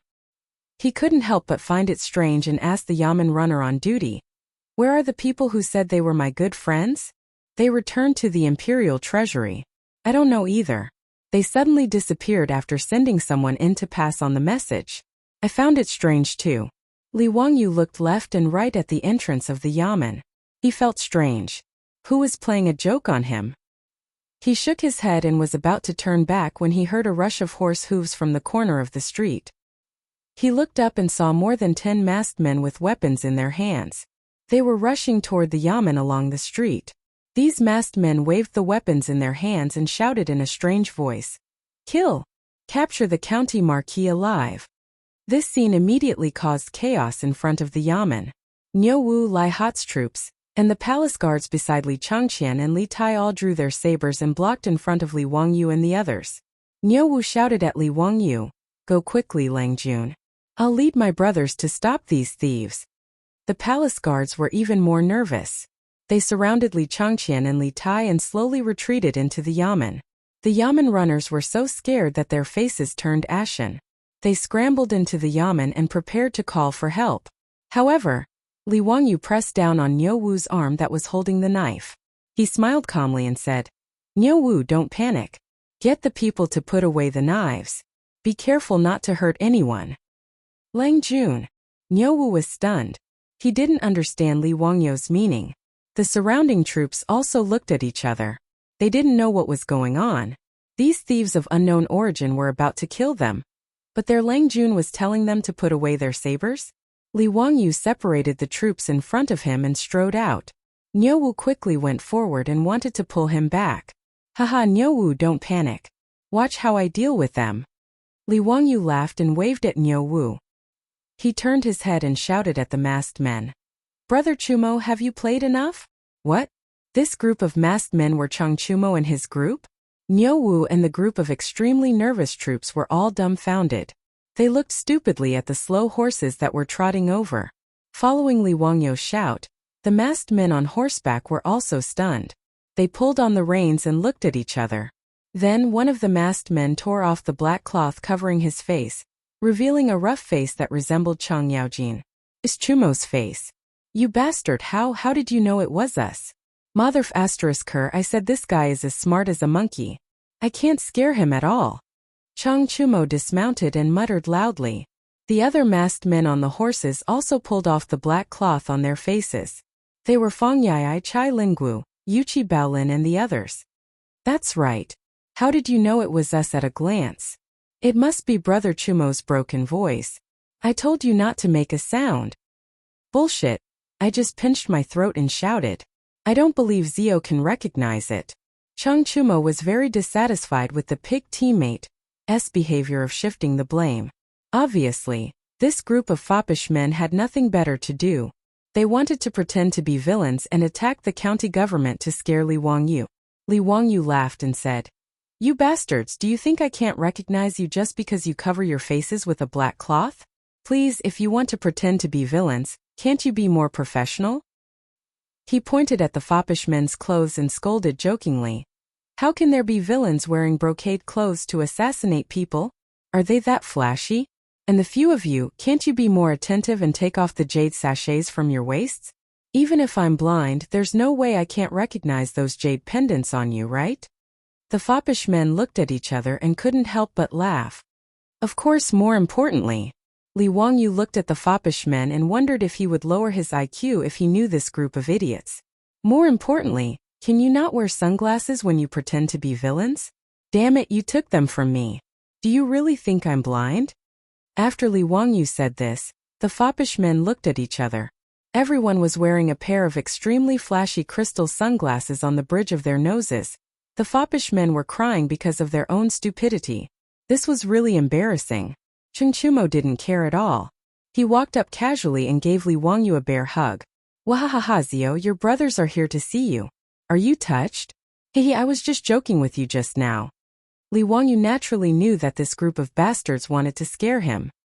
He rolled his eyes and suddenly shouted at the group of palace guards who had just put away their she-blades and his own troops, "Come, arrest all these villains."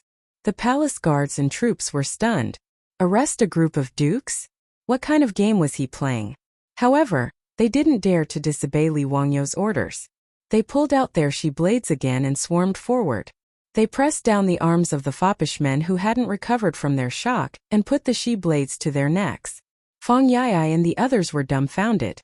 They didn't understand what Li Wangyu was playing at. Li Wangyu was neither fast nor slow. He pointed at Li Changqian and Li Tai behind him and said, "Cheng Chumo Feng Jun Chai Linggu. The Crown Prince and His Highness King, you are here. You dare to use your weapons without permission.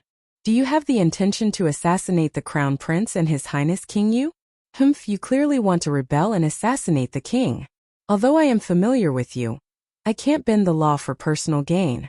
As he said this, he turned his head and winked at Li Changqian and Li Tai. These two clever little fellows immediately understood Li Wangyu's meaning.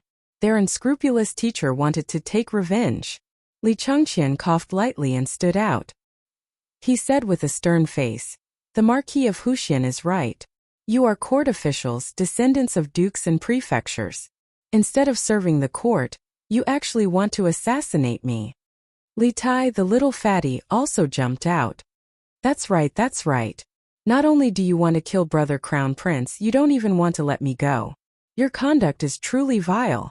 Brother Crown Prince, order people to quickly escort them back to Chang'an and hand them over to Father to deal with. The three of them echoed each other, causing Chang Chumo and the other foppish men to be dumbfounded. Although they just wanted to joke with Li Wangyu, how could they have expected that the Crown Prince and His Highness King you would also be here? If the Crown Prince and His Highness King you ordered people to arrest them and escort them back to Chang'an, and because of this matter, not to mention whether they would receive any punishment, they would definitely lose all face. Zio, we were just joking with you. Feng Yai really wanted to cry this time. Why was this scene completely different from what they had expected? Chapter 8:14. Cheng Chumo was also very anxious. He hurriedly begged Li Changqian and Li Tai for mercy. "Your Highness the Crown Prince, Your Highness the King of you, we were only joking with the Marquis of Huxian. Please don't listen to his nonsense. How could we attempt to assassinate Your Highness the Crown Prince and Your Highness the King of you?" The wastrels also began to explain to Li Wangyu that they didn't know the Crown Prince and the King of you were here. Otherwise, they wouldn't have joked with Li Wangyu like this. They saw Li Wangyu, Li Changqian, and Li Tai look at each other. Then they couldn't help but laugh. Only then did the wastrels realize that they had been King played by this guy. "Changqian, how do you think we should deal with these bad people?" Li Wangyu looked at Li Changqian. Li Changqian smiled. "Punishment, they must be punished. And punish them to stay by my side and be my guards for a while. What do you think, teacher?" "Excellent." Li Wangyu clapped his hands and applauded. He was very satisfied with Li Changqian's attitude. He turned his head to look at the wastrels. "Haha, brothers, this little brother was only joking with you. Are you surprised? Are you surprised?" Li Wangyu waved his hand at the imperial guards, indicating for them to release the wastrels. Chang Chumo and the others knew that they had been tricked by Li Wangyu, but there was nothing they could do. Who told the Crown Prince and the King of you to appear here? This was beyond the wastrels' expectations. They had come from Chang'an to Huayin County. They really didn't know that Li Changqian had also come. Otherwise, they wouldn't have dared to joke like this. Even if their fathers were all founding dukes and prefectural dukes, this kind of joke still couldn't be made casually. Today's matter wasn't big, but it wasn't small either. If someone with ulterior motives came to the imperial court to impeach them, it would be a big problem. Although they only wanted to joke with Li Wangyu, it was true.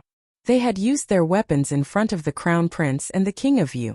If they were really accused of trying to assassinate the king, Pai Lupi wouldn't let them off easily. At the very least, they would be demoted and their salaries would be cut. Li Wangyu's joke just now was actually to help the silk pants out of their predicament. With Li Changqian's declaration, it could be said that this group of silk pants had been punished.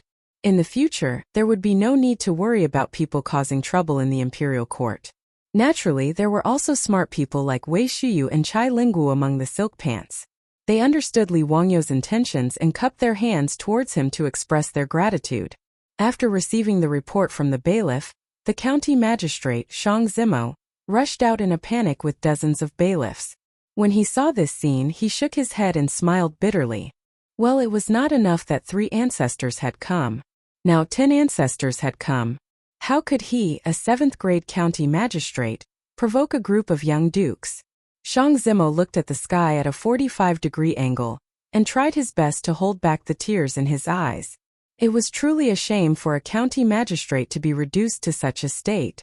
After another round of commotion, they finally returned to Li Wangyu's office in the county yamen and sat down. Luckily, this office originally belonged to the county magistrate Shang Zimo. It was spacious enough for more than 10 people to sit down. "Brothers, why did you come all the way from Chang'an to Huayin County?"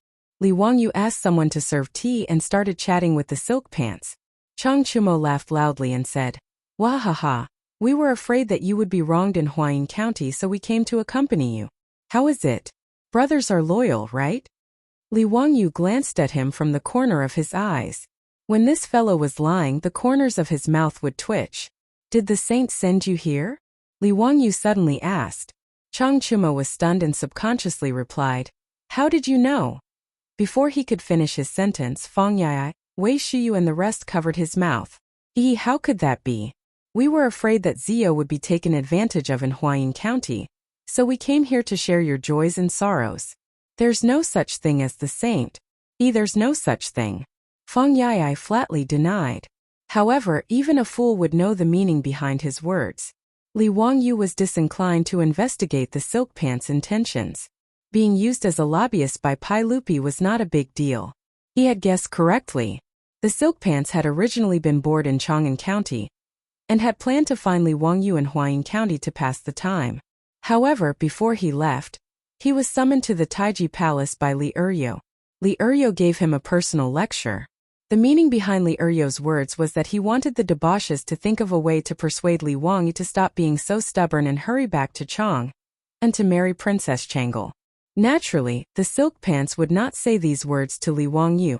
In reality, they were all in favor of Li Wangyu marrying a princess. After all, many of these silk pants had married princesses in the future. Naturally, they would not reject such a marriage. In reality, if Li Wangyu had transmigrated to the Tang dynasty by himself, marrying a princess would not have been a big deal. In any case, he did not have any ambitions to save the world. Marrying a lowly princess was not a big deal. At most, it would just be a game to raise her. However, his beautiful superior had transmigrated to the Tang dynasty with him.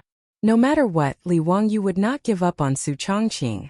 Although marrying his beautiful superior was only a formality, the Tang dynasty would not give him a marriage certificate. However, in his heart, Li Wangyu could not accept the fact that he could not even give his beautiful superior a proper status. The so-called 3 wives and 4 concubines did not exist. Since ancient times, China had a system of 1 wife and many concubines. Apart from the legendary Shun who married 2 wives, a Huang and Nuing, the other dynasties all had only 1 wife. Zhuangzi recorded that Lord Ling has 3 wives, and they all bathed together. The so-called 3 wives, the little wife, the secondary wife, the young wife, and the concubine's wife, were just the titles of concubines. If Pai Lupi's daughter, the Grand Princess Chang'an, were to marry Li Wangyu, it would naturally be impossible for her to be a concubine. Li Wangyu would never agree to having his beautiful superior be his concubine. If Pai Lupi insisted on forcing him to drink, Li Wangyu could only take his beautiful superior and flee far away from the central plains. He could go to the western regions or go out to sea, no longer caring about the matters of the Tang dynasty. From then on, he and Su Chongqing would fly side by side, living their own immortal lives. Of course, this was only a choice that could be made as a last resort. Present things had not reached that point. Li Wangyu cast a glance at the debauches, as well as Li Changqian and Li Tai, inevitably feeling a headache. This entire room was filled with King Pai Lupi's lobbyists. He straightforwardly stated his thoughts. Actually, this little brother naturally understands the purpose of everyone's visit. It's not impossible for me to agree to uncle's request to marry Chang'an. But what? Li Wangyu's words caused everyone in the room to perk up their ears. Li Changqian and Li Tai excitedly stood up. Teacher, if you have any requests, please do not hesitate to state them. Li Wangyu unhurriedly extended 2 fingers, waving them in front of everyone's eyes. A Huang and Nuing. With these words, apart from the 3 Chang brothers, the Yuqi twins, and Yo Zhengping, everyone else was dumbfounded. Chapter 8:15.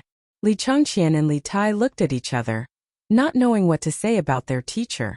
In reality, the two of them were ridiculing their teacher in their hearts. His skin was too thick. He actually wanted to learn from Shun and marry 2 wives. Teacher, were you not afraid that these words would reach father's ears? In a fit of rage, father would carry a 40-meter-long saber and hunt you down in Huayin County, chopping you into mincemeat? The debauches were even more silent. Each and every one of them looked at Li Wangyu with eyes full of worship. You really dared to think and speak too much. Seeing that no one was speaking, Chang Chumo and the others could not help but become anxious. Pushing Wei Shuyu, he asked, "What is the meaning of this? Why aren't you speaking?"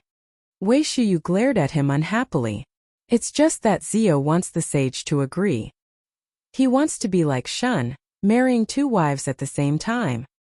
Marrying 2 wives is good. Chang Chumo had not yet reacted. Carelessly, he said, "The more wives one has, the more children one will have." Zio, after marrying Princess Chang'an, then... Chang Chumo suddenly stopped talking. He finally realized why everyone else was silent. He silently gave Li Wangyu a big thumbs up. "You are awesome. You actually want to marry another wife at the same time as marrying Princess Chang'an. You want the emperor to put his face where he is?" Only Li Wangyu dared to say these words. If it were anyone else, they would have been beaten to death long ago without the need for Pai Lupi to make a move. After Li Wangyu put forward these conditions, the entire room of lobbyists fell silent. Even Li Changqian and Li Tai were very smart. They did not intend to get involved in this matter, leaving it to the wise and mighty Pai Lupi to make the final decision. The debauches felt that they had completed the task given to them by Pai Lupi. They were disinclined to care too much, peacefully staying in Huayin County to eat, drink, and play. Li Wangyu's conditions finally reached Pai Lupi's ears in the Taiji Palace in Chang'an. After being stunned for a while, Pai Lupi flew into a rage and smashed many bottles and jars in the legislative hall. He was even about to order the cavalry department to capture that bastard Li Wangyu and throw him into prison. Fortunately, after Empress Zhongsun learned of this matter, she rushed over in time to appease the furious Pai Lupi. "Guanyin mate, look, what is this scoundrel saying? I want to betroth my most beloved Chang'an to him, but he dares to raise conditions for me. A Huang vying? I didn't." Pai Lupi suddenly realized that he had said something wrong and hurriedly stopped. He glanced guiltily at Empress Zhongsun beside him. Empress Zhongsun acted as if she didn't hear him. "Erlang, let's put this matter aside for the time being. Anyway, Chang'an is still young. Don't worry. Humph, in short, if that scoundrel is so stubborn, then he can stay in Huayin County for the rest of his life. I don't want to see him." In fact, Empress Zhongsun was also annoyed by Li Wangyu's greedy request. She naturally understood why Li Wangyu made such a request. Obviously, it was for Su Chongqing. Empress Zhongsun also admitted that Su Chongqing was very outstanding and a rare woman in the world. However, Empress Zhongsun was not willing to have the same status as her most beloved daughter. The two in-laws had the same idea about this matter. Not to mention how annoyed Pai Lupi was in Chang'an, and Li Wangyu was having a good time in Huayin County. Crown Prince Li Changqian, little fatty Li Tai, and a group of playboys all lived in his mansion in Huayin County. After Li Wangyu went to the county yamen and worked for a few days, he felt really bored. The law and order in Huayin County were really good. After a few days, there were only trivial matters. The strange and important cases that he was looking forward to did not appear at all. Even the trivial matters were all dealt with by the county magistrate Shang Zimo and the county deputy. They did not dare to bother him, the county marquis who founded the country. Li Wangyu was so bored that he did not even bother to go to the county office. Every day, he looked for entertainment with the playboys to pass the time. However, Huayin County was not as fun as Chang'an. In a few days, they had visited all the big and small places in the county. "Zio, this Huayin County is so small. It's really boring." Chang Chumo sat in the main hall of his mansion and complained as he called for the maidservants to bring iced wine. Li Wangyu also felt bored. He thought for a while and said, "Brothers, Huayin County is not far from Tong Pass and is even closer to Mount Hua. Why don't we go to Tong Pass or visit Mount Hua?" Huayin County was only 30 miles away from Tong Pass and was even closer to Mount Hua, only 7 to 8 miles away. Forget about Mount Hua. That mountain is too steep and it's too tiring to climb. Tong Pass is not bad. After the Yellow River is Fengling Pass. It's much more lively there than Huayin County. Let's go now. Staying in Huayin County every day is so depressing. When Cheng Chumo heard Li Wangyu's words, he immediately became excited and asked everyone to go now. Li Wangyu naturally did not object. After all, he did not lack money. He would not treat himself badly if he went on a trip. Moreover, he had never seen the Yellow River during the Tang Dynasty. Naturally, he was interested. He was interested in going to Tong Pass and Fengling Pass on the other side of the Yellow River. That Fenglingguan was the Fenglingdu that Mr. Jin Yong had written down. That was where Yonghua and Guoxiang met again. When they first met at Fengling Pass, they fell in love. If they had fun, Li Wangyu and the other wastrels could even sail east from the Yellow River. During the Tang Dynasty, not only could the Yellow River be sailed, but the Yellow River was also very important to the Tang Dynasty. An endless supply of food was transported through the Yellow River. The boats could also go upstream to Chang'an. The wastrels naturally did not object to this suggestion. They were already tired of staying in Huayin County. Li Wangyu and the others were about to leave when they were stopped by Li Changqian and Li Tai. "Teacher, we want to go too." Li Wangyu could not help but turn his head.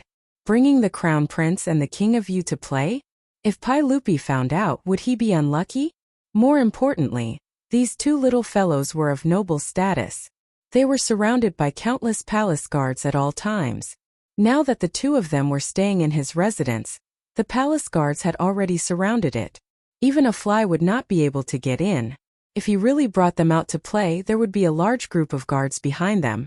What fun would that be? Thinking of this, Li Wangyu immediately shook his head like a rattle drum. No. You two stay in the residence and study.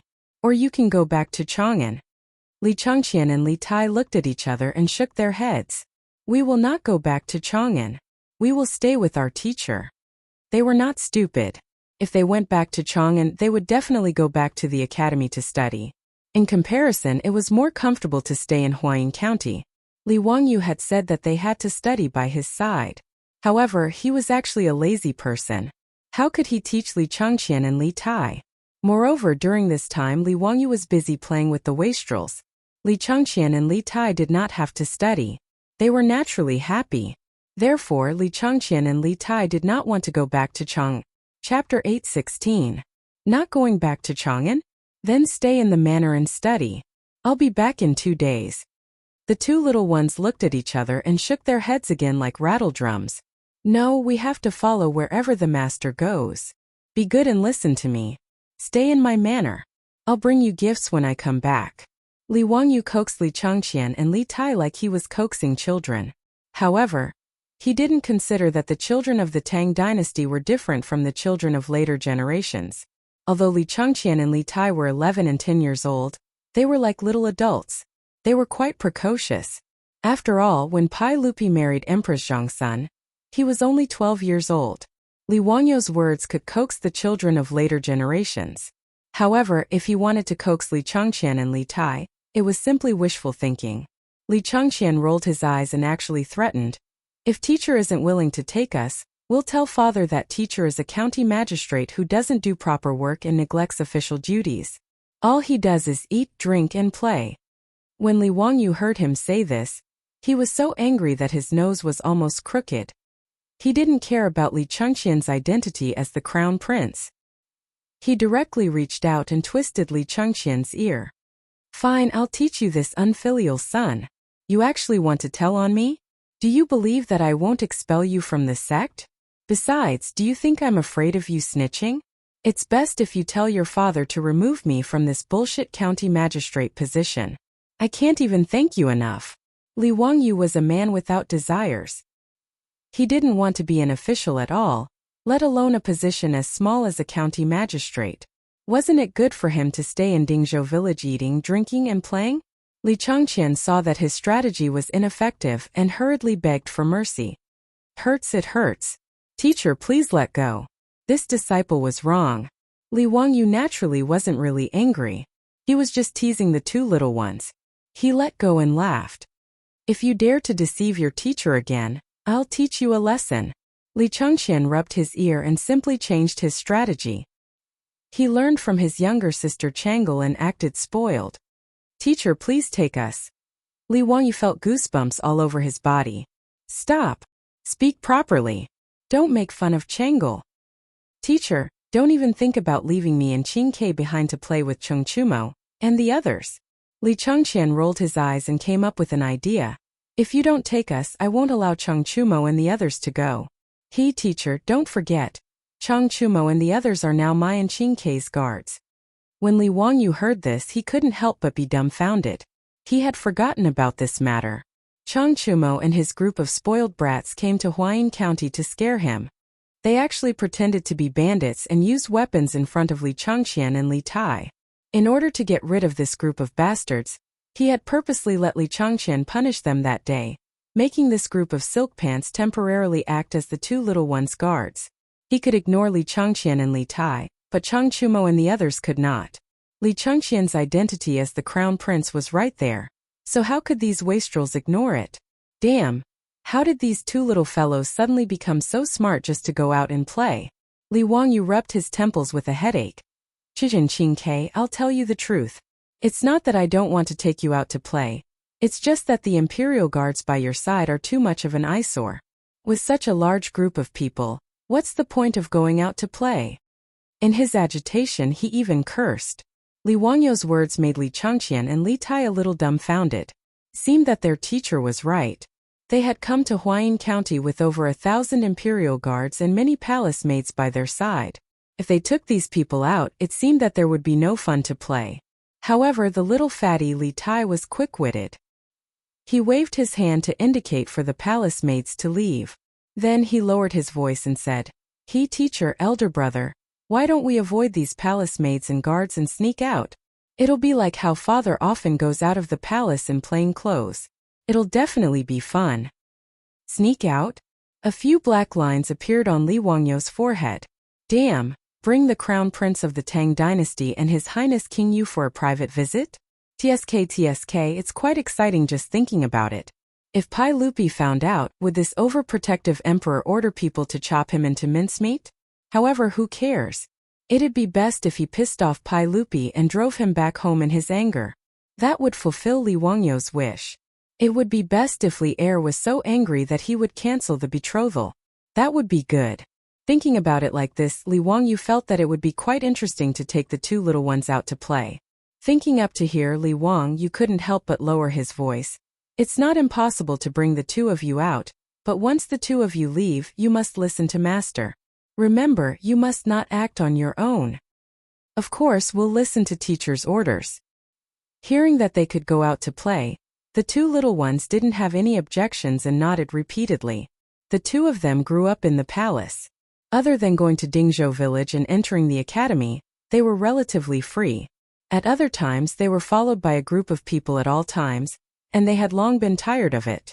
Li Wangyu nodded and called the foppish young masters in. He told them about the matter, but it scared the foppish young masters of the Tang dynasty who were used to being lawless. They all say that I'm bold, but I see that you're much bolder than me. Zio, have you thought about the consequences of sneaking out with His Highness Crown Prince and His Highness King Yu? If something happens, you'll lose your head. What can happen? Niu Wu and the others are guarding them. Besides, don't we have you guys? Li Wangyu was telling the truth. The troops in his residence were all old soldiers of the Jinwu Guards. The martial arts of the Chang brothers and the Yuqi twins were incomparable to ordinary soldiers. Even Niu Zhengping, who was crippled, couldn't be compared to 3 to 5 strong men. So even if they avoided the protection of the Imperial Guards, Li Wangyu didn't think that there would be any safety issues. Chang Chumo, Fang Yai, and the others still wanted to persuade Li Wangyu. But when they saw the murderous eyes of Li Changqian and Li Tai, they finally closed their mouths. Who cares? Even if the sky fell, there were tall people to hold it up. As long as nothing happened to His Highness Crown Prince and His Highness King Yu, it wouldn't be a big deal.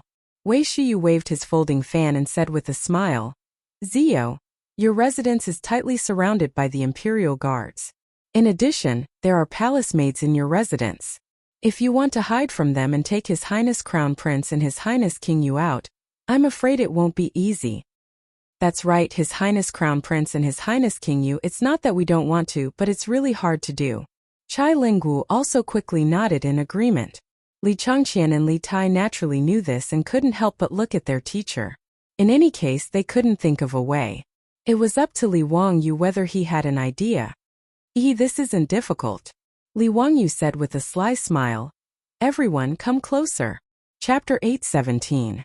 In the Marquis Mansion of Nihu County, under the shocked gazes of all the maids and servants, as well as the palace guards and maids who came with Li Changqian and Li Tai, Li Wangyu fiercely reprimanded Crown Prince Li Changqian and Prince Li Tai.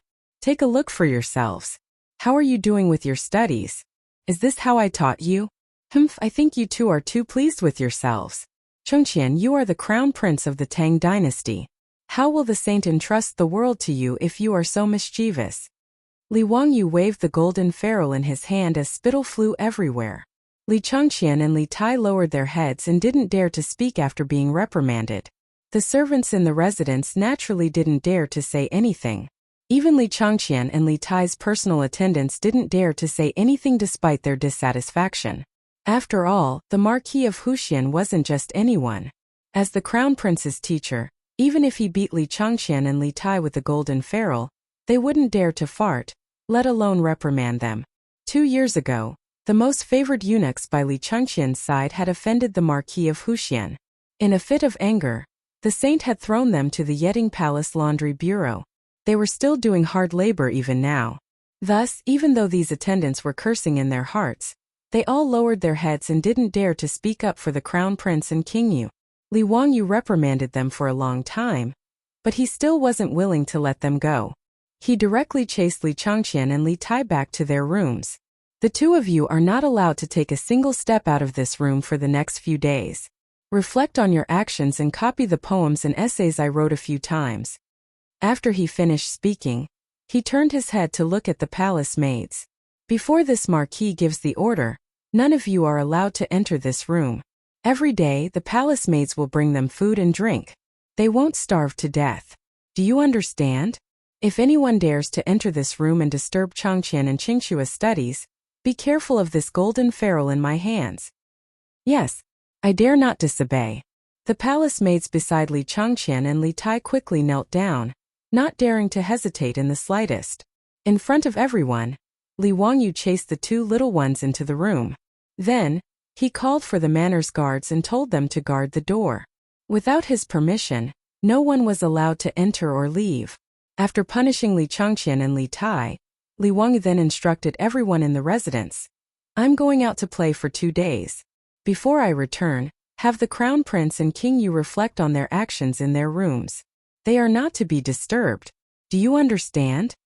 After arranging the matters in the mansion, Li Wangyu led Niu Wu and a dozen or so troops, as well as Chang Chumo and the other debauches out of the mansion on horseback, heading straight for Tong Pass. Li Wangyu and his group of more than 20 riders rode out of Huayin County and galloped along the official road.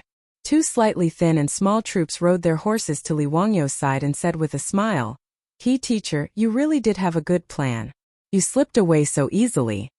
The one who spoke was the little fatty King Yu Li Tai, and the other person was the Crown Prince Li Changqian. The 2 little ones were wearing the uniforms of the Lai Hot troops. Their 2 little faces were made up like the bottom of a black pot, and a few strands of beard were also stuck on. Bystanders who saw them would naturally not think that they were 2 young men. Li Changqian was slightly worried. "Teacher, your excuse to lock me and Qingke up is a good idea. But I'm afraid that the palace maids will ask. If no one speaks in the room, won't it be very easy to be exposed?" Li Wangyu laughed and said, "You don't need to worry about this. Your teacher has a brilliant plan. There won't be any flaws." Li Changqian and Li Tai looked at each other, not understanding what their teacher was going to do. However, due to their trust in Li Wangyu, they were too lazy to think about this matter. The 2 little ones had finally gotten rid of the palace guards and palace maids with great difficulty. At this moment they were like birds that had been released from their cages, very happy.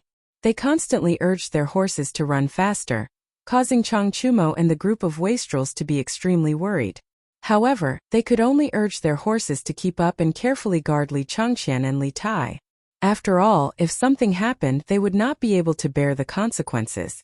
Li Wangyu also suddenly remembered that there was a rumor in the later generations that Li Changqian had accidentally fallen while riding a horse and broke one of his legs. This caused his temperament to change greatly. Thinking of this, Li Wangyu could not help but break out in a cold sweat. He hurriedly called out to the two little ones, who were galloping happily on their horses, to stop. He also had the palace guards slow down their horses. Only then did he feel slightly relieved. At this time in the Lai hut, after Li Wangyu and the others left, Li Changqian and Li Tai's personal attendants looked at each other and carefully moved to the front of the room. With Lai hut's troops guarding the door, they naturally did not dare to push the door open and could only call out softly from the other side of the door. "Your Highness the Crown Prince, Your Highness the King of Yu, the Marquis of Huxian has left." However, Li Changqian's voice came from inside the room. "Go away, don't bother me." "Yes, yes." The attendant did not dare to say anything else. Under the gaze of the Lai hut's troops, he could only obediently retreat to the side and carefully guard the two princes inside the room. Li Changqian and Li Tai were naturally not inside the room. Instead, it was the golden-haired beauty Aphrodite. She was happily staying in the room, holding a book in her hands and reading it with great interest. From time to time, she would pick up the snacks next to her and put them into her mouth. At this time, the attendant's voice came from outside the room. "Your Highness, you've already stayed in the room for quite some time. Why don't you come out for a walk? The Marquis of Huxian really is no longer in the residence." Aphrodite smiled slyly and picked up the phone next to her. Her slender fingers tapped twice, and Li Changqian's voice came from the phone. "Go away, don't bother me." "Yes, this servant understands." The attendant outside the room did not dare to say anything else and retreated again. Needless to say, this was Li Wangyu's idea. He had secretly used his phone to record Li Changqian's voice and then deliberately reprimanded Li Changqian and Li Tai, placing them in confinement. In reality, after the two children entered the room, they immediately left through the window at the back with Niu Wu and the others waiting for them. After the Lai hut maidservants helped the two children change their clothes, they openly mingled with Li Wangyu's troops and left the Marquis of Huxian's estate. Since Li Wangyu was out with a bunch of good-for-nothings, the imperial guards guarding outside the residence naturally did not dare to stop them from inspecting.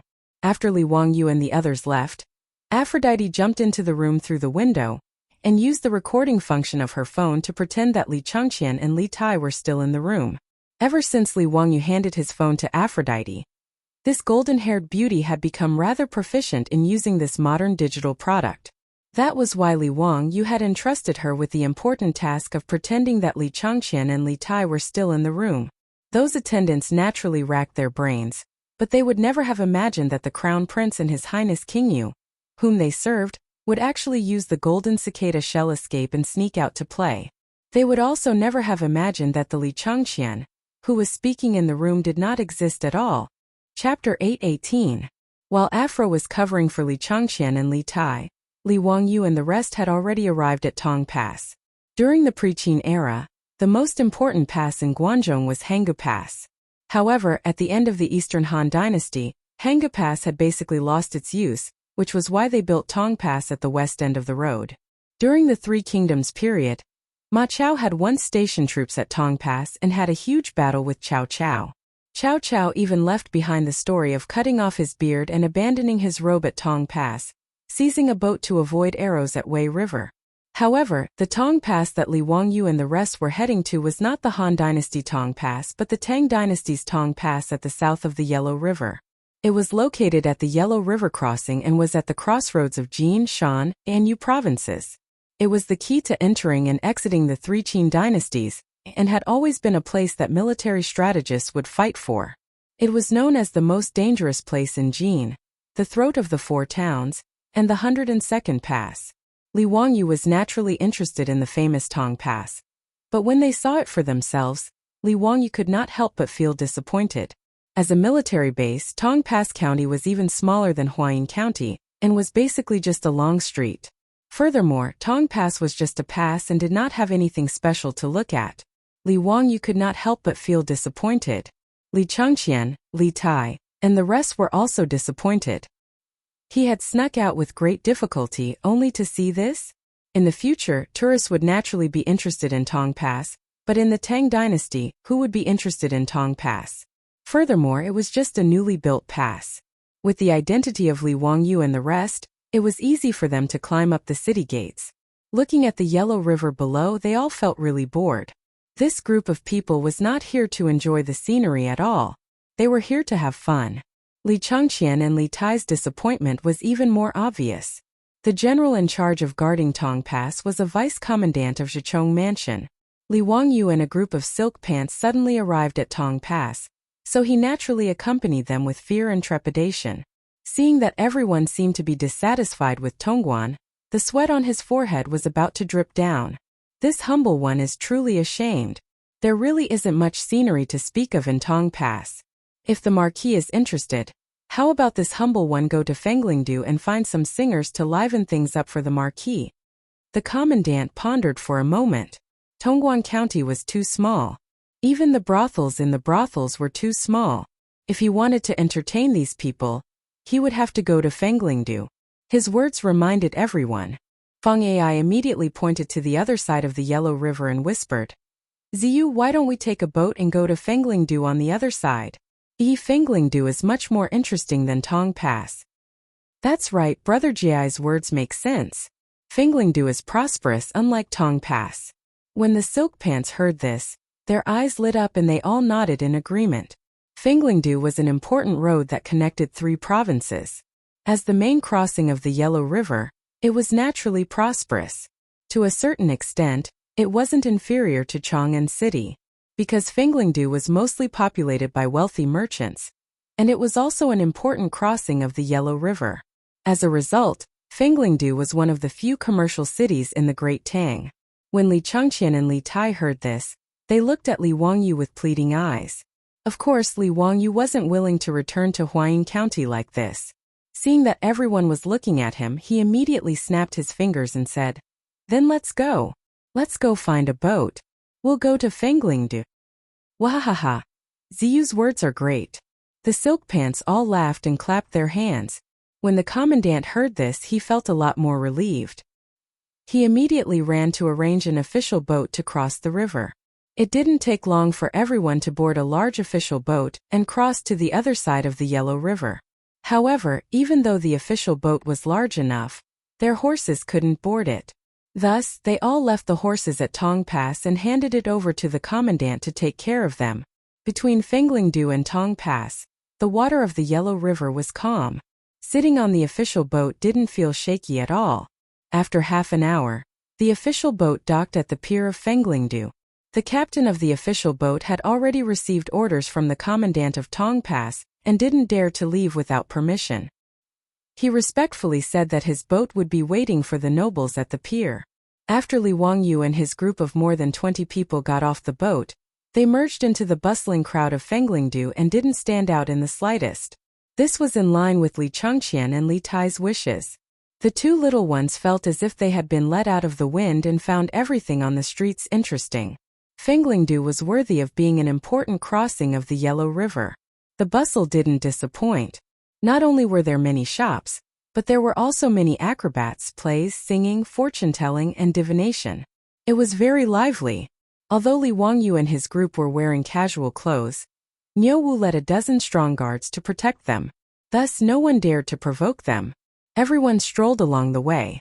When they saw good food and drink, they bought it. When the acrobats saw good performances, they threw out a lot of copper coins as tips. They were very happy. When they arrived in front of a building, Cheng Chumo laughed. Wahahaha, Zio. How come your Tang Dynasty Theater also opened a branch in Fenglingdu? Li Wangyu raised his head and looked. He was so angry that his nose almost crooked. The building had the words Fenglingdu Theater on it. The sign in front of the door also had the words, The Cowherd and the Weaver Girl written on it.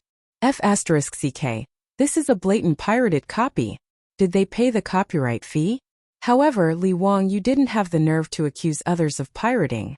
After all, these things that he made were pirated copies of later generations. The Tang Dynasty Theater was popular in Chang'an City. The method of the stage play and the content of the performance were naturally copied by others. This was not surprising. After strolling for half a day, everyone was a little tired. Li Wangyu simply waved his hand. Brothers, let's go in and have a look. If the performance is not good, then today we will smash his shop. Wahahaha, Zio's words are reasonable. If the performance is not good, then its reputation will be ruined. Chung Chumo laughed. Let's go, let's go. I want to see what the cowherd and the weaver girl of Fenglingdu looks like.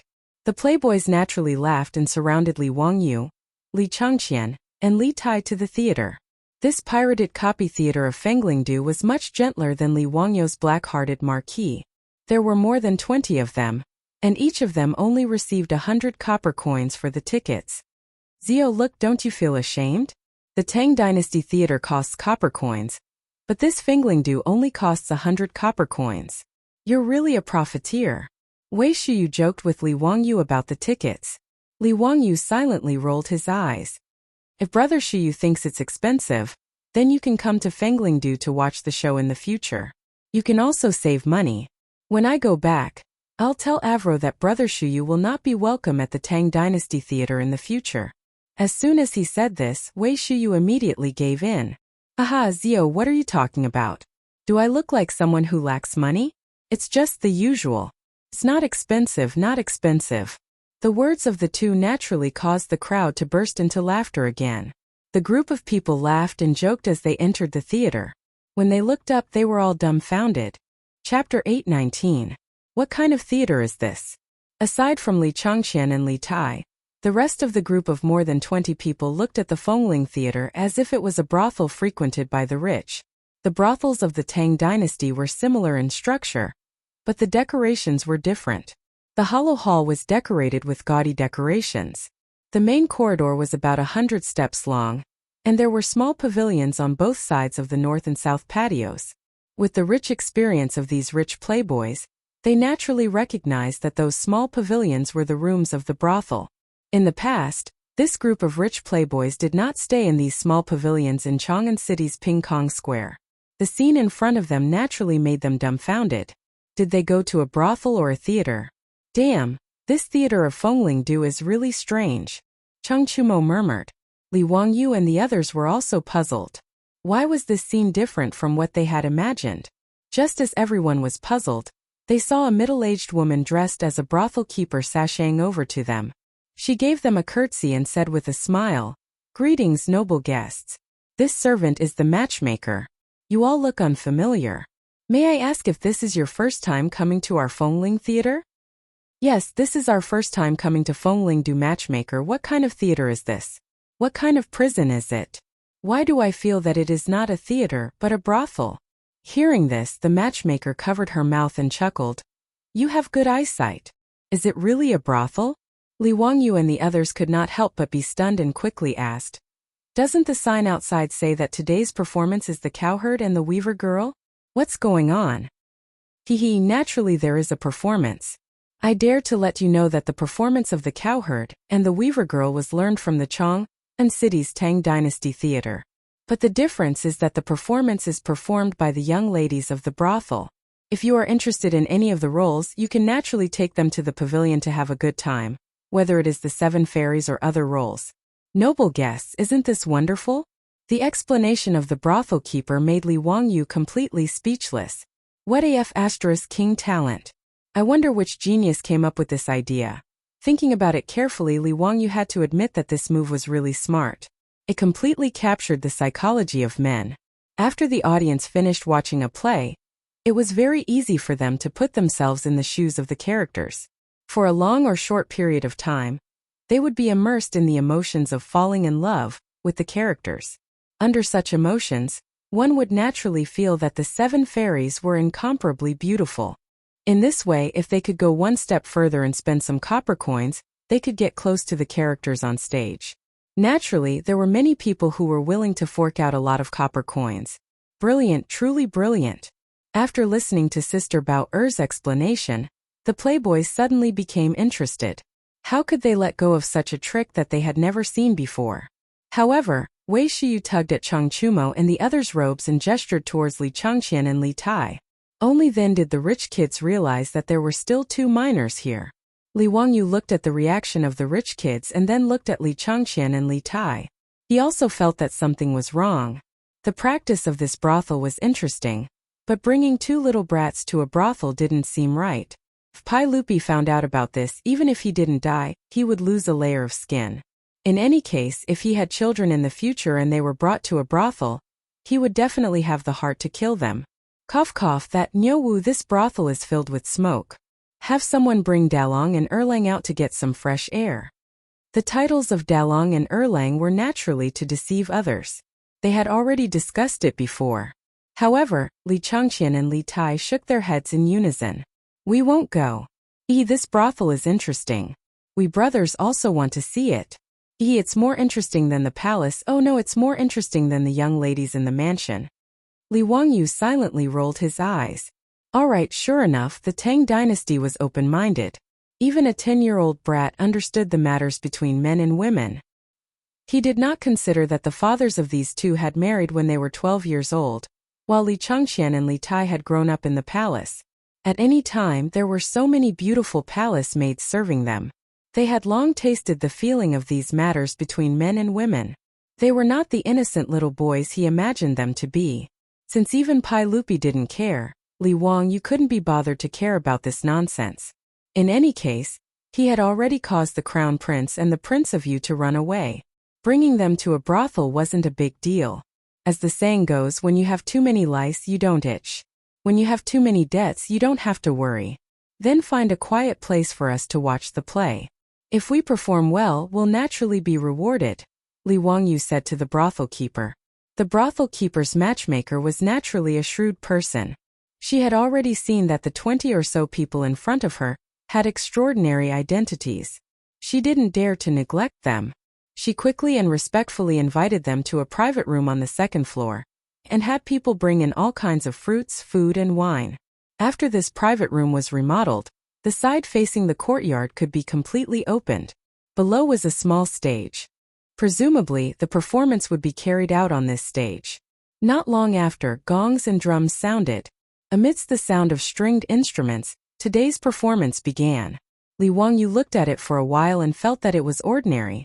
He couldn't say what kind of performance or acting skills it was, but there was one thing that was very different from the Tang dynasty's theater.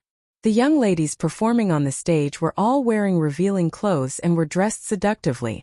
They had a different flavor. Even the playboys who had watched this play countless times were all beaming with joy and commenting on the young ladies on the stage.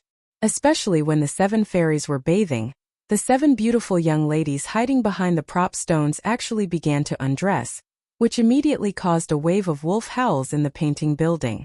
Obviously, there were many people in the surrounding corridors and private rooms who were watching the performance. At this moment, everyone was very excited. Even Chang Chumo and the other silk pants were craning their necks and shouting excitedly. Li Changqian and Li Tai, the 2 boys, also had a wretched smile on their faces. Their eyes were fixed on the stage below, staring at the performing prostitutes.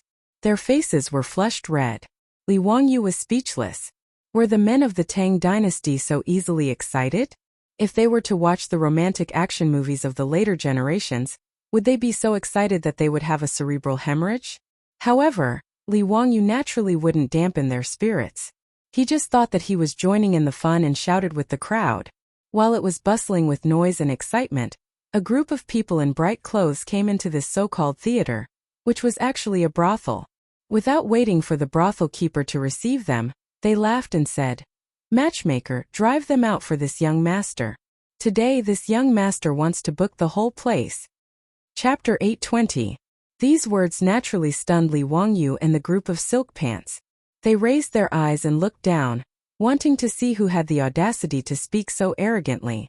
To be able to call himself a young master in the Tang dynasty, it was reasonable to say that he was not an ordinary person.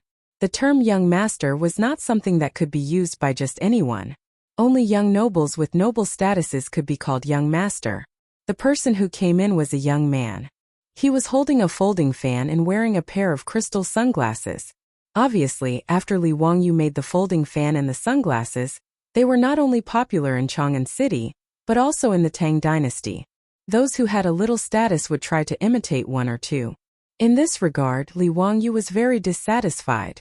This group of country bumpkins was blatantly plagiarizing. However, Li Wangyu didn't care about the business of making and selling folding fans and crystal sunglasses, so he didn't set up these two businesses in his mansion. The playboys stretched their necks and looked carefully for a long time, but they still couldn't recognize the identity of the young man. Who the hell is that bastard? How dare he call himself a young master in front of us? What a big tone! Cheng Chumo scolded. Feng Ai smiled and said, I'm afraid he's a rich man in Fenglingdu. In Ziyu's words, he's a toad yawning. What a big tone!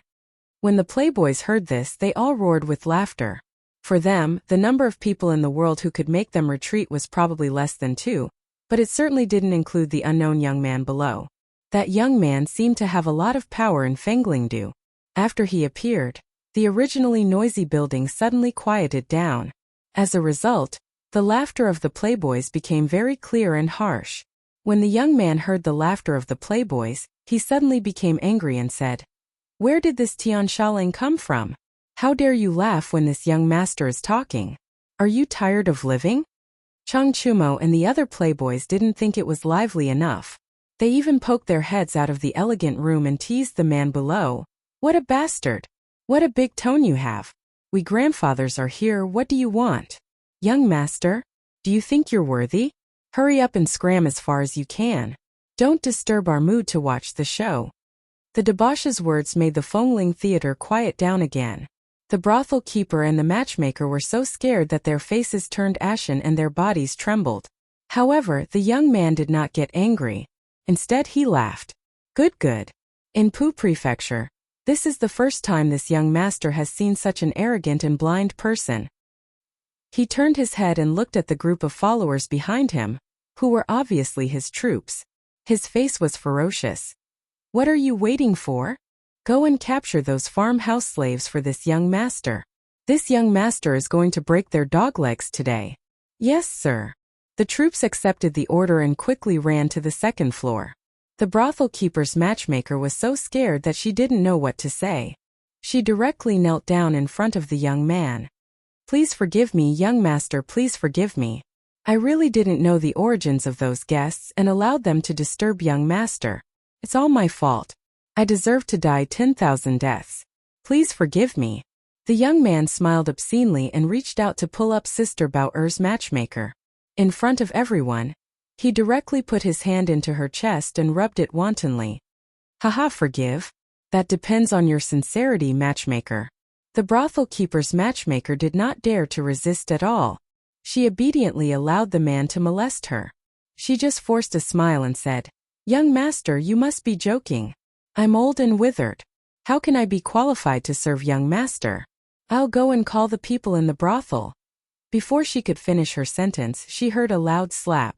The man had slapped her across the face. You bitch, listen to what I say. If you dare to talk more, I'll order people to put you in a sack and throw you into the Yellow River. Sister Bao-er's face was immediately swollen after being slapped. However, she did not dare to argue and immediately crawled to the young man's feet. This scene naturally fell into the eyes of Li Wangyu and the group of playboys, as well as Li Chengqian and Li Tai. They could not help but look at each other. They did not expect this person to be so tyrannical. They had also stayed in Chang'an for a long time. How could they know that these people in other prefectures were so unscrupulous and unscrupulous? Chang'an City was, after all, the foot of the Son of Heaven. Even a 1,000-year-old family like the Zheng family of Xingyang, the first son of the first wife Zhang Kongbua, had to take some things into consideration and did not dare to go too far. However, the young man below did not have any scruples in his actions. This caused everyone to frown. Teacher, where did this person come from? He's actually so insolent. He's infuriating me. Li Chengqian's small face was full of anger. Li Wangyu shrugged his shoulders. How could he know the origin of that person? But thinking about it, he should be from the Hudong circuit where Fenglingdu belonged, or perhaps the son of some official in Pu Prefecture. As they spoke, there was a clamor outside the room. It was mixed with the sound of punches and feet and the sound of miserable howls. Obviously, it was the young man's troops downstairs. After rushing upstairs, they had a conflict with Niu Wu and the others. Li Wangyu and the playboys were not worried about Niu Wu and the others at all. After all, The troops in Li Wangyu's residence were all old ruffians who had retired from the Golden Guard. How could ordinary people be a match for them? As for Niu Wu, he came from the border army of the Sui dynasty, and was a soldier king of the elite trampling White Army. Back in the valley of the Jade Star Palace, although he had used the auspicious robes, he and his brother Niu Yong had been able to silently kill 10 of Ho Junji's troops while coming out unscathed. From this, one could see just how capable they were. Even military bigwigs like Chang Yaojin and Yuchi Jingda were full of praise for the Niu brothers' skills. Thus, when the young man downstairs had ordered his troops upstairs, not only had they not panicked, they had all been waiting to see a good show. A few moments later, there was silence outside the room. Only then did Li Wangyu open the door. In the corridor of the second floor, people were lying on the ground, groaning and wailing. Quite a few of their limbs were grotesquely twisted. It was clear that their bones had been broken. Although Niu Wu and the rest did not use weapons, they still dealt a heavy blow just now, beating up this group of guys not lightly. After all, these people had been beaten for nothing. And the Crown Prince and King Yu were also in the room. Niu Wu and the others didn't dare to hold back.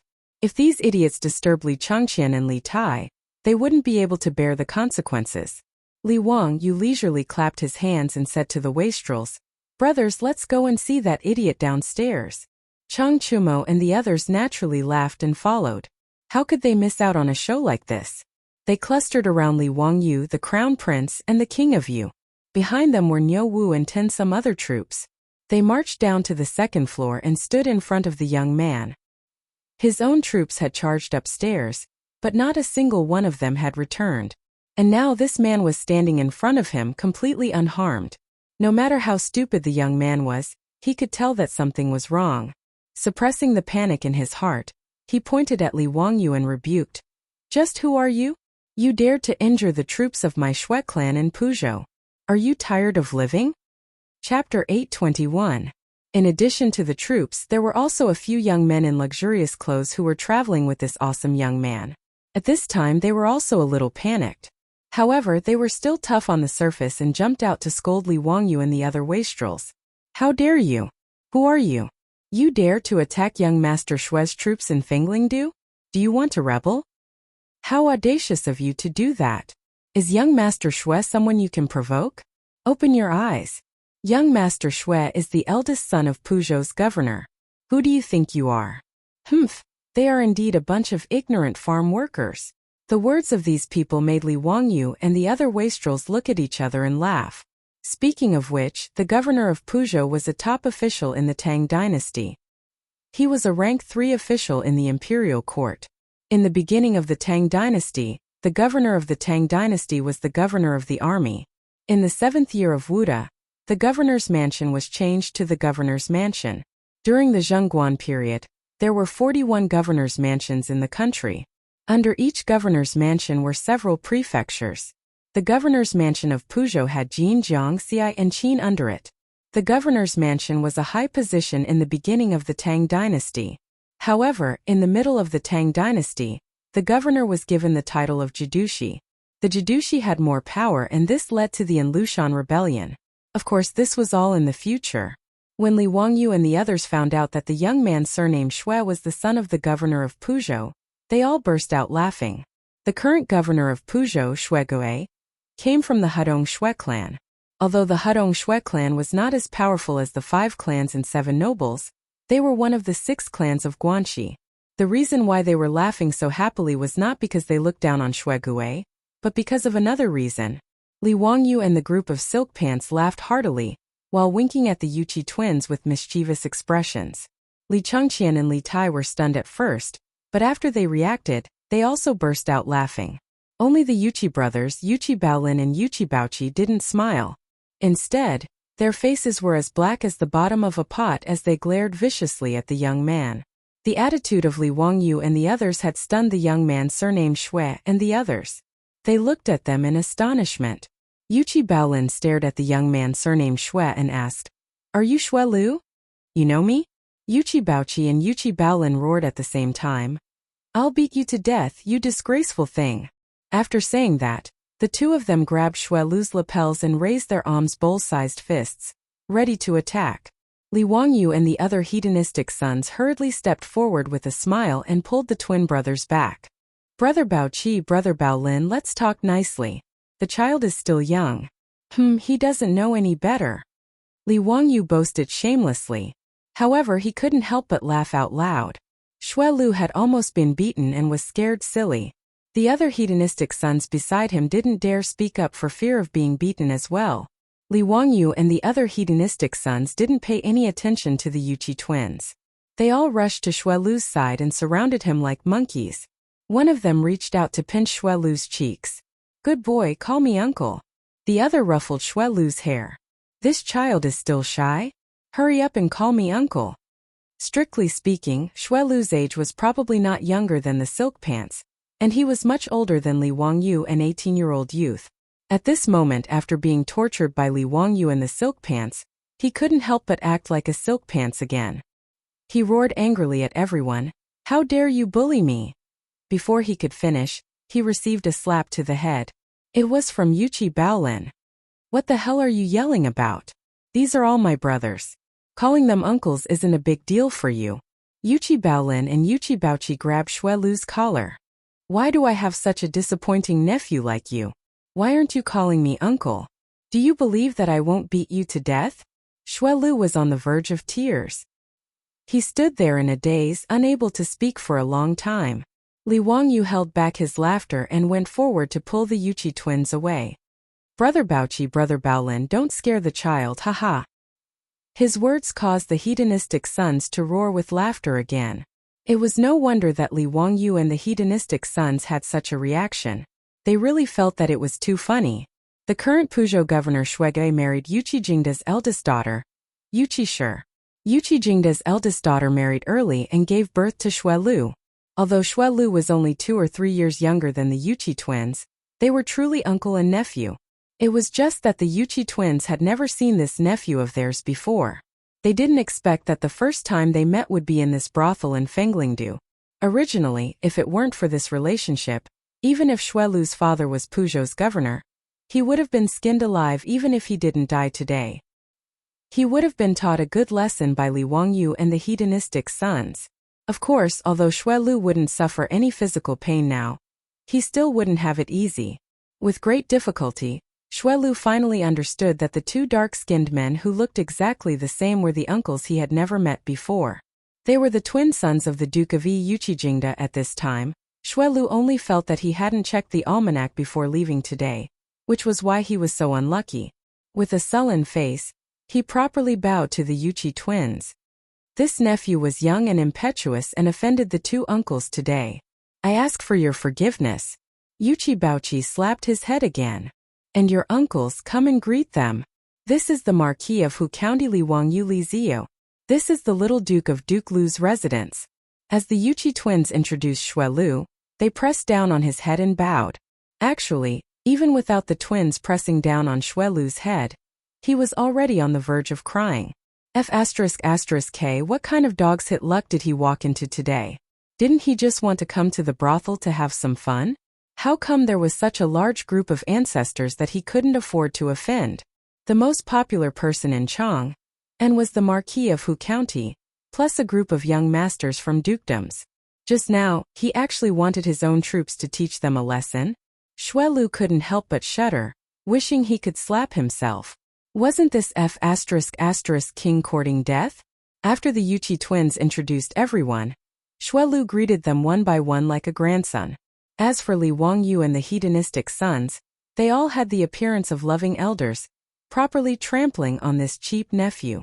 Only the crown prince Li Chang'an and Prince of Yu Li Tai were introduced. The Yuqi twins didn't dare to introduce their identities, only vaguely saying that they were nobles. Then they forcefully pressed down on Xue Lu's head and made him bow to the two of them. Xue Lu wasn't stupid. Thinking about Li Wangyu's identity as the crown prince's imperial tutor, and then looking at the two youths in front of him, he suddenly realized something. He was so scared that his body began to tremble. Heavens, what did he just do? Let his own troops teach His Highness the Crown Prince a lesson? Xue Lu's eyes didn't even know how to turn. His throat made gurgling sounds like a chicken being slaughtered, and his clothes looked like he would suffocate at any moment. Chapter 822. Fortunately, no matter if it was Li Chang'an or Li Tai, they did not care about Xue Lu. These two brats were still waiting to see the seven fairies bathing play. The Yuchi twins felt that because of their disappointing nephew, they had lost face in front of everyone. They were very rude to Xue Lu and used their fists to let this guy know what was called uncle's love. And it was double the love. As for the supporting actors beside Xue Lu, they were chased away by the playboys. This group of supporting actors were actually the children of Peugeot's officials. They were also playboys. However, there was a difference between a playboy and a playboy. In front of Chang Chumo and the others, this group of people did not even have the qualifications to call themselves playboys and boast shamelessly that, "My father is Li Gang." After sending away the supporting actors, Li Wangyu and the others did not continue to stay in the building to watch the play. After all, although this building was called a theater, it was actually a brothel. If it was only them, then it would be fine, but now there was the Crown Prince Li Chang'an and King Yu Li Tai. Now that their identities had been exposed, if they continued to stay in this building and this matter was spread out, it would not be good. On the other hand, Li Chang'an and Li Tai had a regretful expression.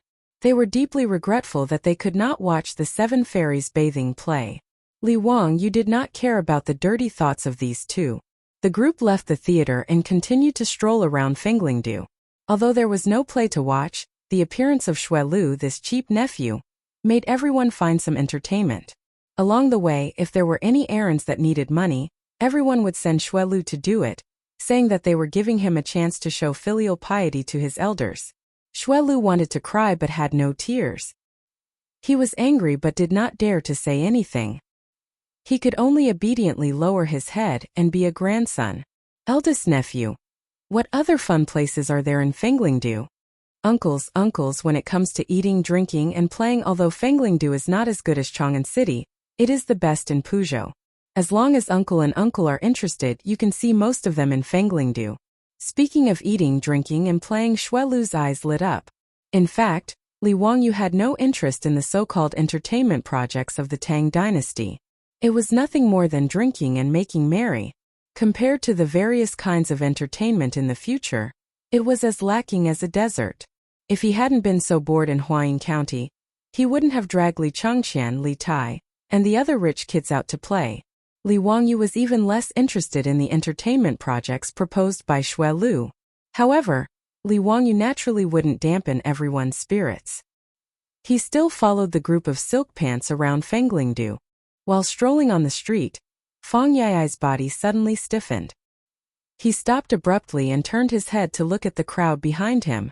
His actions naturally attracted the attention of Li Wangyu and the other silk pants.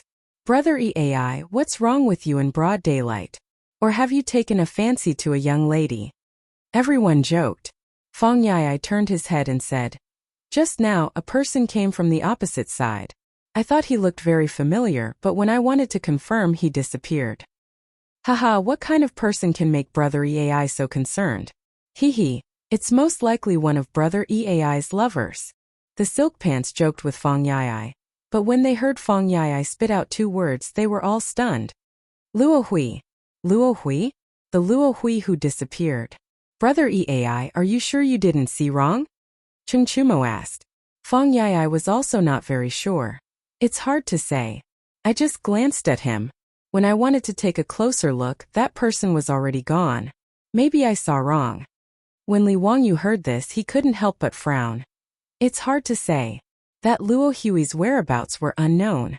It's not impossible for him to hide his identity and come to Fenglingdu. Don't forget that his net worth isn't small. He might be a crafty rabbit with 3 burrows and set up a business in Fenglingdu. When I bought Luo Hui's house and rebuilt it into the Tang Dynasty Theater, I asked Chui Ming House out of curiosity. It said that when they searched Luo Hui's house, they didn't find much money. Chang Chumo and the others looked at each other. "Damn it, I always thought that this guy was killed by Duke Lu.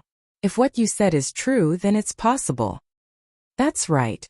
That Luo Hui controlled the excrement business in Chang'an, so his income must be not small. Where did his money go?" This Fenglingdu is the intersection of 3 provinces, and it also has the Yellow River irrigation system. If this bastard hides here, not only will he be free and unfettered, but if there is any trouble, He can also take a boat and go down the river at any time, disappearing without a trace. Tsk, this guy really has a good plan. Li Wangyu thought for a moment and said, Brothers, if Brother Yai is not wrong, we have to think of a way to dig that Luo Hui out. The group of playboys nodded. That's right, that's the reason. Li Wangyu looked at Feng Yai. Brother Yai, did Luo Hui notice us just now? Feng Yai thought for a moment and said, I don't think so. I'm not sure. I just met him face to face, but he didn't seem to show anything strange on his face. Li Wangyu stretched out his hand and snapped his fingers. Brothers, stop playing around. Today we will think of a way to capture that Luo Hui. I still have some resentment in my heart. Haha, of course. When I catch that birdman, I'll definitely crush his balls. Cheng Chumo laughed loudly. Li Wangyu looked at him with disdain. Brother Chumo, you have this kind of interest in men? Tsk, I really can't see it. I should stay away from you in the future. The playboys were stunned for a moment, and immediately understood the meaning of Li Wangyu's words. They all laughed. Cheng Chumo pondered for a long time before he figured out the subtext of Li Wangyu's words. He was so angry that he shouted and chased after them. After a while of laughter, they finally began to discuss how to catch Luo Hui. Li Wangyu and the other playboys looked at each other and turned their eyes to their cheap nephew Xuelu. If they wanted to dig out a person from Fenglingdu, it had to be this kind of local snake. In fact, Fenglingdu wasn't the capital of Pu Prefecture. But Xuelu couldn't bear the loneliness, so he didn't stay in Pu Prefecture. Instead, he followed a group of scoundrels and mingled in Fenglingdu, a bustling place. Therefore, it was not wrong to say that Xuelu was the local snake of Fenglingdu. Although Xuelu didn't know who Luo Hui was, he knew that this was his chance to show off. He immediately patted his chest. Uncles, leave this matter to me. As long as that person is in Fenglingdu, even if I have to dig 3 feet into the ground, I can find him. Chapter 823. The reason why Li Wangyu wanted to dig out Luo Hui when he heard that he had appeared was naturally not because Luo Hui had offended him back then. Although he was a cynical man, he wasn't someone who would hold a grudge. Luo Hui was just a minor character. Li Wangyu had originally thought the same as the other wastrels, that Ho Junji had silenced him long ago and had forgotten about him. But now that Feng Yai had seen Luo Hui, Li Wangyu couldn't stop his imagination from roaming. Just what was the relationship between Luo Hui and Ho Junji? Li Wangyu also thought back to Ho Junji's rebellion in the 17th year of Chang'an, and he felt that this matter was extremely strange. Although Ho Junji had colluded with Crown Prince Li Changqian to rebel, in truth, Li Changqian hadn't had the courage to rebel against his father, mostly because of Ho Junji's bewitchment. Moreover, Li Jing had long ago asserted that Ho Junji had a rebellious bone in his bones. This meant that Li Jing had already noticed some clues from Ho Junji's actions. And when Li Wangyu thought back to the military system of the Tang dynasty, he felt that Ho Junji's rebellion was even more strange. The Tang dynasty had implemented a system of constabulary soldiers. Other than the imperial army and the crown prince's 6 commanders, the other constabulary soldiers were not under the command of any general. Only in wartime could Ho Junji and the other generals be allowed to lead the constabulary soldiers gathered from their various constabularies. The constabulary soldiers were under the command of the imperial court. Whenever an army was dispatched with more than 10 men, other than in an emergency, the emperor's imperial edict and copperfish talisman were required to be issued by the Shangshu Shang and the Menxia Shang. One could say that the constabulary soldiers of the Tang dynasty were normally trained by the imperial court and the emperor, but in wartime the imperial court and the emperor would appoint generals to lead them. Thus, the authority to train soldiers was separated from the authority to command soldiers, preventing generals from being too arrogant. In this situation, Ho Junji had still been able to plot a rebellion. This meant that this rebellion wasn't something that he had come up with on the spur of the moment. Thus, if Ho Junji wanted to rebel, the first thing he needed to do was to have sufficient funds. Combined with Luo Hui's existence, Li Wangyu felt that this matter was rather interesting. Perhaps Luo Hui was the person responsible for helping Ho Junji raise funds. Rebellion wasn't something that could be carried out on a whim. If you don't have enough money to bribe the generals, who will work for you? Without funds to collect intelligence, how could they march and fight? Without funds to prepare logistics, where would the army's rations come from? So, in the end, it was still a matter of money. Moreover, the amount of money and grain required was no small sum, not something that Ho Junji could scrounge up through his own greed. Li Wangyu even began to think that Luo Hui might be someone who was gathering intelligence for Ho Junji. Luo Hui was originally in charge of the excrement removal business in Chang'an City and did not attract any attention. However, those excrement removers could freely enter and leave the mansions of officials and nobles. Who would care about these lowly excrement pickers? These dung pickers were used to collect information from various places, and they seemed to be good intelligence personnel. Li Wangyu almost broke out in cold sweat at this thought. If it was really as he had guessed, Ho Junji had truly hidden himself well. If he hadn't known that this fellow was planning a rebellion, he really wouldn't have been able to find any clues. Even Pai Lupi had been fooled by him. Li Wangyu was even more determined to dig out Luo Hui. Patting Xue Lu on the shoulder, he said, "Big nephew, you must pay attention to this matter. This person is extremely important, so don't be careless. If you can capture this person, this marquis will ask for a reward for you." After saying this, he shot a glance at Li Changqian. Li Changqian naturally understood what he meant and hastily coughed. "That's right. I will ask for a reward for you." Although no one had introduced Crown Prince Li Changqian or King of Yu Li Tai, Li Wangyu knew that Xue Lu should be able to guess. The Crown Prince's words were naturally even more effective, and Xue Lu immediately became excited. "Yes, I'll immediately go and find someone. Among the people who were with me before, one of them is the son of County Magistrate Feng Lingdu. I'll immediately go find him and mobilize the bailiffs of Feng Lingdu to search for that thief." Xue Lu asked Li Wangyu and the rest to wait for a moment, while he ran off to find someone to arrange this matter. Li Wangyu and the rest found a restaurant and asked for a quiet room. After ordering some food and wine, they waited for Xue Lu to bring them over. However, in this era, it wasn't easy to find a single person in a sea of people, especially in a place like Fenglingdu where crooks mixed in with the honest folk. Furthermore, when Li Wangyu thought about it, Luo Hui didn't seem to have any obvious physical characteristics, so it would be difficult to dig him out from Fenglingdu. After pondering for a moment, Li Wangyu asked for paper and charcoal from the restaurant's doctor. Then, he began to sketch Luo Hui according to his memory. Since ancient times, the wanted portraits in China were too horrible to look at. Even if the person stood in front of the portrait, they might not be able to recognize him. According to the records of the Grand Historian, after the Qin dynasty destroyed the 6 states, Qin Shi Huang issued a warrant for Zhang Er and Chan Yu. In the end, the warrant for Zhang Er and Chan Yu was posted all over the Qin dynasty, but it was useless. Zhang Er and Chan Yu concealed their identities and weren't caught by Qin Shi Huang. Until the end of the Qin dynasty, the two of them were still alive and kicking. They even ruled over a region. So Li Wangyu didn't expect that the wanted portraits would be able to help the bailiffs of Fenglingdu to catch Luo Hui. In fact, since ancient times, most criminals were caught through the Baojia system.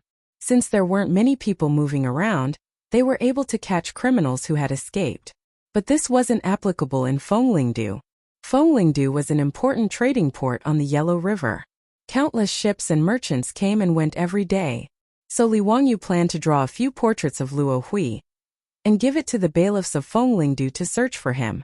Li Wangyu didn't have a deep impression of Luo Hui's appearance. But fortunately, all the silk pants had seen this person before. So they all gathered around Li Wangyu and gave him suggestions. Finally, Li Wangyu was able to draw a portrait of Luo Hui. "That's right, this is the Birdman." Chang Chumo nodded his head as he looked at Li Wangyu's portrait. The silk pants also agreed that there was no mistake with the portrait. Just as they were talking, Niu Wu let a few people into the room. The one leading the group was Xue Lu. Behind him was a supporting actor and 2 other bailiffs. The supporting actor and the 2 bailiffs entered the room. They didn't dare to breathe out loud as they respectfully greeted everyone. Uncles, this is the son of the Ming House of Fenglingdu. Those 2 are the bailiffs' leaders. If you want to find someone, just tell them. As long as that person is in Fenglingdu, they will definitely be able to find him." Yes. Even if we have to dig 3 feet into the ground, we will definitely find the person you are looking for." Li Wangyu stretched out his hand and handed the portrait over. "I'm looking for this person. Look carefully." Chapter 824. Fenglingdu, the county magistrate's son, and the head of the fast and strong class of the county government respectfully took the sketch from Li Wangyu's hand, but they couldn't help but be shocked. When had they ever seen such a lifelike portrait of a person? Chang Chumo and the other rich kids, as well as Li Changqian and Li Tai, were all envious. Bastard, I haven't asked Zio to draw a portrait for me yet. This bastard is really lucky. Chang Chumo looked at Luo Hui's portrait with envy. The other rich kids, including Li Changqian, all nodded in agreement. Ever since Li Wangyu had presented Yu Shernan's portrait as a congratulatory gift at Yu Shernan's birthday banquet, this portrait had become the most coveted item in Chang'an City by the nobles and aristocrats. However, Li Wangyu was so lazy that he didn't have the patience to draw portraits for people every day. Adding on his identity, there were very few people who dared to ask him for a portrait.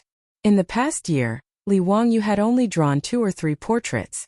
On the other hand, Yen Liban was annoyed by the people who came to ask for a portrait, so he hid in the valley where Tsuo Palace was located. Chang Chumo's face was full of resentment. Zio, when will you draw a portrait for me? Li Wangyu was too lazy to pay attention to him and looked at the 2 team leaders. This person is called Luo Hui, and he is a criminal wanted by the 2 counties in Chang'an City. He should be in Fenglingdu right now. Whether or not you can dig him out will depend on you. Yes, Marquis, don't worry. Leave this matter to us. As long as this person is in Fenglingdu, we will definitely catch him. The 2 team leaders puffed out their chests and answered excitedly. They were not stupid and knew that the people in the room were all nobles that they couldn't afford to offend. Especially this Marquis of Huxian. Even in Fenglingdu they knew him well. To be able to work for Marquis of Huxian was their fortune. But in the next moment the 2 of them looked at each other and carefully said, "But I dare ask the Marquis to know that there are more than 10,000 families in Fenglingdu. Every day there are tens of thousands of merchants, porters, laborers and the like. But in the Fenglingdu County Yamen, there are less than 100 people in the fast and able-bodied classes. I'm worried that there won't be enough people, and that it will delay the Marquis's plans." Li Wangyu himself was the county lieutenant of Huayin County. Although he wasn't in charge of the county affairs, he had a general understanding of the situation in the county government and knew that this was indeed the case.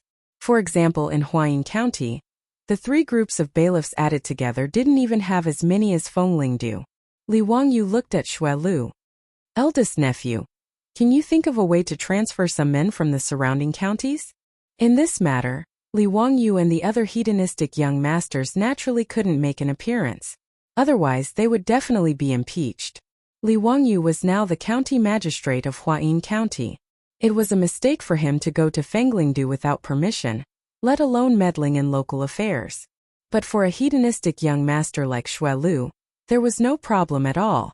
As the son of the Puzhou governor, if he asked the other counties to help him, no one would be able to find fault with him. Xue Lu immediately nodded his head without hesitation. He immediately had the innkeeper bring over a brush and paper.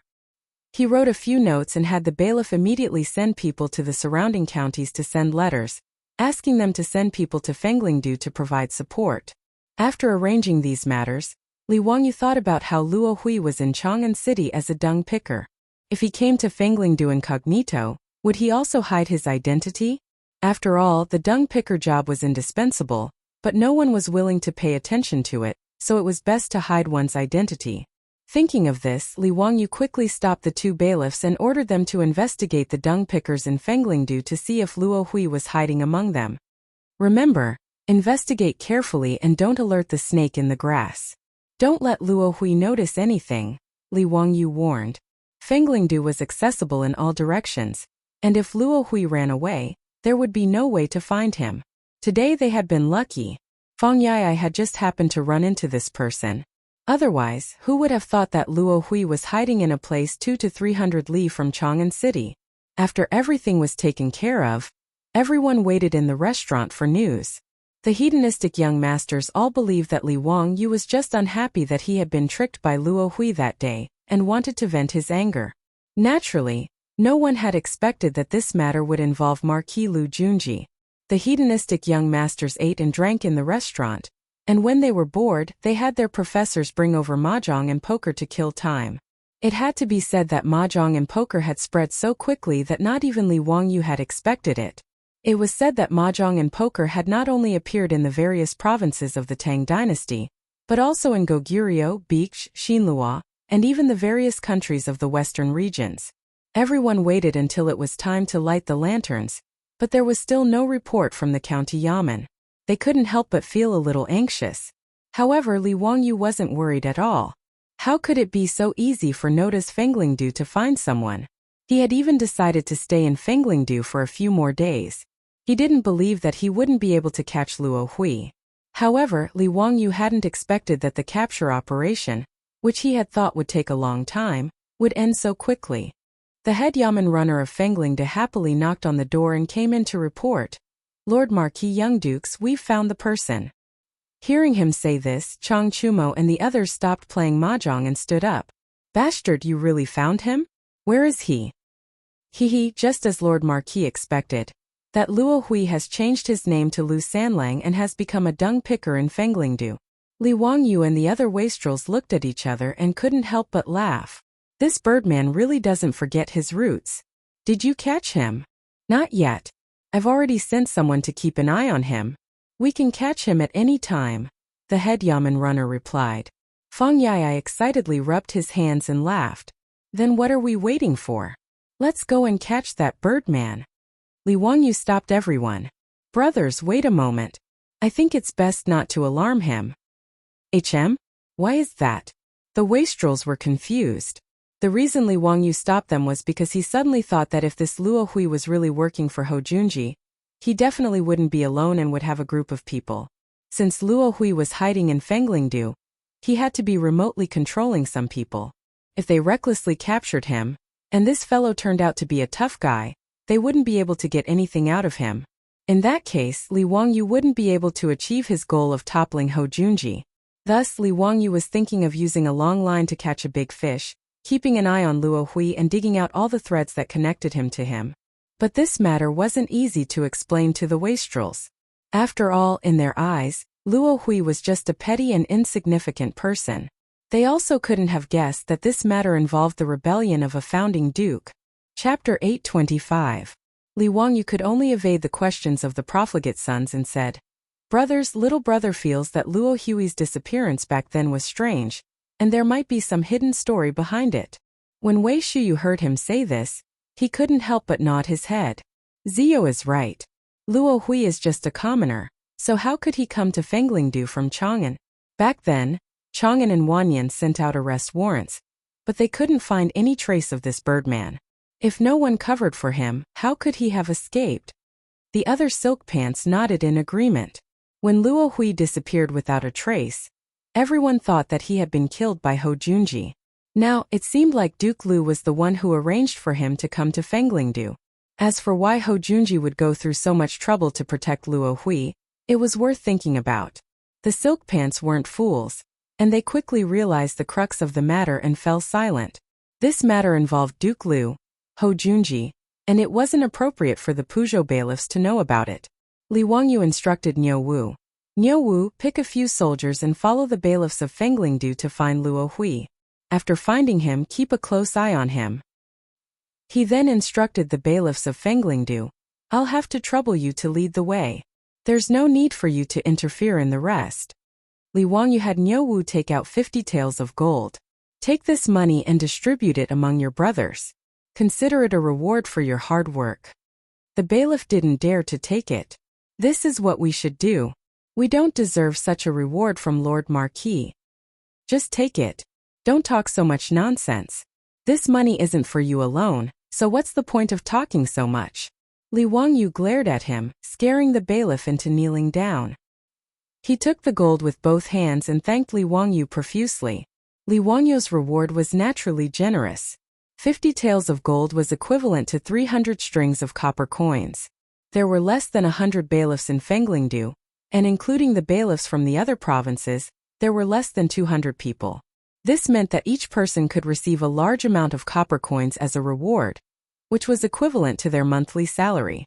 After sending away the bailiff, Li Wangyu and the others temporarily put the matter to the back of their minds and ignored it. Li Wangyu was not the slightest bit worried that his mansion's top brass would not be able to keep Luo Hui under control. After all, those veteran ruffians were all old foxes within the Jinwu guards. Not only were they highly skilled in martial arts, but they were also very slippery. With them keeping an eye on Luo Hui, Li Wangyu refused to believe that he wouldn't be able to find a weakness between Luo Hui and Hou Junji. However, this matter was not urgent. Li Wangyu reckoned that he would need to keep an eye on Luo Hui for a long time before he could gain anything. Feng Lingdu, the legitimate son of the county magistrate, eagerly invited everyone to stay at his residence, but was rejected by Li Wangyu and the others. Everyone had snuck out to play. If they went to the Fenglingde County Yamen with great fanfare, it would be too inappropriate. In any case, he didn't lack money, so Li Wangyu had someone find an exquisitely decorated hostel. He spent some money to reserve the entire hostel, and brought Li Chengqian and the others to stay. On this day, Li Chengqian and Li Tai were extremely excited. The two of them had never had such an experience before. They played with Li Wangyu and the others for an entire day, but they didn't feel tired at all. After staying in the hostel, they even chatted with Li Wangyu, causing Li Wangyu to yawn incessantly. Only when he was truly exhausted did he chase them off to sleep. Li Wangyu collapsed onto the bed in the inn, and quickly went on a date with the Duke of Zhou's daughter. However, when he had just fallen asleep in the middle of the night, a series of thunderclaps suddenly rang out in the sky, waking him up from his sleep. In a few moments, a torrential downpour came pouring down as if a hole had been opened in the sky. The thunderstorm was mixed with the crackling of lightning and thunder, creating a truly frightening scene. Li Wangyu was worried that Li Chengqian and Li Tai would be scared, so he hurriedly put on his clothes and went to the two boys' room. Sure enough, the two boys had long been frightened awake by the thunderclaps. At this moment, they were also curled up on the bed, feeling uneasy. Seeing Li Wangyu come in with an oil lamp, the little fatty Li Tai hurriedly said, "Teacher, why is the rain so heavy? Nothing bad will happen, right?" Li Wangyu smiled and said, "What can happen? Hurry up and go to sleep. We'll return to Huayan County tomorrow." Although he said that, Li Wangyu faintly felt that something was wrong when he heard the thunderclaps. The rain outside was really too heavy. Li Wangyu had never seen such heavy rain in the 2 years since he transmigrated to the Tang dynasty. However, he was only worried that the rain was too heavy, and he didn't know if it would stop after dawn. Moreover, because of the heavy rain, the water level of the Yellow River would definitely rise and become turbulent. He didn't know if it was safe to take a ferry to cross the river. Li Wangyu pondered these things while staying in Li Chengqian and Li Tai's room to accompany them. Not long after, the rich kids were all woken up and gathered around. "Damn it, is the sky leaking? Why is it raining so heavily? It was still fine during the day." Chung Kumo grumbled unhappily. "Zia, tonight's rain is very evil. Nothing bad will happen, right?" Feng Ye yawned. Hearing the sound of the heavy rain outside, he was also somewhat worried. At this moment, because the rain was too heavy, the courtyard of the hostel had already started to accumulate water. Niu Wujing led a group of troops and the hostel's workers to drain the water. Fortunately, due to the architectural style of the Tang dynasty, when they built the houses, they raised them by about a foot to avoid moisture. Later generations of Japanese architecture also learned from this point and raised the floor to prevent moisture. Therefore, although there was a lot of water in the courtyard, there was no need to worry about the rain seeping into the house. It should be fine, right? Li Wangyu was also somewhat uncertain. However, this rain made him feel that he seemed to have overlooked something. Another thunderclap sounded in the sky, but it made Li Wangyu suddenly shiver. A passage from the Tang dynasty appeared in his mind. In the 4th year of Zhengguan, the floods of Su, Dai, and Ji prefectures occurred.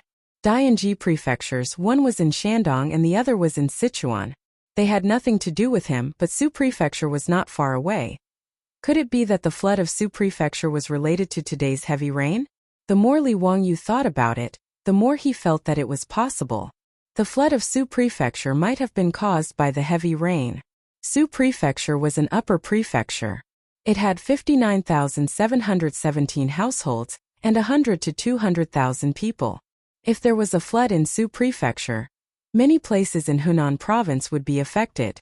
Thinking of this, Li Wangyu almost wanted to call out to Niu Wujing to prepare a horse to return to Chang'an. This matter must be reported to Pai Lupi as soon as possible so that the imperial court can prepare for disaster relief in Su Prefecture. However, as soon as he opened his mouth, he immediately closed it again. It was still the middle of the night and it was pouring outside. No matter how anxious he was, he could only wait until dawn to make a plan. While waiting anxiously, the sky finally slowly brightened. However, the rain did not stop. Instead, it seemed to be falling more heavily. Li Wangyu did not care so much. He stood up and ordered, "Niu Wujing, prepare a straw cape and bamboo hat. We are going back to the ferry." Chapter 826. Li Wangyu's words stunned everyone. Wei Shiyu didn't understand and asked, "Zio, it's raining so heavily outside. Why are you in such a hurry to go back? I'm afraid that the boats at Fenglingdu wouldn't dare to set sail today, right?" Feng Yai also advised, "That's true. We shouldn't rush and wait for the rain to stop before making any plans." Li Wangyu didn't know how to explain this matter. Was he supposed to say that he predicted that there would be a flood in Shuzhou? Li Wangyu could only answer vaguely, "Let's go to the ferry and take a look. I won't hide it from you brothers. My eyelids have been twitching and my heart is in a panic. I feel that something big is about to happen. Thus, if we can leave earlier, it's better to leave earlier." Hearing him say this, the silk pants glanced at each other and didn't continue to persuade him. With the evil nature of this rain, if they could go back, then there was nothing wrong with it. The rain continued to pour down. Li Wangyu was afraid that Li Changqian and Li Tai would fall sick from the rain, so he asked the inn's owner to find a few carriages for them. Everyone sat in the carriages to avoid the rain and headed towards the ferry. At the ferry, the boat that had brought them across the Yellow River yesterday was still waiting at the pier. However, when the boatman heard that they were going to cross the river, he quickly shook his head. "Noble one, it's not that I don't want to listen to your orders. It's just that we can't cross the river in this weather. Noble one, look at the river. Not to mention the rapid current, we can't see the situation in the river. It's too dangerous to cross the river in this situation." Li Wangyu stood under the umbrella and looked at the Yellow River. He could only helplessly admit that the boatman's words were correct. In the heavy rain, the Yellow River was filled with mist. Not to mention seeing the other side, one could only see 1 or 2 feet away. Moreover, the current in the Yellow River was much faster than yesterday. Originally, the river between Fenglingdu and Tong Pass was wide and calm. Thus, this place was chosen as the ferry port. However, after a night of heavy rain, the Yellow River showed a bit of a roaring momentum. There wasn't a single boat in sight on the river. The heavy rain that started last night showed no signs of stopping. Instead, it became even more intense. The heavy rain mixed with the strong wind blew the Yellow River into waves several feet high, constantly washing the river banks. Even though the boats on the dock had long been fastened, they were still swaying non-stop. What made Li Wangyu even more worried was that after a night of torrential rain, even outsiders like them could clearly see that the water level of the Yellow River had risen a lot. Is there any other way to cross the Yellow River? Li Wangyu did not give up and continued to ask. Now that they were trapped on the north bank of the Yellow River, they had to cross the Yellow River if they wanted to return to Huayin County or Chang'an. For thousands of years, there was no bridge across the Yellow River. The only way to cross the river was by boat. The boatman opened his mouth and shook his head helplessly. "Sir, crossing the Yellow River in this weather is like putting your head on your waist. It's a narrow escape. Who is so bold? Do they not want to live anymore?" The silk pants also advised, "Zio, it's better not to take the risk. Let's return to the hostel first. The rain might stop soon." Li Wangyu nodded, indicating for the debauches to escort Li Changqian and Li Tai back first. He then went to call Niu Wu over. "Niu Wu, bring a group of men from the residence to find the boatman at the ferry port. See if anyone is willing to cross the Yellow River, and deliver a letter to Tongguan. Tell them that I'll reward anyone who helps me deliver the letter with 100 gold taels. As the saying goes, a generous reward is bound to attract brave men. 100 gold taels wasn't a small sum. 600 strings of copper coins was enough for these boatmen to earn a living on the Yellow River for many years. Li Wangyu didn't believe that no one would be tempted. Just as he expected, with sufficient incentive, Niu Wu quickly brought over 2 boatmen who had been making a living on the Yellow River for a long time. Li Wangyu didn't hesitate. He immediately had Niu Wu bring over 200 gold taels and gave it to them on the spot. He wasn't afraid that the two of them would take the money and run away. As long as they weren't like Luo Hui, who had the backing of a powerful figure like Ho Junji, where could they run to even if they took his money? Li Wangyu found a nearby shop and borrowed a brush and paper from the shopkeeper. He immediately wrote several letters, stamped them with his seal, placed them in bamboo tubes and sealed them with wax. After doing all this, he called over the two boatmen and handed them the bamboo tubes. Give these two bamboo tubes to the commandant stationed at Tongguan. Once he's seen them, he'll deal with the rest of the letters. As long as you can deliver the bamboo tubes to the commandant, you'll have done a great service. Afterward, this marquis will heavily reward you. Do you understand? Yes. We dare not serve Lord Marquis to our deaths. Now that the two boatmen knew that the noble who had offered them a reward of 100 gold taels was a marquis, they naturally worked even harder. Riches and honor were sought in the midst of danger. It was no wonder that the two of them dared to put their boats into the water and attempt to cross the Yellow River in this weather. Li Wangyu stood on the shore, wearing a straw raincoat and a bamboo hat. He watched as the two boatmen untied the ropes of the two wooden boats and rowed the oars to the other side of the Yellow River. Not long after, the two wooden boats disappeared into the dense curtain of water, without a trace. Li Wangyu could only silently pray that the two of them would be able to safely deliver the letters to the other side. He couldn't be blamed for being so ruthless as to use such a large sum of money to lure people into risking their lives for him. This matter truly could not be delayed. If Pai Lupi and the imperial court had ordered disaster relief a day earlier, a few more of the more than 100,000 people in Shuzhou would have been able to survive. Otherwise, under the torrential rain, Shuzhou would be flooded. With the current conditions, Li Wangyu could completely imagine what kind of hell Shuzhou would be like. Last night, Li Wangyu had already ordered someone to find a map of Shuzhou and roughly looked over it. Fortunately, Shuzhou was not near the Yellow River, which meant that this year's flood in Shuzhou was not the Yellow River bursting its banks. Of course, if the Yellow River were to burst its banks, the disaster would not be limited to Shuzhou alone. However, Shuzhou had the Ying River, the Shuangni River, and the Qinglu River. Among them, the Ying River and the Shuangni River were tributaries of the Huai River. In history, the Huai River had flooded many times and caused many large-scale floods. The phrase, heavy rain disaster, light rain disaster, and no rain drought referred to the Huai River basin.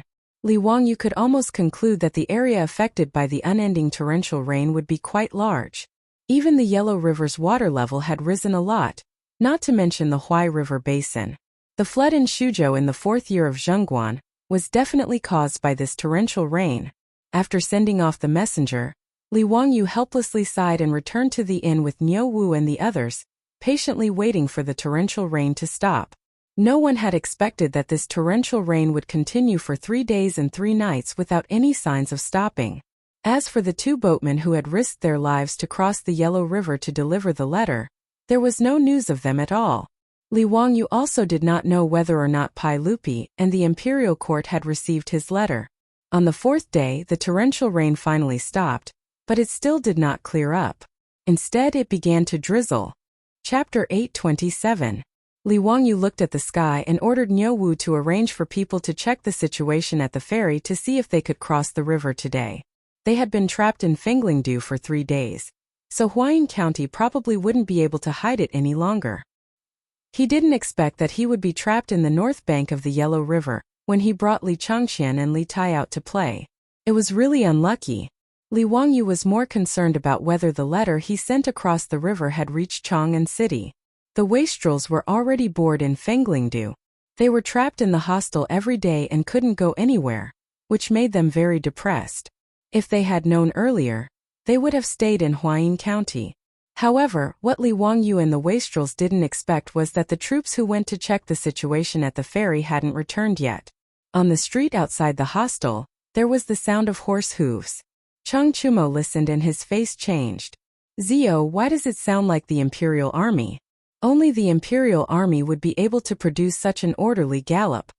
The wastrels looked at each other and then at Li Chang'an and Li Tai. Why would the Imperial Army appear in Fenglingdu? Were they here to look for the Crown Prince and King Yu? Before Li Wang, you could send someone out to check on the situation. the innkeeper of the hostel stumbled in and reported while panting, Esteemed guests, there is a large group of imperial guards outside. They have surrounded the hostel below. Are they here to look for esteemed guests? Li Wangyu thought to himself. It seemed that his letter had been delivered. But why didn't Pai Lupi send people to Shuzhou to provide relief? Why did he send the imperial army to Fenglingdu? Was he afraid that something would happen to Li Changqian and Li Tai? Li Wangyu and the others hurried out of the hostel. The scene in front of them gave them a fright. The street outside the hostel was already blocked by the fully armed imperial army, chasing away all the onlookers. In front of the imperial army, there was a full set of honor for the founding marquis, the crown prince, and King Yu. The person in front was actually Mitua, an old acquaintance. Li Wangyu couldn't help but rub his nose. What did Pai Lupi mean by this? What were they trying to do by showing off their honor with such great fanfare? Li Wangyu saw Aphrodite in the crowd. She stuck her tongue out at him embarrassedly and secretly pointed at Mito, implying that they had been exposed. When Mitua saw Li Wangyu, Li Changqian, and Li Tai, he bowed and then took out a yellow scroll. Li Wangyu, Marquis of Hu County, received the imperial edict. Li Wangyu hurriedly bowed and listened to Mitua reading the decree. It had to be said that Pai Lupi's decree surprised Li Wangyu. In the decree, Pai Lupi appointed Li Wangyu as Henan Circuit's imperial envoy, and ordered him to immediately head to Shuzhou in Henan Circuit to inspect and deal with the flood disaster. What surprised him even more was that Pai Lupi actually wanted him to bring Crown Prince Li Changqian and Li Tai along to experience the suffering of the people. As for the debauches, they were all arranged to be in the entourage of Li Wangyu, the emissary, and headed to Hunan province together. This decree caught Li Wangyu a little off guard. He never would have thought that after warning Pai Lupi about the flood in Shuzhou, the task of disaster relief would fall on his head. In his secret memorial to Pai Lupi, he shamelessly used the Tao ancestor's dream to make Pai Lupi believe that there was a flood in Shuzhou. In any case, he couldn't think of any other reason. Since he had already used it once, he might as well use it again. If Pai Lupi didn't believe it, he could ask the ancestor to verify it himself. Li Wangyu didn't know that only one of the two boatmen who risked their lives to cross the Yellow River successfully reached Chang'an and presented the letter. The other boatman's boat was washed downstream by the turbulent river. After seeing Li Wangyu's letter, the commandant of Chang'an didn't dare to neglect it. He immediately ordered people to speed up and send Li Wangyu's secret memorial to Chang'an. Even though there was heavy rain blocking the road, the messengers sent by Chang'an ran all the way. They changed horses every 20 miles at the post station. Before dark, they ran more than 200 miles in the heavy rain and sent Li Wangyu's secret memorial to Chang'an. Then they put it on Pai Lupi's imperial desk. Pai Lupi half believed and half doubted Li Wangyu's secret memorial about the impending flood in Shuzhou of the Hunan Circuit. As for Li Wangyu's words about the Taoist ancestor's dream, Pai Lupi didn't believe it at all. Last time, when the aristocratic families attacked and wanted Pai Lupi to condemn himself, he suspected that Li Wangyu was behind it. It was just that he didn't have any evidence. However, Pai Lupi couldn't completely disbelieve Li Wangyu's words. After all, although his nephew was mysterious, he had never joked about such an important matter. Pai Lupi thought for a moment, then ordered people to invite Fang Xianling, Du Ruhui, and Zhangsun Wuji over. He passed Li Wangyu's secret memorial to them and asked for their opinions. After Fang Xianling and the others read the secret memorial, they were still half doubtful. Your Majesty, from what I see, we have to be wary of what Marquis Huxian said. If Shuzhou really floods within 4 to 5 days, there will be news from the Shuzhou provincial governor. However, no matter what, it is best to be prepared. Fang Xianling was a very reliable person, and his words were also very stable. Du Ruhui nodded his head in agreement. Zhangsun Wuji thought about it, then said, "Why don't you appoint Marquis Huxian as the Henan envoy and order him to head there immediately? If there really is a flood in Shuzhou, Marquis Huxian can also make a prompt decision to save the people from the disaster." Zhao Guogong's idea is good, I agree. When Pai Lupi saw that his 3 trusted officials all had the same opinion, he immediately made up his mind to appoint Li Wangyu as the Henan envoy. Henan envoy was not an official position but an envoy. In the Tang dynasty, the bureaucratic system was split into titles, officials, and envoys. Simply put, Titles and officials represented the rank of an official. Officials were the specific duties of an official. Officials were used to reward people with military achievements. Envoys were similar to special agents. They did not have a rank and did not have any benefits. However, they could directly deal with specific matters, which meant that they had power. Li Wangyu's title was the Marquis of the founding of the country. Officials were Inqing Guanglu Daifu secondary grade 3. These were his benefits and status. As for his position, he was an official, which was Huayin County's county magistrate. The official rank determined Li Wangyu's position and official robes. Hence, when he was in Huayin County, he wore a purple official robe. How could this not make Shang Zimo and the rest, who were wearing green official robes, feel extremely frustrated? The Henan envoy that Zhang Sunwuji suggested was the envoy position. Henan envoy was equivalent to the Tang dynasty's version of the imperial envoy, and its power was even greater. Henan meant to demote and abolish, while envoy meant to promote. Hence, Henan envoys had the name of patrolling, pacifying, and supervising. They were the representatives of the heavens and had the power to promote, reward, and punish the officials in the area they were patrolling. They could even act at their own discretion, acting first and reporting later. The reason why Pai Lupi accepted Zhang Sunwuji's suggestion was also because he loved Li Wangyu. If Li Wangyu was right, then it would be great. It would allow Li Wangyu to make a prompt decision to deal with the flood. He still had a lot of trust in Li Wangyu's ability. If Li Wangyu was not telling the truth, then this matter would cause an uproar in the imperial court, and cause people to accuse Li Wangyu of spreading rumors. Although he and Li Wangyu were not on good terms because of Chang'an's marriage, Pai Lupi was still rather protective of Li Wangyu. Chapter 828. Li Wangyu naturally did not know what Pai Lupi was thinking. He did not expect that his secret memorial to Pai Lupi, hoping that Pai Lupi would make preparations in advance and arrange for people to go to Shuzhou for disaster relief, would fall on his head in the end. How would he know how to provide disaster relief? Li Wangyu had not even been a formal official of the imperial court, so how would he know how to patrol and pacify a state? However, Pai Lupi had even issued an imperial edict, so he had no reason to refuse. He also did not expect that Pai Lupi would arrange for Li Changqian and Li Tai to go to Shuzhou with him. In fact, this was very normal. In Pai Lupi's view, Crown Prince Li Changqian and Li Tai still did not understand the suffering of the common people. Although these two had been returning to Dingzhou village in Chang'an for a long time, how could they have seen the suffering of the common people in Dingzhou village and the academy? The original Dingzhou village was really poor. It was a mud-like village, a poor place where it was difficult to even marry a wife. But after Li Wangyu moved back to Dingzhou village, this remote and desolate village had, in just 2 short years, become the wealthiest village in the Great Tang. There was no other village that could compare. It was not an exaggeration to say that even in Chang'an, the wealthy merchants in the west of the city, the quality of life was much worse than Dingzhou village in terms of quality of life.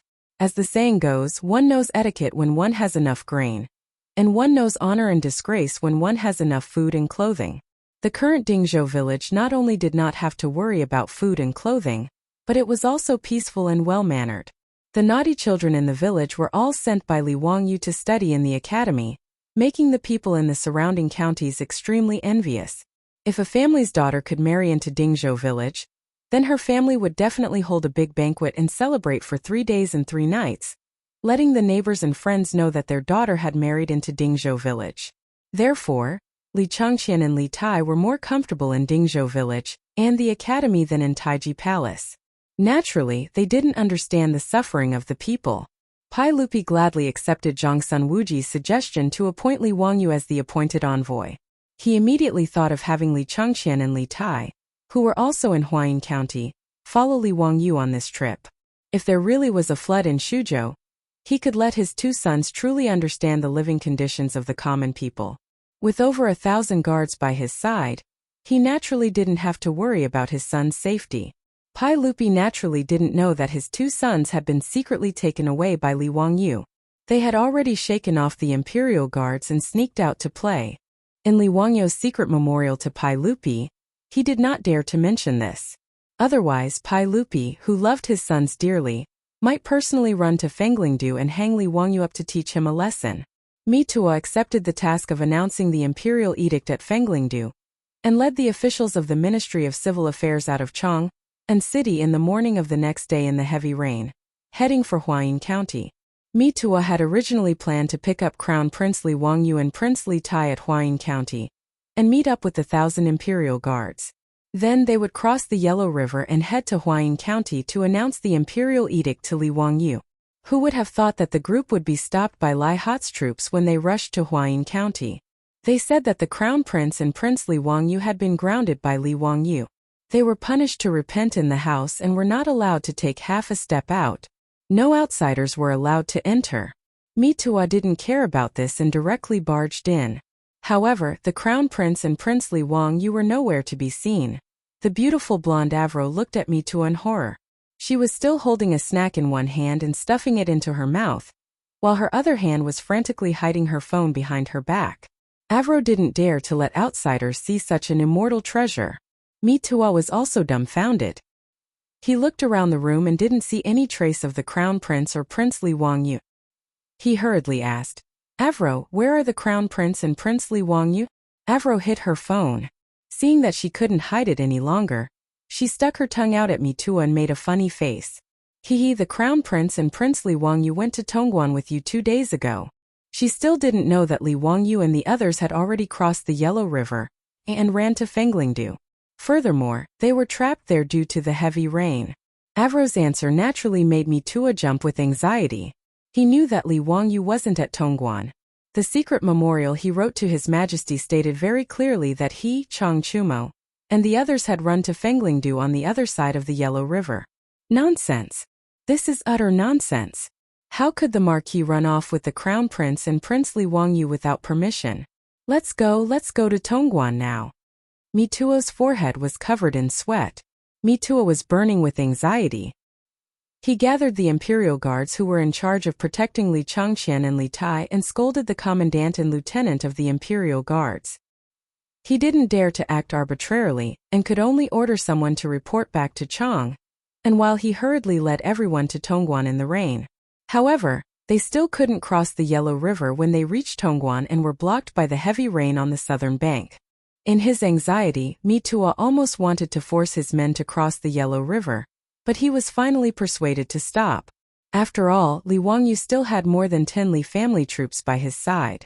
Coupled with Chang Chumo and the other foppish sons, the Crown Prince and Prince Li Wangyu's safety shouldn't be a problem. Mitua was so anxious that his mouth was covered in blisters. However, he couldn't change God's mind and could only lead his men to wait at Chang'an for a day and a night. On the morning of the second day, the torrential rain that had been raging for 3 days finally stopped and turned into a drizzle. Mitua couldn't wait any longer and urged the commandant to find a ferry. Thousands of people began to cross the Yellow River. Mitua boarded the ferry first and led dozens of imperial guards to cross the Yellow River. He happened to meet the Lai Hat troops that Li Wangyu had sent to check the situation at the ferry. He hurriedly summoned the Lai Hat troops and asked about the situation. After learning that the Crown Prince and Prince Li Changqian were safe and sound, he was relieved. He asked the Lai Hat troops to lead the way and everyone rushed to the hostel to read the imperial edict.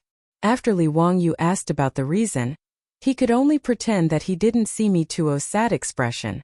After all, he was in the wrong in this matter. His original plan was to secretly take Li Changqian and Li Tai out to play for 2 days without anyone noticing. Who would have thought that God's plan would be different than man's? Because of the sudden torrential rain, this matter was exposed. Li Wangyu looked at the officials behind Mitua, whose clothes were disheveled. Only then did he relax a little. It seemed that Pai Lupi wasn't completely unreliable, and casually threw the disaster relief work to him. These officials from the Ministry of Civil Affairs were the ones that Pai Lupi arranged to do the actual work.